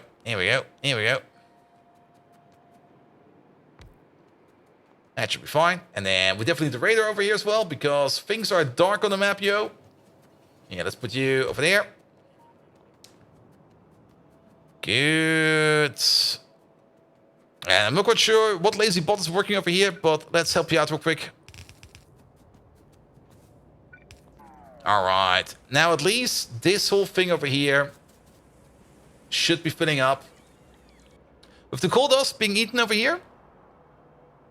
Here we go. this place over here should be working again. And wow, all of these builds are super backed up. I love it. No, nothing is moving yet. Wait, this one over here. Well, you also backed up. Everything is backed up. Nothing will work unless everything is backed up. Good. Good, good, good, good, good, good, good. But we can see some of these coal power plants over here starting to become alive.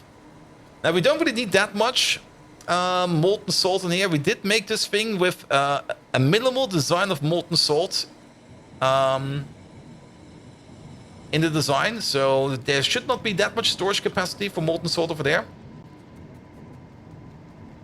Here we go. Also, technically, are all the turbines in already? I'm not quite sure. No, we're still missing a couple of turbines.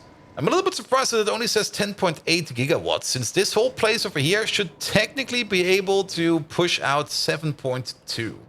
So that kind of tells me that maybe some other power plant is currently maybe offline. Let's have a look at our main power plant over here. Well, that's working. That's doing stuff. I mean, we got 130 turbines, 130 times 120. And this doesn't add up at all. Wait a minute. 130 times 120. That would be 15 gigawatts. But these turbines over here, I think they only show up over here for the production if they are actually producing something. So I guess we got some sleeping turbines over here somewhere. Not these are definitely working. Not these are definitely working. But probably these. No, these are working as well. What about... No, you're working. Working. Working. I do know one place that will not be working. Never mind, these are also working. Okay. So... where do all of our megawatts go then? Am I missing something? Or is it maybe this part over here? No, input fluid. Yeah, it must be these over here because they're not... yeah, it's all of these. Of course it's all of these. I'm being stupid. Alright, we can now finally watch the coke injection over here. There we go. And that will be replaced. So we can now burn off the coal dust in this place. Now, the coal dust in here will only be burnt off as soon as we run out of coke, of course, in the power plant. That's going to take some time. But that will happen at some point in time. And then they should dynamically switch between the fuels. There should always be a stacked belt over here. So if they run out, they immediately have something to switch up to. And best case scenario, some of them will be consuming coke, some of them will be consuming coal dust. But they should always be consuming something. Always should be consuming something. Good.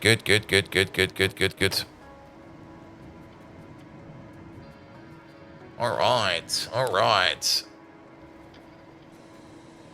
I'm also kind of curious to see how many crafts it takes to make all the molten salt over here, but we're just gonna be pushing stuff in over here until it's done. Add more inserters for the coal dust input? Ah. That is a point, Fallen Angel. You are correct about that. Because coal dust, every power plant, if we feed it coal dust, we do need 3.33333 coal dust per second. And a single blue one over there does 2.4 items. So we do need to augment these. That also does mean we do need to augment these to get it out again.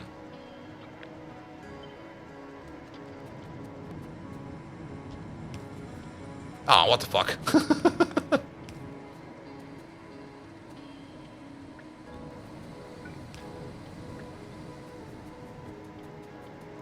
Alright, let's move you over there. That's gonna be the pattern.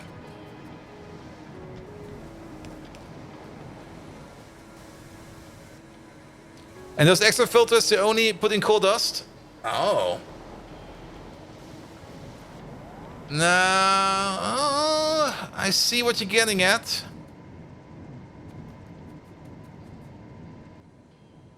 Could do that. But I think, it will sort itself out naturally. This should work fine. Also, I don't really got that many inserters in me, and at least this way around, we will be using filters and fast inserters at the same time. I mean, this is the prime example. This is the prime example over here. It's now demanding coal dust, and it will be eating coal dust all the time. So it will be pushing in coal dust whenever it can. We only pick up coal dust if it swaps. Yeah. But you can already see that everything on this belt is now coal dust. So until we basically burn off the backlog or the sink, it will be consuming coal dust either way. But I think this will be fine. Now, during this time, it will, of course, make more... It will end up making up more ash. But I kind of hope that we just don't really burn coal dust that often. And only burn off coal dust every now and then. There we go. There we go. If we do have issues over here, well, then we have issues. Overload on the ash belt? I mean, the ash belt will definitely overload. Last one doesn't have a belt? Ah, I see. I mean, yeah, absolutely. I mean, well, think about it. At most, we can put in over here a single belt of fuel, which also means at most we can pull out a single belt of ash. That single belt of ash, the full 15 per second, can be consumed over here. Yeah, that can actually be fully consumed over here, because you eat 10 per second and you eat 5 per second. This whole thing over here eats 30 ash per second. Wait a minute, I think we overdid it over here a bit. No, I guess we will be fine. Wait, how did we end up with this? I mean, this is fine. This works. But it's going to be 2, 4, 6, 8 ash per second over here and 8 ash over there. That's 15 in total. We accidentally made this too big, but it does work for the ash pot from down here and the ash pot over there. Not quite sure what kind of demon rid me when I did this calculation, but perfectly fine. I think this is good. This should be fine. This should be really, really fine. Yeah, it should double our ash output, but we made a stupid accident. We had a happy little accident over here that we can sink double the amount of ash than we actually need. So even if double the amount of ash is coming out, we should be fine. Actually, these 2 ash belts over here, those will never happen, I think. Those will never, ever happen. Good, good, good, good, good, good, good, good, good. Yeah, it's 30 per double row. I think that's where the calculation mishap came in. Like 8 of these together, the whole block. Yeah, the whole block over here requires 80 megawatts of coke. 80 megawatts of coke means 16. Yeah, that means 16 coke per second going in for this block. This block alone. So that is 16 coke, which is also equivalent to 16 ash per second. The full block is 32. I probably, for some reason, thought this is such a nice spot that we put in the triple stack over here and didn't think about the calculation, which is fine, Because if all of these are running on coal dust, we can sink all of it in there. If all of these run on coal dust, we can sink it all in over there. We kind of overbuilt it a bit. We'll probably not fix it because I kind of like it how it is now. It's going to be like that. But yeah, this is fine. This is fine. It actually works. It works by accident. Now, we do need to fix up over here. You. And you. There we go. Well, it just works. There we go.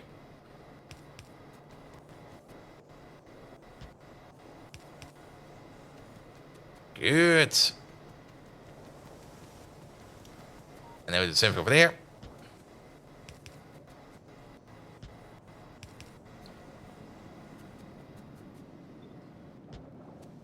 Something over there, and something over there. And then don't forget about the last piece of belt. Perfect. All right. And then we just need to put in the fix over here for the next 3 rows. We also, let's have a look at the mall real quick. There we go. Where's the place? Down there. Boop, boop, boop, boop, boop, boop, boop. Oh, you're almost done. We are ordering it too many. We're basically missing 4 power plants over here. So once we get the next shipment of circuits, coming from over here somewhere. Yeah, you're still working. At least, yeah, you're still working. It's still going to take some time before the next shipment comes in.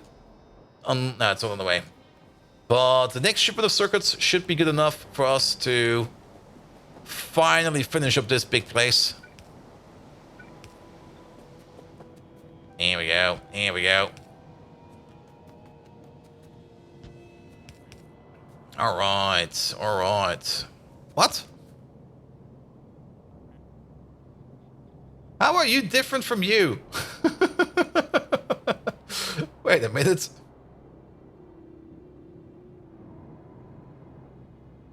Huh? Oh, yeah, I see how. Because I'm being an idiot. Well, that's actually kind of fun. It comes with an automatic mishap protection.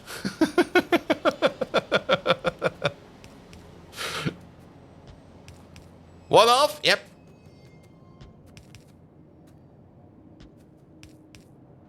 Here we go. And then top part again. Ooh. Oh yeah, those belts are probably important. Now, did we also... We have to check these inputs. We did do some smudging over there. Alright, over here again. Here we go. Next. Here we go, here we go, here we go. Now, it will probably take some time before these over here become active, because they are like on a lower level of the salt priority. But once we filled up one power plant with enough salt, we don't really need to fill it up again. So once the place is done, we can easily move to the next one. Alright. And then these over there. Those are the last ones with a salt belt. Not a salt belt, with a coal dust belt. Here we go, here we go, here we go. Put them in, put them in, put them in. I think we forgot, I definitely forgot about a couple of belts at the end. We're gonna put them in at the end. Let's finish up this thing first, and then we can go around and put in the missing belts. Like the trailing belt at the end of each column, that one is missing for these. Alright, what does the clock say? Oh, it's already that late again. What the hell? Now, the schedule this week is pretty much the same schedule as always. Well, actually, it's not. It's going to be Monday, Tuesday, and Thursday, Factorio. Wednesday is off because I have a birthday to attend. And Saturday will contain a stream because GTFO Rundown number 6 will be re-released. So we're going to be doing some GTFO on Saturday. We're going to be re-experiencing Rundown 6. Here we go. We need you over there. You over there. Here we go. Here we go. And we did do you. Good. Good, good, good, good, good, good. So how is the coal dust situation over here? Oh, remember those full belts? They're gone. They are gone. These belts are still kind of full. How are you still full? Well, they're slowly filling out, but these belts over here have been entirely consumed. These coke belts, there used to be like one belt over here that was kind of left alone and still a little bit empty. Everybody's full. Everybody's full. Did we finish Rundown 6? Yes, we did. We fully cleared that one. But we have to do it again because I don't think it saved our wins. I do remember Rundown D4 of Rundown 6, which was the magical hands-off one, where we had to basically, once we finished it, or not once we finished it, there was a certain point in time where we picked up an item and everybody had hands off the keyboard, hands off the mouse, hands up in the air, because something stupid happened. We might end up doing that again. We will have to see. All right, all right. Good, good, good, good, good. Yeah, there's still so much salt missing in here. Oh, then again. And there's 400 in there, 400 in there, 400 in there, 400 in there. Yeah, it will take some time for it all to back up. That's just gonna take some time.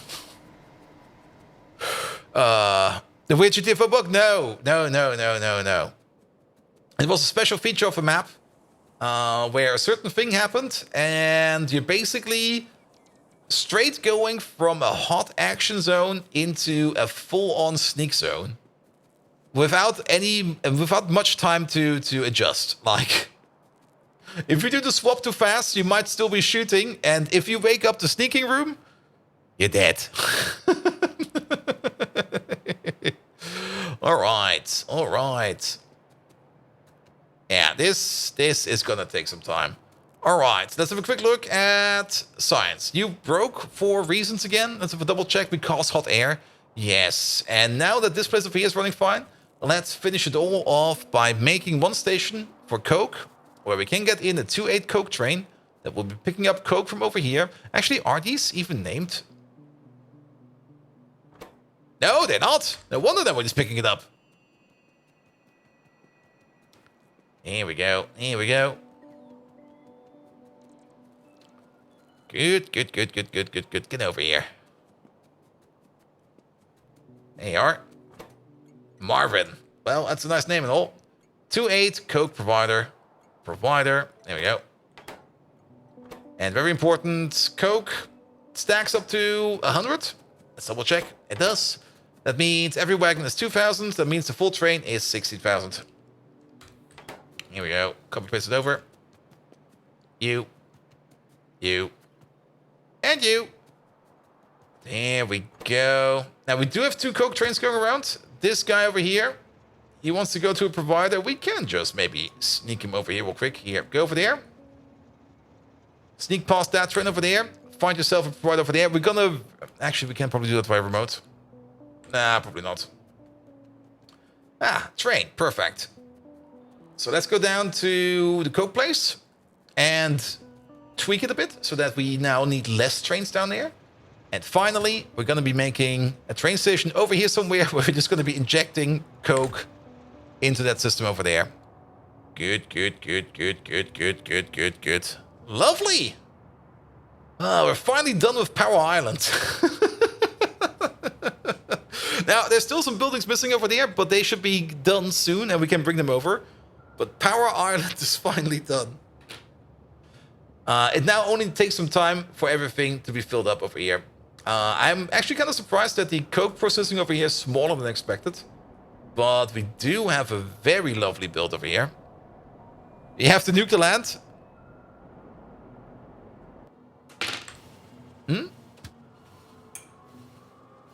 You stopped the station? Nah, we were waiting to go. There was probably somebody on the rail tracks or something like that. For holy nuclear pollution cleaning. I mean, we do have that one issue over here. You can see it right over here. Landfill does not absorb pollution, so this chunk over there will contain pollution forever. Same for these over there. Now, we might end up putting down a pollution-eating border around this thing. Like I said, might, but that's not a priority right now. Nope. And then this place over here. Yeah, you're almost done.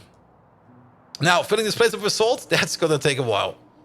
That is definitely going to take a while. Especially since, well, the speed we fill up these machines over here, how much do they actually need per second? That's a good question. Molten salt. It's only, okay, it's 10 per second. 10 per second over here. And 10 per second over there. So in total, that's 20 per second. So they will be fully consuming this belt over there. All right. Coke place number 1. Let's make sure that only 1 train comes over here. And not 2 anymore. Maybe even just turn this... Actually, you know what? The place up there will probably be fine if this station over here is just not providing any coke anymore. Because this thing over here is more or less consuming your output. So let's do the following. You. Station. Oh, wait. Oh, you're not even connected to anything. No, that's the wrong one.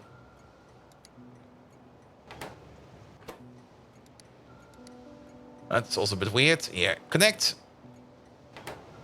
It's disabled now. Go to a requester, go to a provider. He will now go to a provider up there. And this station over here, well, we might as well just take it apart.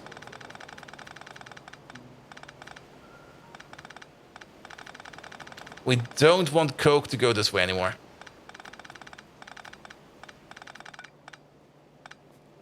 There we go. There we go. And then this will automatically fix the issue that we have with not enough coke. Oops. We do want that. With not enough coke going down this belt over there, that's basically immediately fixed. Also, have my coke. And have the rest of it as well. There we go. There we go. And then we don't need to worry about that at all anymore. Now, this place over here is not getting enough anymore. Why is that? Oh, because we disconnected you from your connection.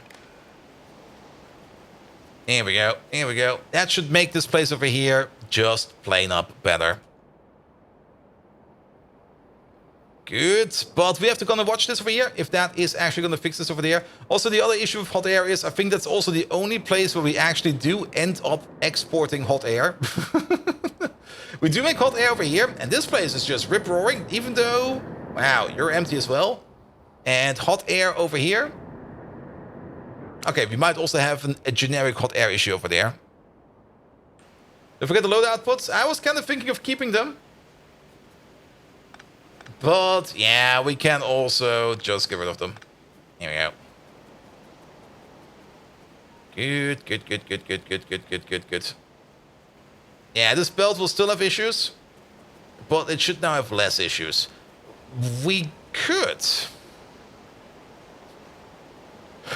turn this into a requester.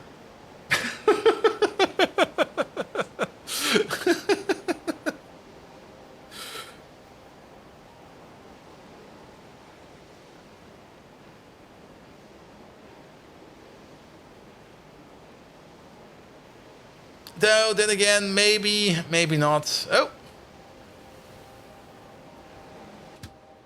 Okay, you just pathfinding tree here. That's fine.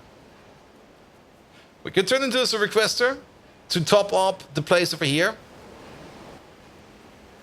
Oh, but you got other issues as well. You are backed up on coal dust. So you're currently also underperforming. Ah, I see. Now for the coal dust over here, output full. Output full, output full. This is the coal dust sink over here. And this place over here is also, how to put it, not going that well. We have a bit of a coal dust issue. But then again, we technically don't need this place anymore. And if it's performing at this level, I think it's fine. So for now, we can ignore this place. We might just want to, I have no clue, maybe just make another big buffer over here for coal dust. I mean, it is being consumed very, very slowly. I'm also still amazed that these biomass machines over here still work. But yeah, power, I think ever since we are now more or less enabling that other big power plant, we just probably need some big, more big things that eat more power. I think that will just solve the issue. Alright, alright. Alright, alright, alright. Good. Good, good, good, good, good, good, good. Now, we also do have some coke requesters. Those must have also been going pretty bad. We got... we do got 7 coke requesters just sitting around, waiting for coke. Oh, I think we also... Yeah, we did flood this place over here with extra coke, I think. Let's see, that goes down over here, that goes over there. Yeah, there we go. Yeah, this 1-2 train over here, that's bringing in the coke. That one now, okay, the coke issues in here are probably solved now. We just probably need to wait a bit for everything to flush and back up again, but I'm pretty sure the coke issues over here should be done. If not, we can still take one belt. And actually, we do got the belt that's going over here. We could probably take this belt over here. There's a coke belt over there as well. Oof. It's a bit chaotic where the coke is coming from over here.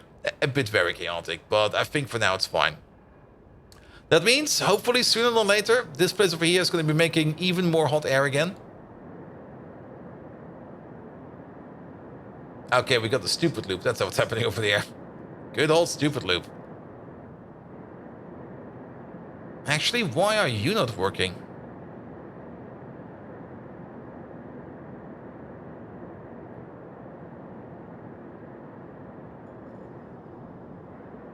Wait a minute.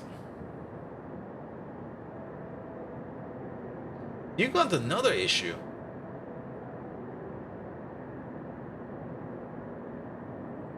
This guy over here somehow managed to back himself up.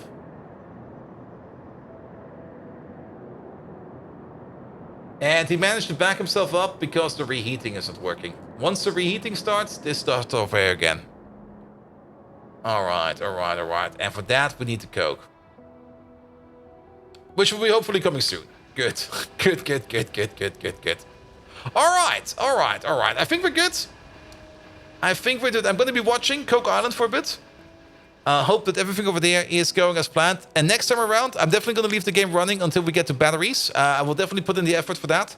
So that next time around, we can make a big battery build. And once we have a big battery build, we're going to do a quick excursion in remaking green circuits. We got this green circuit built over here. It's done as good, but I think we want to make this a bit more onto scale. Things like ceramics we can bring in via train. Things like batteries we can bring in via train. And then the only small components that remain we have to make on site. And then we're gonna make we're probably gonna make a build that makes like 15 green circuits per second, like a full yellow build, just because we can. And then we should be good for green circuits for a while. For that, we might still need to we should actually make a zinc build. And the zinc build is still missing in the new smelter area over here. Because we do need zinc for... Do we actually need zinc? No, we don't need zinc. The only thing we need a zinc for in the circuit recipe over here is for the copper zinc batteries. But if we do the battery recipe, we don't need zinc. So it's tin. We might need to make a better tin place. That might be an issue. But ceramics we have. Oh, what is with... Okay, yeah, that's the better air core inductor recipe. We got a good air core inductor recipe over here for copper cable and ceramics. Coke, glass. We might definitely need to make a better glass place again. The glass place that we have is kind of lacking. So we might end up making a massive glass build. And it's going to be a pane of glass. Good. And then fiber boards is the other thing. But that's maybe things we can think about. Or maybe we just don't do that. And maybe focus more on the red circuits build. So that we can get red circuits done. So that we can move along the science tree over here a bit more. So that we can get to chemical science. And once we're at chemical science, we can definitely get quite fast into better quartz processing. Which is over here somewhere, I think. It definitely is in here somewhere. Trademark.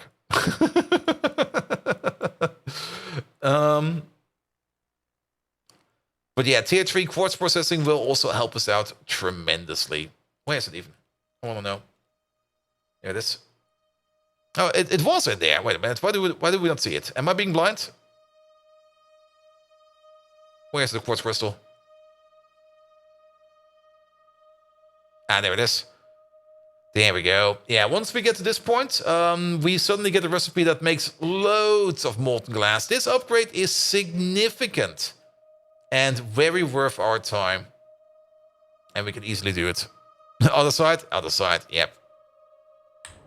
All right. But that will be it for today because it's basically midnight. Perfect. All right. Excellent. So, last objective for today. Who are we going to raid? Let's see. I haven't raided Mike like in a week. He was on vacation, the bastard. I already told him that he is the biggest jackass ever. So we're going to raid him. I mean, he's been on vacation. He's not been building his Pi base for a week. So we're going to go over there. And we're going to tell him that we love him. And that he should go back to work. And he should do more work on the Pi base. Niploid, get you right in the end. Ah, sorry, mate. But it's midnight over here. And I already have like a severe case of the Mondays, and I don't want to turn the case of the Mondays into the Tuesdays because that's even worse than that. But Nibloid, thank you so much for dropping in. Good, good, good. All right, we're going off the mic. He's doing some Baldur's Gate 3. I'm not quite sure where in the game he is over there.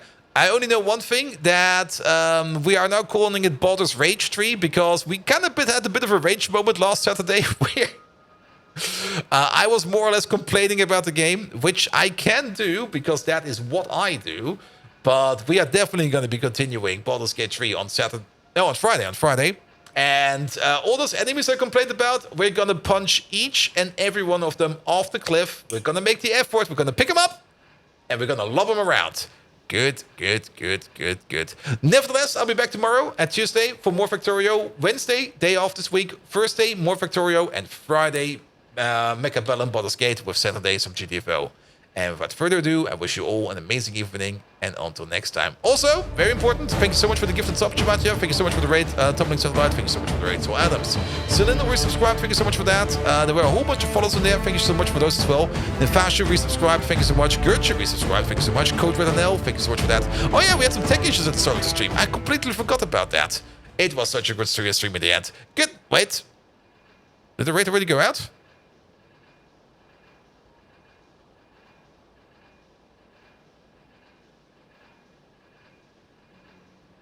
I am, because every time I come in, I think you're in a place I'm not. Did the raid already go?